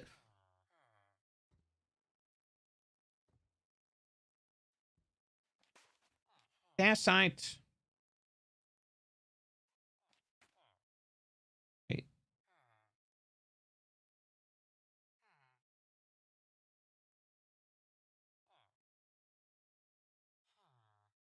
Dacite cobble. Now, like, do I have to cook this to make? All right. So dacite can only be turned into into regular dacite, or you should only harvest it with silk touch. That's all right, he goes, I must hit the old dusty trail. Be well and have a wonderful day. Cab, stay fantastic, man. Chat, I implore you to continue enjoying one of my favorite streams on the platform. Ciao. Just have a good day, buddy. I appreciate you. Thank you for stopping by. All right. This is what we're going to do. All right. This dacite decides it wants to be fucking difficult. All right, sink to the bottom. Fucking drowned. Stupid rock. In that case...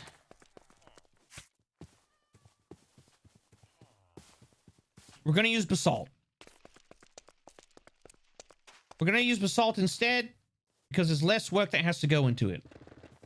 It can also be easily harvested. Black sand? Ooh, nifty.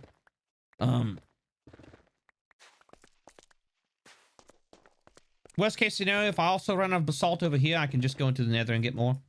I know where it's at.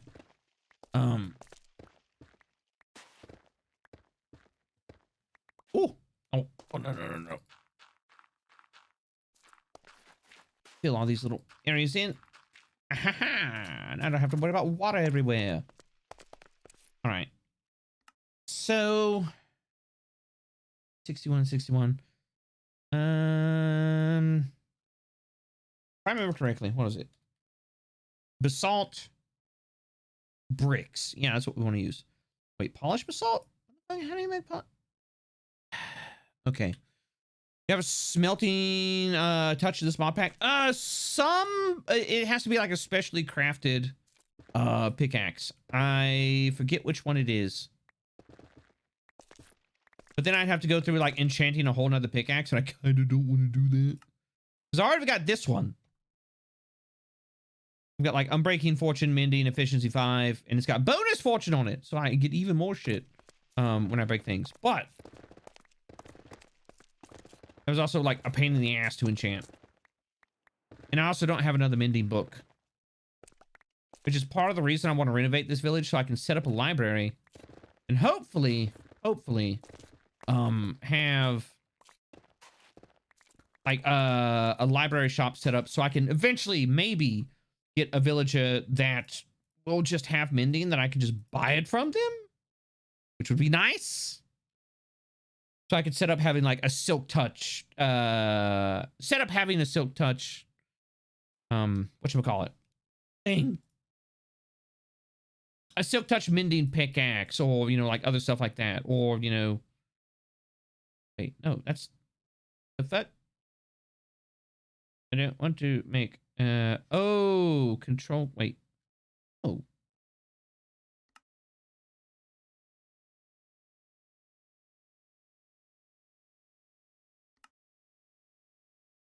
How do I don't want to make basalt tiles. I want to make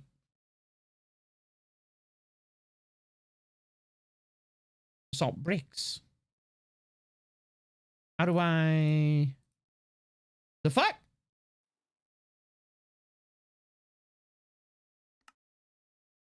How do I...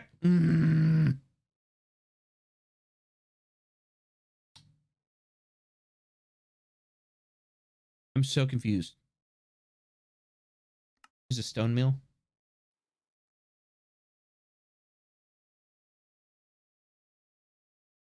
Yeah. Yeah, I guess we'll just do that. Oh, luckily there's one over here. Yeah, I didn't want to use like the polished basalt bricks, but I guess we're going to have to because it doesn't want to let us craft like regular basalt bricks. So fuck it. I think the polished basalt bricks will wind up looking better anyways. So, you know, it is what it is.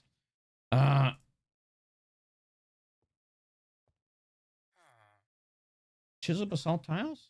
That's nifty.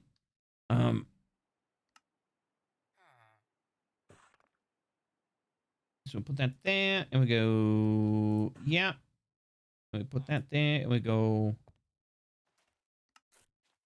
yep. I feel like that should be enough right now. Okay, so we want to knock all of this out. Yeah, I think so. Get out of my way, you big nose fox. Okay, so all this needs to come out. Where's my shovel at? My shovel's over here.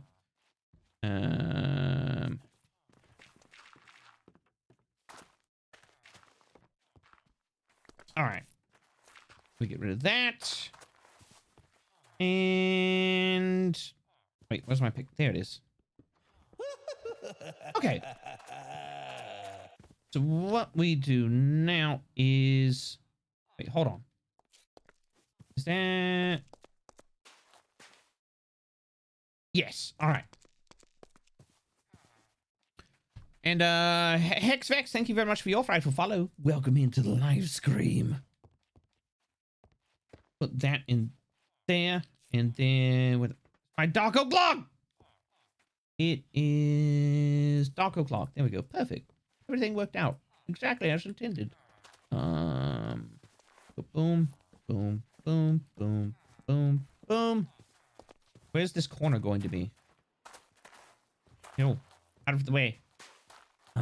So the corner is going to be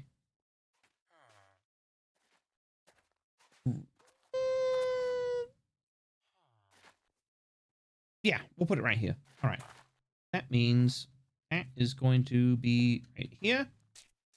And we connect that. And then we oh shit. Oops. And right here. Aha. All right. And then we do the same over here.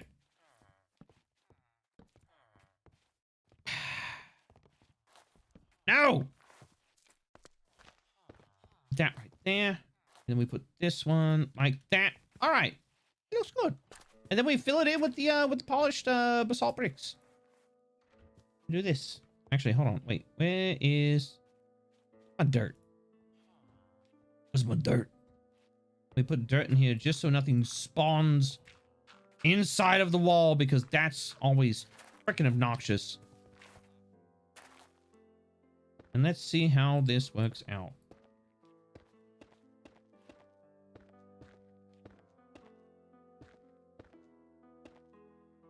Are these directional? They look like they're directional? They are directional. Okay.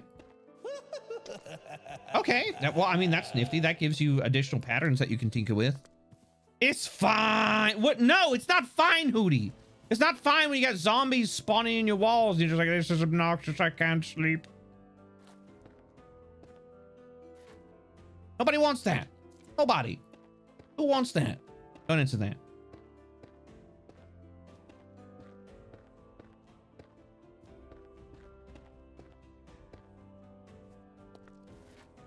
That's a nifty little pattern. You see? It's a nice retaining wall. It looks fine.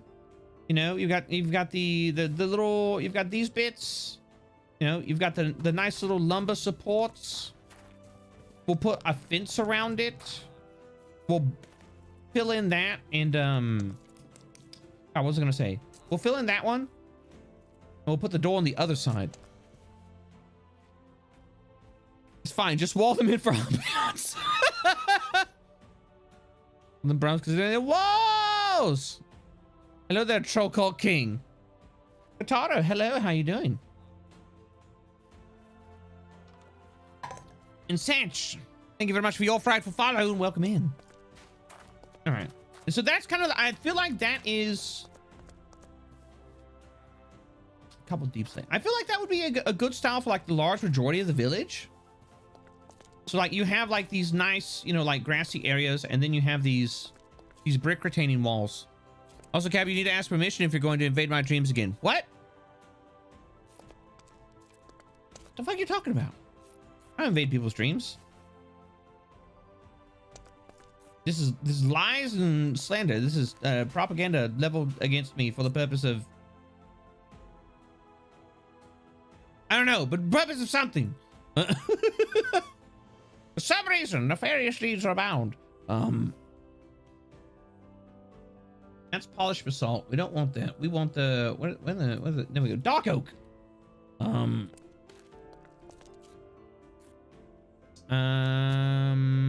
Wait, hold on. So 1, 2. All right, so we go 1, 2. So that would be right here. All right. Aha. We put that there. We go boop, and then right here we go boop, and that's there. And then I can start to put the dark oak logs. Perfect. And then that way I only need to connect that. I'm not gonna use a shovel on that. Like, it's not worth the trouble. I'm trying to go through my inventory and sort that out. Oh. All right. Wait, hold on a second. That's not even. I fuck up. I did. It did fuck up. Ah!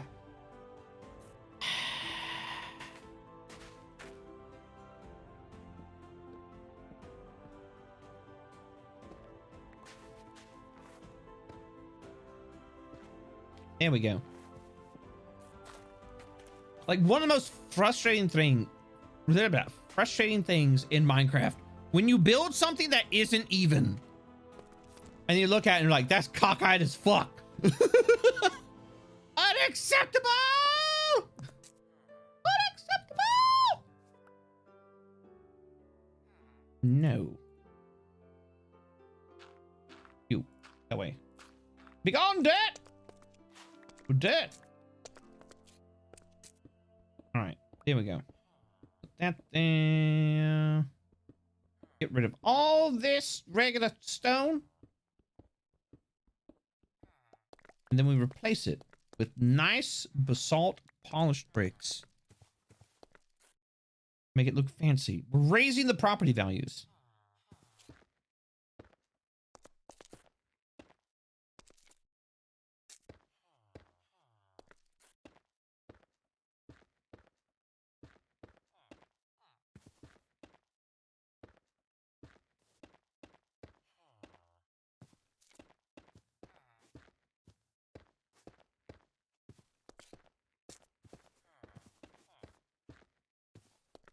Nice.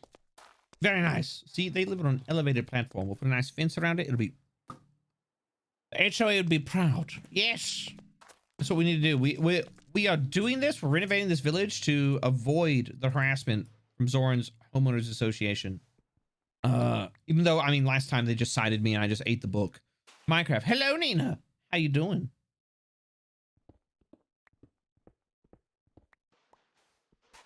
I told Froggy that like if she wanted to get out, if she wanted to hang out in the Minecraft, that she was more than welcome to. And so are you, Nina. If you're feeling buildy, if you're feeling Minecrafty. Because I'm gonna be honest, like I'm feeling a little bit under the weather today. I may or may not have caught COVID. Who knows? We'll figure it out. Is there one for caves? So you're fighting an HOA. By the way, we haven't had to deal with that in the cult yet, have we? No. You little... That's...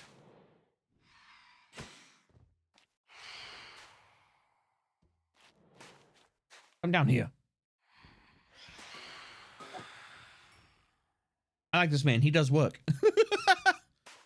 But he's turned into a corvid. Yes.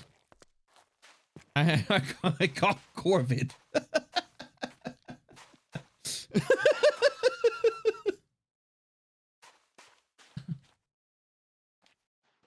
I'm not feeling so good.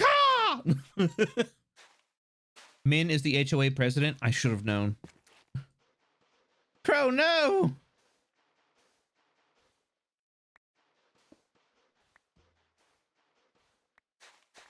Ooh! Get out of there! I need to build things. Here we go.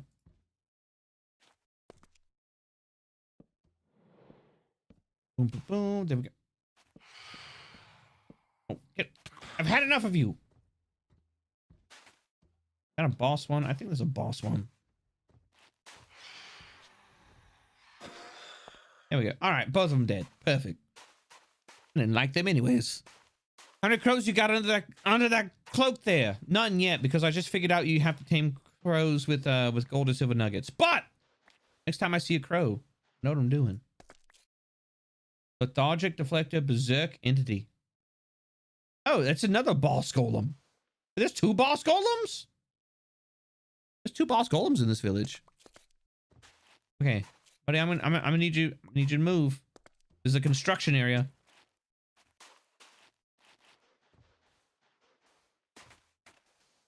He's trying his best. Like, I get it. I'm trying. You gotta defend the villagers, but no, we gotta raise the property values. Okay, so we get rid of all of this. All of this goes. Everything must go. Well, not everything, but I mean like the outside. The veneer can remain sandstone and cobble, and hopefully that's a good enough foundation. And if it isn't, well, by the time we sell the properties, nobody will know. They'll be like, Cab, that's unethical. I'm a cult leader. What did you expect? It'll be too late. We'll escape with the profits. All the emeralds! They'll never know that this house had phantom damage. A quick little out on Twitter for the voodoo doll execution. Wait, what?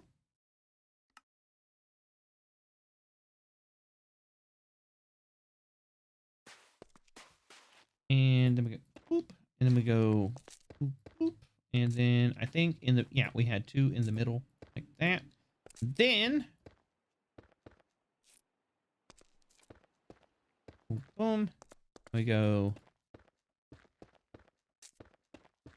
Truth be told, I should probably build this entire village out of obsidian, but like I just don't have enough of it. Nice little retaining wall. Perfect. Mwah. Beautiful.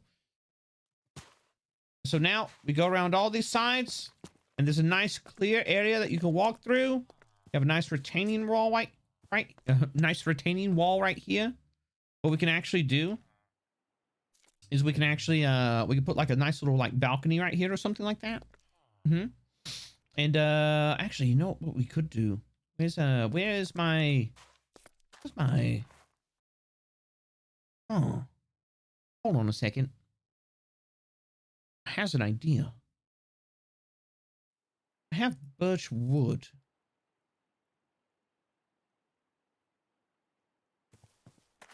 What if I go over here? I take this and I go, all right, put that there.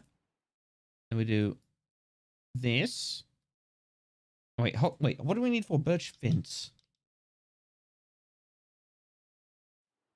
We need 2 sticks? I think we have sticks. Yeah. Do we? We've got twigs. All right, so we go. All right. Birch fence. Put that there. I'm gonna take that and I go. Come back over here. Have a nice little balcony.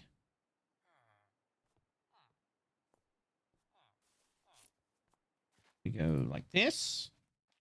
Like this. And then we take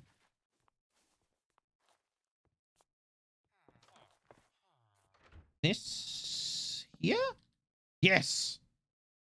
This. Go.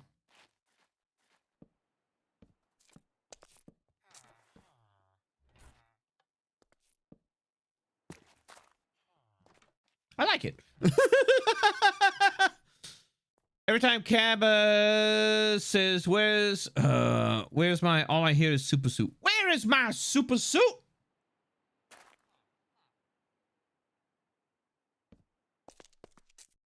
No, I like it better when it's like that. Yeah, it's like a nice little like balcony that he can, you know, like walk out on and be like, oh, look at over, you know, got a nice little view of the ocean. Is this tree in the way? We need to trim this tree out of the way. There we go.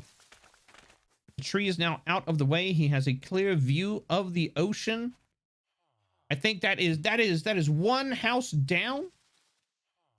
It's one house down. One area of this village, property values skyrocketing. It is now going on the market.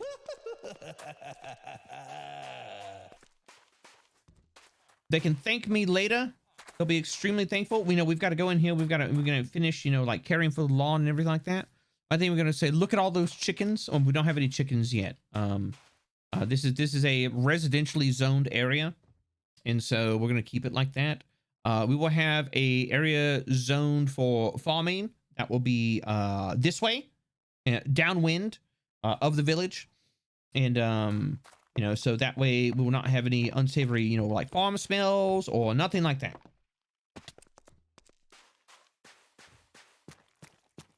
Gentrification crap. No. No safety rails. HO will get on to you. We're working on it. Okay. You know, the safety rails that they are a work in progress. You know, we're trying to make sure that, you know, we have all the, you know, the architecture laid out first. Yeah. See, we got some rails right here.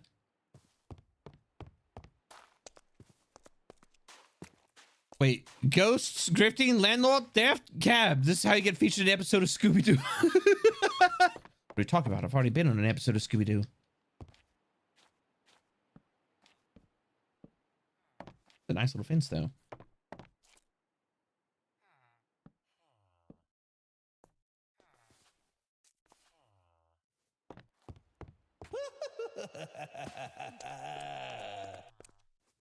Hey, cab.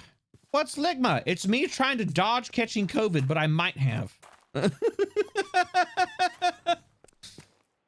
And hey, okay.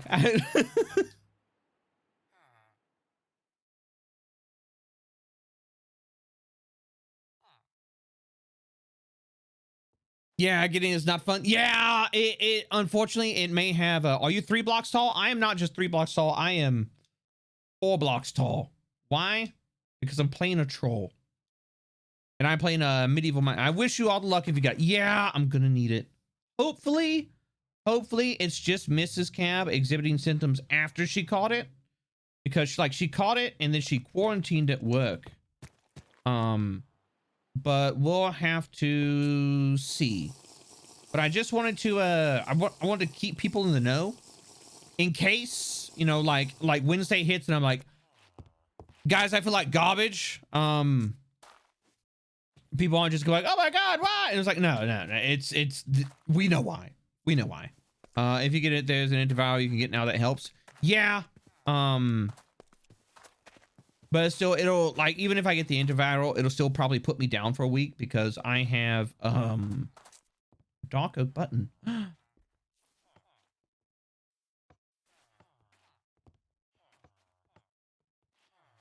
It's a button, it does nothing. It'll probably still, you know, like put me down for a week, which will be unfortunate. We do have a librarian. All right, he just lives up there, but I can't get to him.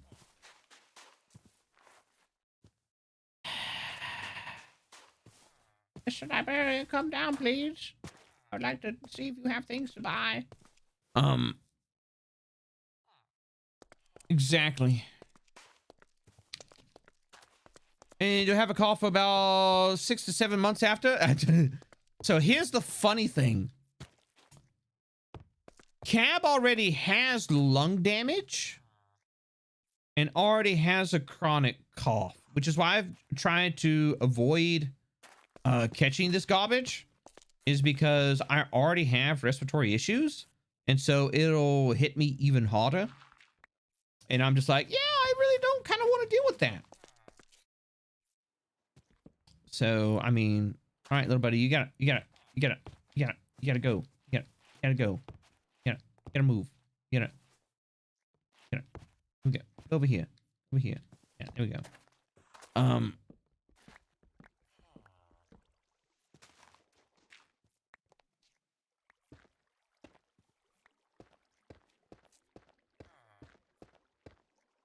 I like these as a walkway. I don't know. I just think they're nifty.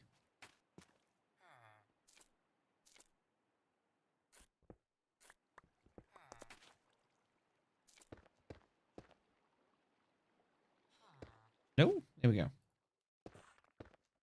Perfect. Plus mysterious after effects of long ligma that are more random than wild magic from D&D. Yeah, like all the side effects and shit like that as well. I'm just like, consume straight citric acid, burn the COVID and out, and none will survive. It's just a little guy. It's just a guy, little man, little dude, little fella. What I will probably do later is I will come in, I will put in like cracked version of these. I'll probably put in like some stone buttons, you know, just to add a little bit of extra. But that's what makes wild magic fun. Yeah, I don't want wild magic in my fucking lungs. Thanks, but no thanks. Thanks. Silt. Yeah, I don't. Yeah, we're gonna clear all this out. We're gonna replace this with regular dirt. Probably put in a nice retaining wall here. Have a nice water feature. Would be great. Perfect. Amazing. There we go. All right. So then we'll go over here. We'll put a nice little block. Yeah. Oh, yes. Oh, yes. Yes. All right. All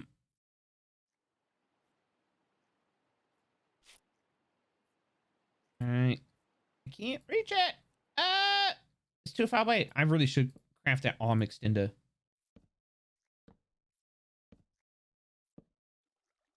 There we go.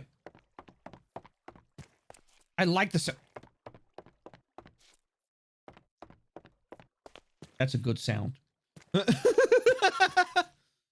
I'll just swim in that water though. You want to swim in this water? No, you don't want to swim in this water. It's no nasty. All right. We need to do is we need to set in a proper, you know, fill this in. All right. And then we'll put in like some proper water features later on.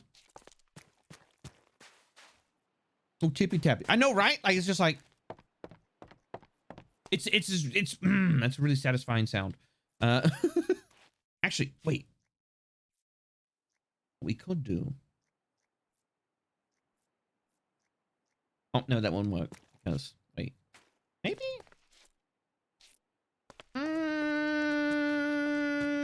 It might. No, that won't work.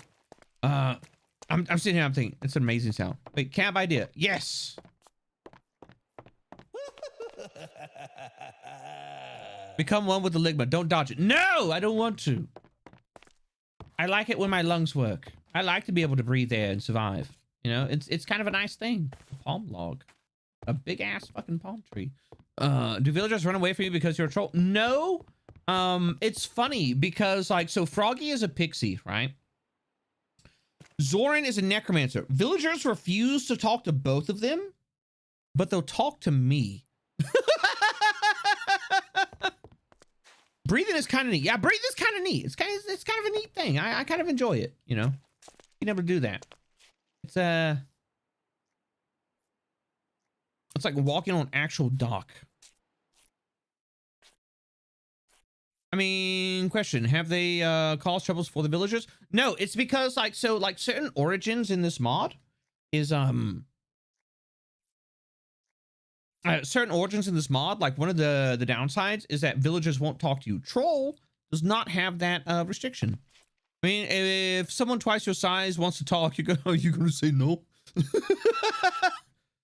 Pictures are worse than necromancers in myth, to be fair. Yeah.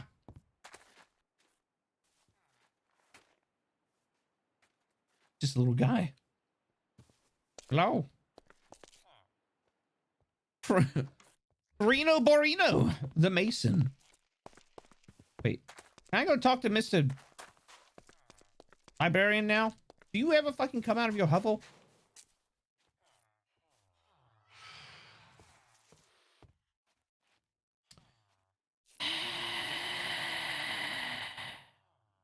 Wait, if I do this.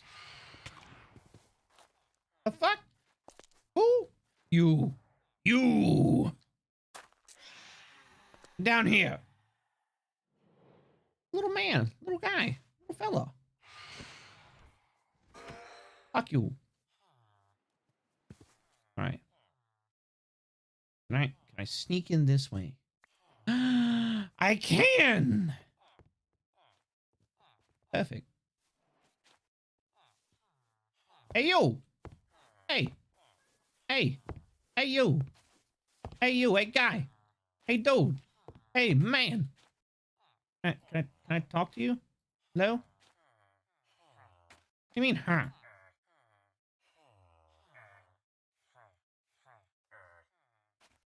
You mean, Are you serious? I hate this. Troll! Troll in the church! Look, it's fine, okay? Like, worst case scenario, I might, like, steal their glowberries or some shit. What's this? I can't reach it.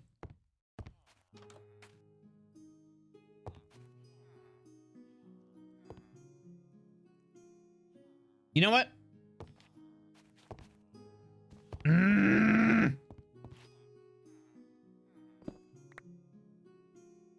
That's not what I intended to do, but okay.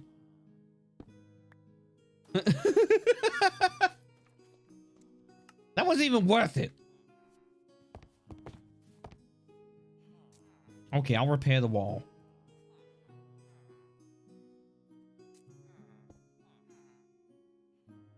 I'm not heartless, just a troll. There's what is the cobble deep slate? There we go.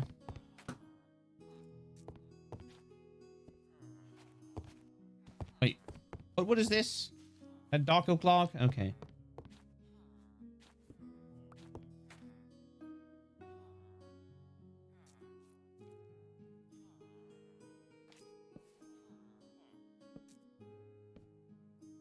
There we go. Ah, it's good enough. A nitwit. How dare. Okay, beast troll. I am troll. Well, is the village small or are you huge? I am huge. I am troll. I am 4 blocks tall. I'm 4 blocks tall and I survive off violence. It's just a golem named Dread. This is a golem named Dread and he sits up in the balcony of the church. I love that.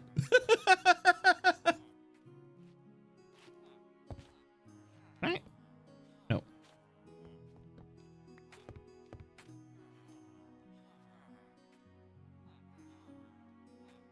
Oh, did I break the carpet? That's unfortunate.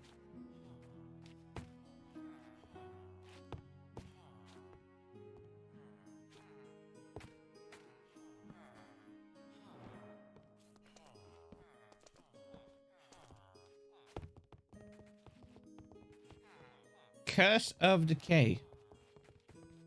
Seems less than helpful. Hey boss. Yeah. Just received a coffee order. What? And it smells amazing. Excitement in the household to try it. Nice. Okay. So what if we go over here and we restore this ladder now that people have stopped being dumb?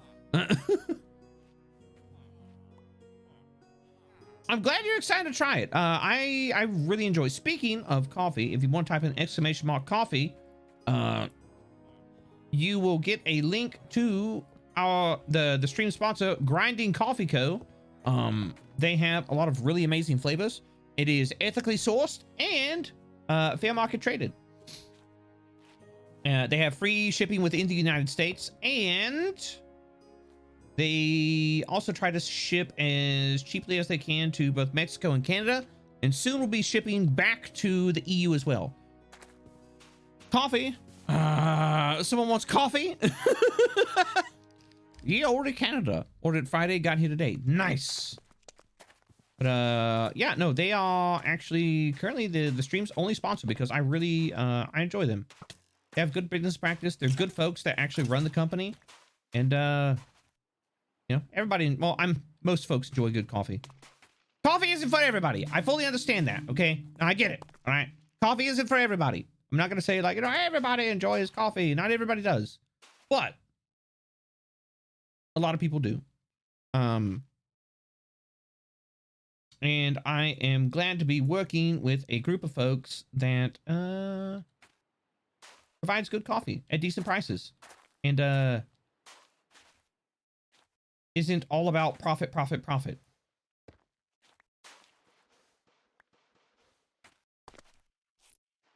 What if I put that there and I put that one there?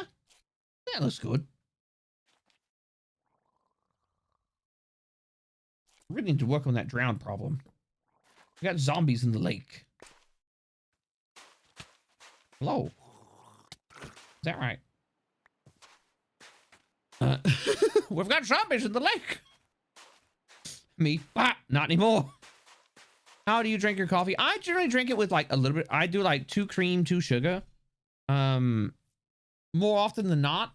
But I also tend to drink like a double cup, so it's like 1 cream, 1 sugar.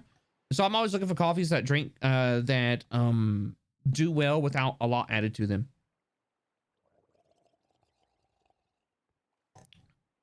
Why does that sound like a B movie? Zombies in the lake? I don't know. I hope one of these days, one of them will give me a trident. Because I would like to enchant a trident up and just be like, haha, I'm Thor. Have you had Death Wish coffee before? No, I feel like Death Wish is over fucking rated.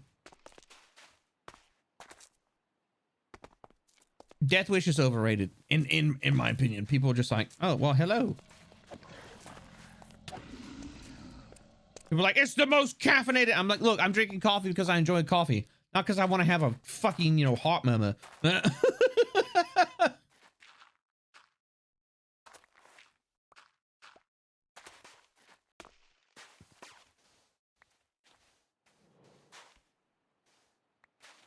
Hello there. Dude, you should probably run.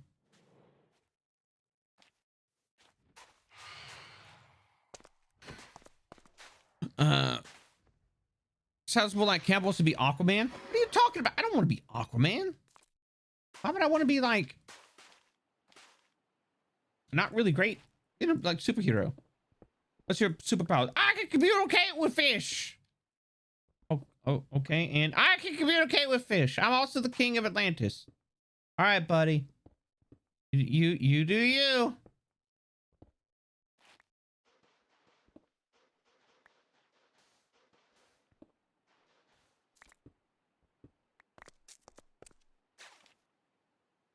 He's super strong and he commands fish. People didn't forget about Aquaman. He can breathe on the water. Why would I want to be soggy all the time? Imagine how he prunes up. Aquaman, more like Prune Man. He's got he's just got wrinkly fingers all the time. Okay, Cramps, it's time for bed. No, leave it. No. Hear me out. Is that really what you want? You just want the wrinkly bath fingers all the time?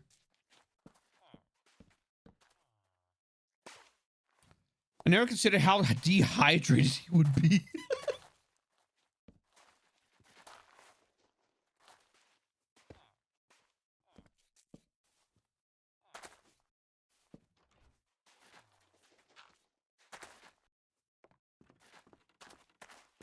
I'd hate to be Prune Man.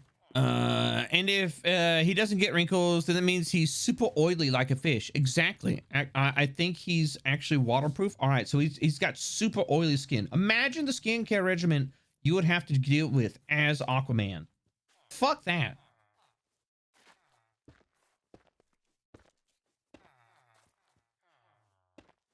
Not just no, but hell no.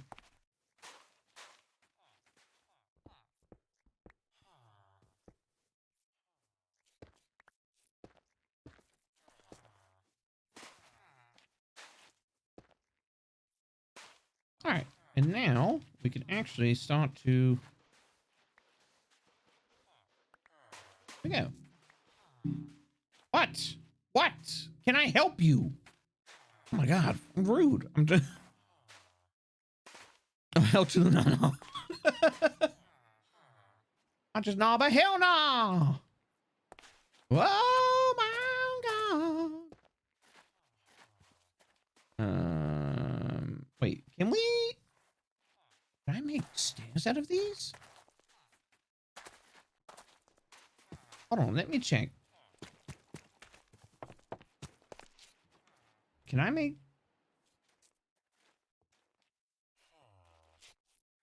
Boom, boom, boom. I can't. Fuck.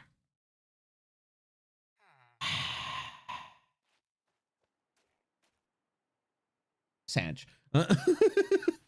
I mean, I could make dark oak stairs.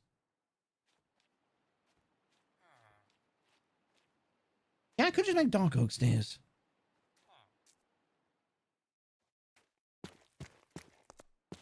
Even even before seeing that one Family Guy sketch, I always thought that Aquaman was a bit boring and useless at times. I mean, like, I wouldn't say he's like boring and useless, but like there are so many other characters that you could be, and you're just like, wow, other than Aquaman. I feel like Aquaman is kind of like, it feels almost like he's kind of like stuck in the past as far as like superhero designs are concerned. Sort of, kind of. And then he went through that really like freaky era where like he replaced his hand with a harpoon and then like a metal hand. And then he got his regular hand back. And like, yeah, the 90s were weird. I want to see someone play as an ogre, go on a gourmet tour and eat every meat on site. I thought about playing an ogre. I was either, I looked at troll, or I looked at ogre and troll. I was like, I'll do troll instead. And then but if I was gonna play another one, I'd probably play what is it, the arachnid? Not the arachne, but the arachnid. Just because like you can put cobwebs everywhere and just like, I'm Spider-Man. Batman is stuck in the past. So late 30s. Ogre is fun. Yeah, ogre has like ogre can also bust through walls, but it's an active ability. Like you can charge. Wait, let me see. Do I have the... I don't have enough cobblestone on me. That's why. If I do... I don't have any cobblestone on me. Oh no, I've got 52. I need a full block. Like with troll. Yeah, let me go get some fucking stone. Fucking stone. Yeah, I probably want to...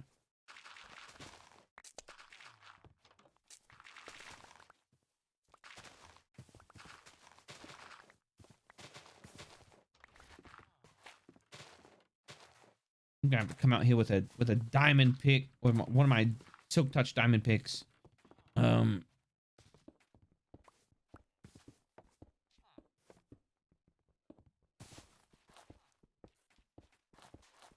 And we clear this out. We have all of our cobblestone now. We do. We have 64 cobblestone. All right. So like with the trolls can just walk through shit. It's kind of slow. It's a little bit clunky, but they can just walk through shit. And that's their active ability. Trolls, however, go... Wait. Is it not?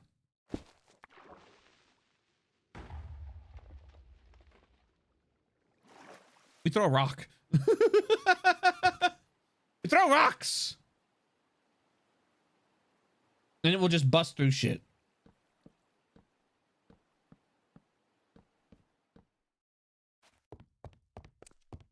The arachne, bring me a shrubbery. Aquaman movie was kind of great though. I mean, like, no, Jason Momoa as Aquaman is like really good. Really rocked their world. Wait, if you were in the Batman universe, which villain would you really not want to run into?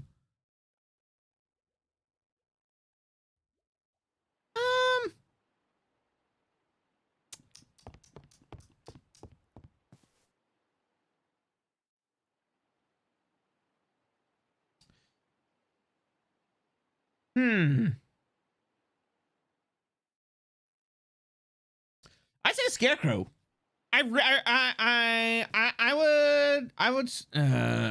Which villain? That you really think? I would say Scarecrow, because like, look, all right, so like, you get folks like, you know, like Humpty Dumpty, or you know, like the Joker, or you know, like Victor Zsasz. Like, yeah, they'll fuck you up, but then they just kill you. But like, Scarecrow with like the fear toxin and shit, I feel like that'd fuck you up for life. I feel like that, like, it would be like a bad trip that you never recover from. And fuck that. Hell no. Just, you know, just joke of it in me at that point. Like, I feel like it would completely fuck up your brain chemistry. And then you just spend like the rest of your life just like screaming. Like, ah! It's like, we've seen instances of like, you know, where people get hit with the fear toxin and like they're just absolutely, they're just fucking wrecked.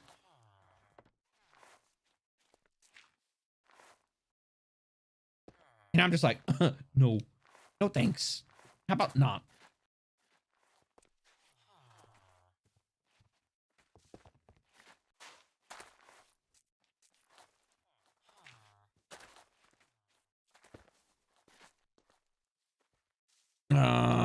I'd be okay. Wait, Croc I'd be okay with. I actually like wrestling. Is that before or after he fucking eats you? I feel like people forget that Croc is a fucking cannibal.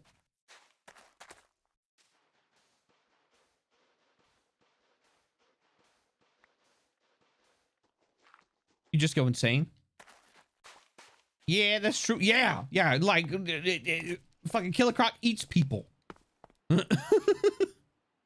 Is it cannibalism? Is like half crocodile? He's not half crocodile. He has a fucking skin condition. Like legit, like that's maybe he's half crocodile now. Something like that. But like, you know, legitimately, it just started out. He just had a skin condition, and he like sharpened his teeth.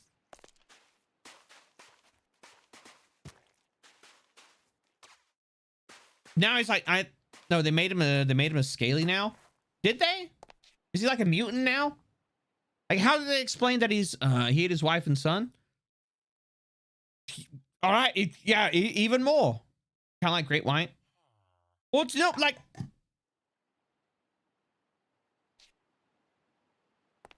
he's originally just a form. Like Great White is still, I think he's a mutant. Have they changed it so he's a mutant now? Because I know that like Great White was like he was his whole thing was he was wasn't he like Arkham staff or something like that?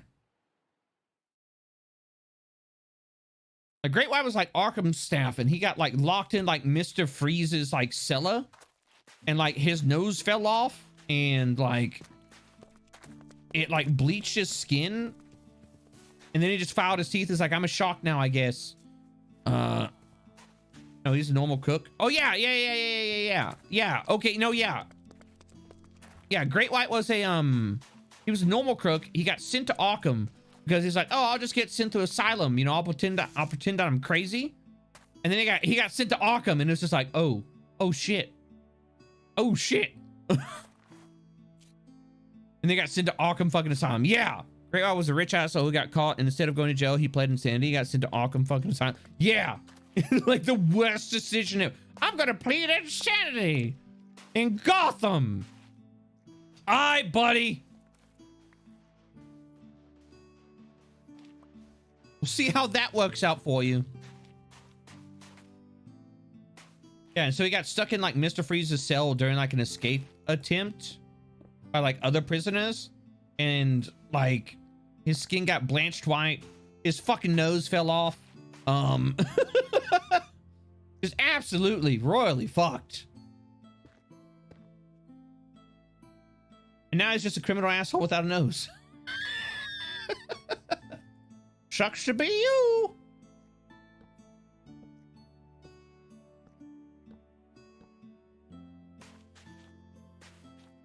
To be fair, Crooks break out Arkham every other week. So he probably felt he had a better chance than in proper jail. Maybe. I don't know. If this is one place you don't want to be declared insane. I feel like that's, yeah, I feel like that's definitely got some truth to it. Oh, fuck off. You ain't got a fucking fishing rod?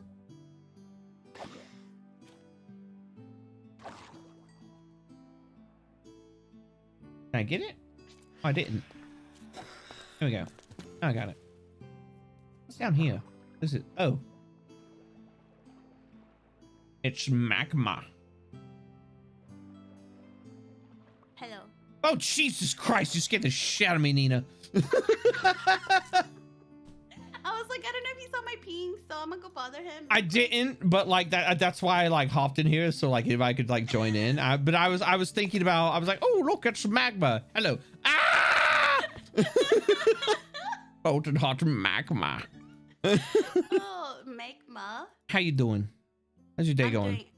I woke up so tired this morning. I feel the same. Like yesterday, I just slept. I slept until about like 2 p.m. and I was just like, ugh. Oh, I just woke up like at 3:30, but we don't talk about that. Nina's over here living her best DJing life. No, okay. So No, I went out of okay, town, but right? I went out of town. yeah, weren't you seeing family or something? Yeah, we went to a party for so I don't I'm gonna just say whatever. Gender reveal. I've never been to one. Oh, okay. The one where they like, you know, like where they set off like a firework and it, you know, sets all of like California on fire. One of those. Yeah, one of those. Yeah, but one of those. Okay. but safer. Okay. But safer. Okay. I appreciate the safer part. Yeah. Because of COVID, I missed so many family events. Same. And I was like, okay, it's time to go. Yeah, I have But also then- missed a lot of stuff because of this Yeah. horrible fucking hell virus. Yeah. Like But everybody then- has. Everybody.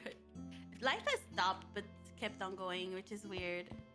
And yeah, well, anyway, sorry, I won't get into that.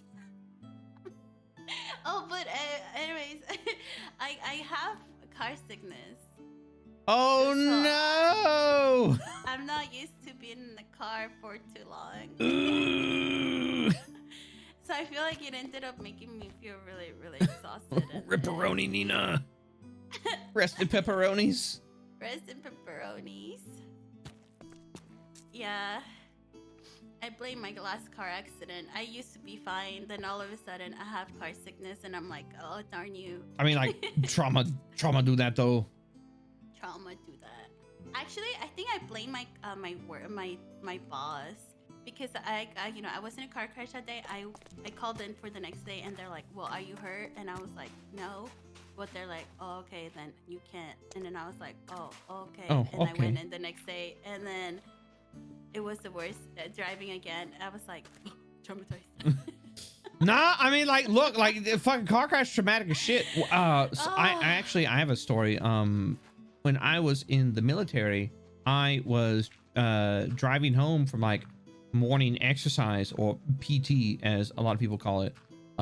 Physical training. We're gonna call it PT. We're gonna give an acronym because it's the army. But yeah. So anyways, I was driving home and I like stopped in a turn lane and somebody just rear-ended the fuck out of me. I'm talking like didn't even slow down, just full on, just boom. Knocked me the fuck out, like literally unconscious. No. Luckily my foot was on the brake. Or I probably would have just rolled into traffic. Oh God. But then, so like obviously, you were knocked unconscious by a wreck. Maybe you might have a bit of a concussion. So the next day, like oh God, what was it? I was supposed to like be on like guard duty or something like that. I'm like, hey, I gotta go to the hospital. I might quite literally have a, I might quite literally, have a concussion. And they were just like, nah, you got guard duty, bro. And I'm just like, what? I was gonna form, but there's a monster out there. I'll just stay inside. Just go stay inside. Wait for you. Maybe. Yeah, maybe. Oh, you might have some sort of like possible, damage. Because you in a car crash. But it's okay. You just soldier on through. You don't need a brain. Bruh. And people are just like, Cam, why did you accept the retirement? You could have just held out for another 10 years. I wonder why I did. I wonder. Yeah, I wonder. I can't believe Nina just fucking perished. Ripperonis. Oh my god. It's at my door. Come here. They're in my house. They're in my walls. I was like, maybe I'll survive today because Cap's here. Maybe, probably not, because technically I'm not there. I like, went to go look for you in the village, and you were in there. Yeah, no, I'm in like another village. This is like way the fuck north. Yeah. Oh. I'm gonna renovate this village, and then afterwards, I'm gonna open up the waypoint for people and just be like, hey, here's this village. Concussion. Here's some more and walk it off. Yeah. Here's some motion. Walk it off. Just drink some water. Forehead. Okay. Water forehead. Just hydrate forehead.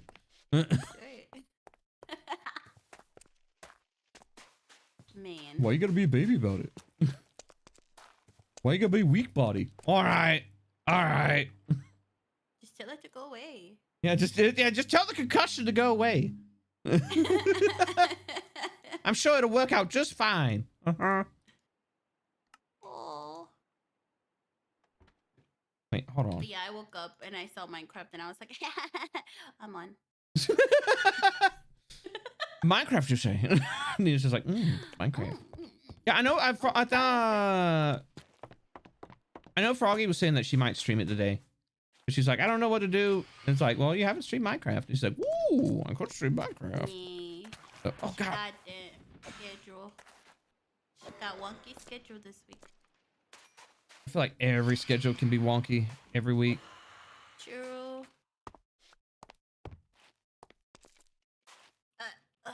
I hate being small. Oh, hey, the cult leader is here. I'll survive, of course. Wait. No. Oh. I don't see you as a bodyguard. I wish there was a backpack where I just could clink onto it. Wait, what? Oh, a backpack you can just like cling onto? Yeah, like them thingies where they put the babies or whatever it's called. Just a put carrier, there we go. Just put you in a papoose. It's just like, yeah, I'm here. I got you. I got you, bro. Behind you. I got you. Oh, this game's so scary.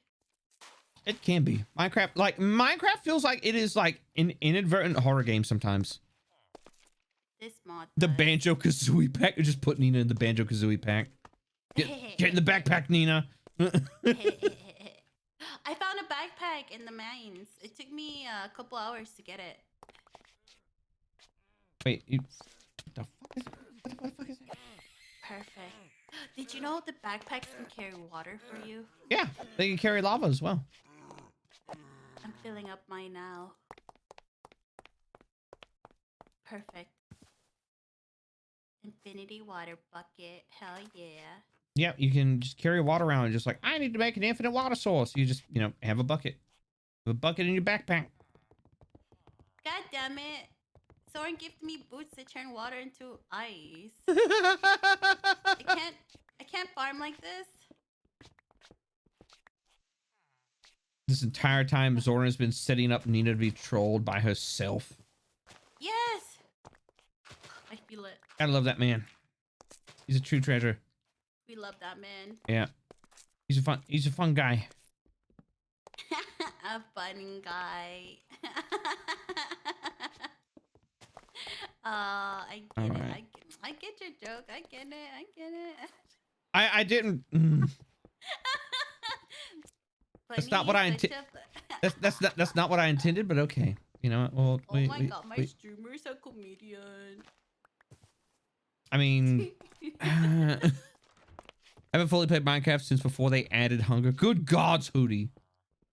Man is behind in the times. Hootie, did you know that you could be a pirate? Oh crap. I feel like Hootie would pick like the drowned origin, so we could be faster in water. I don't want to spend my time in water though. That's the thing I like about the drowned origin is you don't have to spend time in water like a bunch of other origins. You don't? Yeah. Oh. Like the drowned legitimately don't have water breathing, but they have like a bunch of benefits for being in water. So you can be like, my base is in water, and then like kind of like function pretty well on land. Instead of being like, I'm a mermaid, I can't fucking breathe air. Wait, Hootie is a pirate. Yeah. That makes sense. Yeah, see? He make a cool pirate ship off in the land. Be a ghost that's pirate, so man. Dope. Then we could go bother Hootie in the ocean. Oh man, sounds nice. They'd be like, Hootie, why is your boat so small? Where's my room? Hootie, where's my room? Do I have flowers to plant? There's only the caption. There's only the captain section. Hootie, that's not that's not very nice. You didn't make I a didn't place know for you your wanted friends. us to be the captain. Yeah, exactly. Where's your room? you live like this? Oh, sorry. That's You a live different like joke. this. Oh, so sorry. Okay. Oh my god. Okay. Man's in chat. I can't even defend himself. He's just roasting the fuck out of him.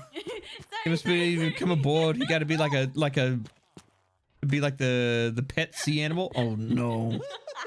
I don't want to be the pet seal. I don't want to be the mascot. I have family members that act like me. My same like what do you call it?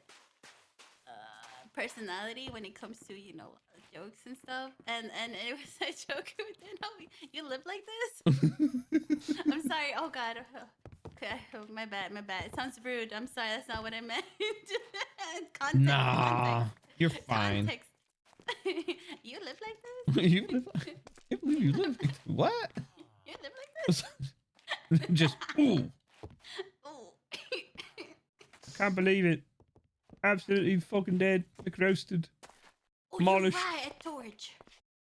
Put torch next to thing. Who's that with you, Cab? Did the blanket goblin decide to become a VTuber? No, I mean, Nina does seem like a blanket goblin. No, this is Nina. This is my friend, Benina. I'm not a goblin, silly. Derpy, is Nina a blanket goblin? Nor. Nor. I'm Benina, silly. Ow. Oh, Yes, she is. come on. I knew it. I knew it. I'm not a goblin. I'm a. No. You're a blanket goblin. You're one who dwells within comfy blankets. And it was just like I How'd you know? I just had a feeling. Just Oh, crap. just had a sense about this. You become friends with somebody and like you kind of get a feel for their personality, and it's just like, you know what? I bet Nina's the type is just like, I am in a blanket. I refuse to leave. You said Minecraft. I'm in my blanket. I refuse to leave. Cab has rethought his life choices. He now decided to switch game category in his Twitch channel. She'll never find me. Give Nina head pats. No. Don't touch me. I'll call her Stinky though. Stinky. I can't believe Nina is so stinky. I can't believe she's stinky. How could she do this? We trusted her to not be stinky. Hey. 1, 2, 3. I'm just waiting for you to be like, hey, that was your first mistake. What I'm was my always mistake? stinky. Sorry, I was counting. It's all right. Numbers are hard. Understand. 1, 2. My torch didn't work. Chat lied to me. Chat said put a torch by it. It would not freeze. Lies. It did. I can't believe Chat deceived you. Chat, how could you do this? Can I get a time? I'm just kidding. Imagine. Oh god, that's my seed. There you go. And there we go. All right. I'm gonna put that there. That is 1, 2, 3, 4, 5. There we go. Oh Go my god. 1, 2, Stop it. 3, 4, 5. Yeah. All right. Oh, he's farming so hard. Put that there. It's just a blocking. And then, did you just call Minecraft just a block game? It's Just a block game. Nina, did you know that entire media empires are built off of Minecraft? It isn't just a block game. It's the block game. It's just a block. I am Some people just a spend their block entire game lives block playing game. Minecraft. Actually, it is the only game I watched for this long. No, it's perfectly fair. I also, you know, like will not. Wait. Oh, why was it? I will also Wait. watch Minecraft for extended amounts of time. There's other games I probably won't. Oh. Yeah, you were saying sorry. What did you do? Oh, I was like planting wheat, and I'm like, why it look like that? And I kept looking at my inventory and looking at it, and I'm like, I'm planting it. Why it look like that? I was planting dandelions. VTuber. Look, no, look. Salt, leave me alone. All right. Look, I'm a VTuber. My math ain't great. I can't count. Okay. Silly Salty. We're VTubers. We don't know math. We don't go to school. I mean, I We did go to never school, learned. but it was public school. So, like, I mean. Oh, you're right. You're right. Yeah. Yeah, all VTubers go to public school. All VTubers go to public school. I did. It explains a Before that lot. too. It explains a lot. The mystery's been solved, everybody. Why are VTubers the way they are? Public school. Hey, you went to public Yeah, school. I doing went your to best public out there. school. We're just doing So our far, best. it's right. The true horror of public school. I know, right? It's just, yeah. Oh, Hoodie, did you go to public school? There's a third VTuber that most likely went to public school. I went to private school. Okay, yeah. Woody is the exception. All right. Okay, Hoodie is the okay. No, he's lying.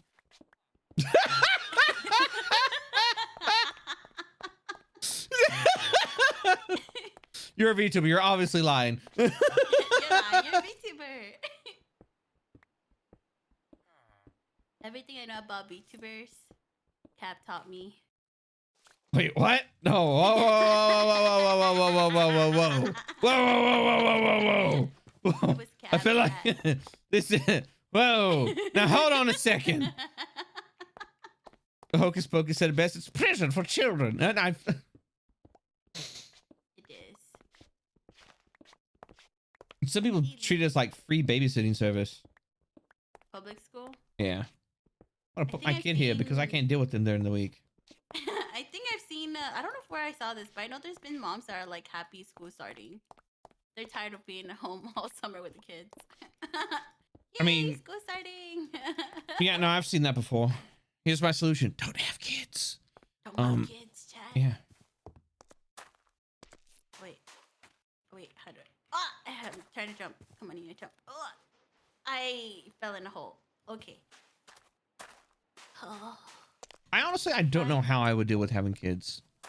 I'm fine. Oh, just stuck in a hole. Is that a free? Is that a real chest? It's not a real chest. Can't help me. Oh my god.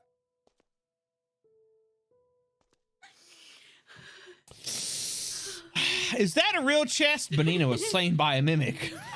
Apparently not. Apparently fucking not. Oh god, I feel like I actually got cold, like, you know, in them scary movies. And oh, God, Jesus Christ, is the day out? No. You know, just like a visceral fucking horror experience as a chest is like, ha! Oh my god. Oh my god. It'd be a I great fell in the dad. hole before. Already got all the dad jokes down. I cried a little. Maybe. Like I do all right with kids that are like a little bit older. Like I don't do well with like really small kids. Like my patience gets tested very quickly. And I'm just like, Unachieved. Going. Fucking. Well, how am I going to do this? Oh no! Wait, no! It's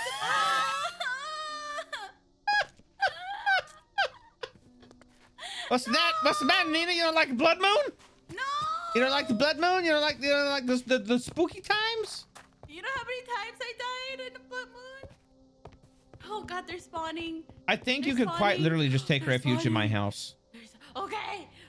Oh my god. They're Because everywhere. like we have a magnum torch that prevents they're mobs everywhere. from spawning. I agree. Pester your siblings and having kids so you can enjoy all the fun parts of goofing around with kids without any of the responsibilities. If you get tired of them, you can just stop interacting whenever. That's what I do. Where am I? I found your house. Oh. I'm gonna go to Soren's place. Let's see what he has in his chest. I wonder. Can I? Oh my god. Oh my god. Oh my god. Oh my god. You left your thing unlocked. Oh god. Your kitchen is open. Oh god. Oh god. Oh no! It's got salt on the bottom. It's fine. Oh. Yeah. Oh, okay. We figured out that if you put salt along the bottom, like undead can't pass it. Oh, they're spawned. Never mind. I was gonna say they're not spawning. Come here. Come here. Hello. I'm good. You're right. I'm placing now. It's a nifty little thing. That's all yours. Can I align my Being a house parent is a with trap. My 4-year-old goblin is a terror, and I love his teachers and definitely use school as a thinly disguised day camp. Yeah. My 4-year-old goblin. that? Oh, I God. love I that. like telling dad jokes. Sometimes he laughs. Who told you that? My chat. Whoever told Nina that, you deserve to be banned. I'm just joking. I get Don't it. deserve to be They banned, told but me it was that also, joke. it was pretty cheesy. It took me a while to get. I didn't get it. But now I get it. What the fuck do you mean? My what? Oh my god. The fuck? What if you don't have a dad? Who are you telling dad jokes to? You tell dad jokes to anybody. Oh, okay. I do have a dad though. He's actually coming to cut my lawn. Because I didn't learn how to cut a lawn. Adam! Adam! Nina! What did Adam say? What did I say? Buddy! What? Me? I thought you said Adam. No, Then I you said- Nina. I never learned how to cut my own lawn. Oh my god. Hey, Honey, I don't no. have a cat lawn. I don't have a cow. No, wait. Lawnmower. Did you just call a lawnmower a cow? I was confused. I'm sorry.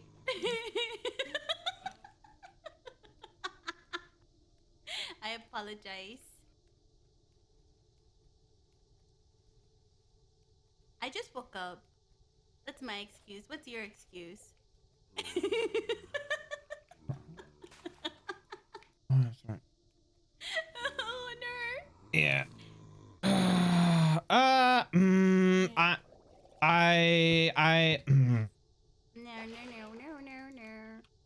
I unfortunately I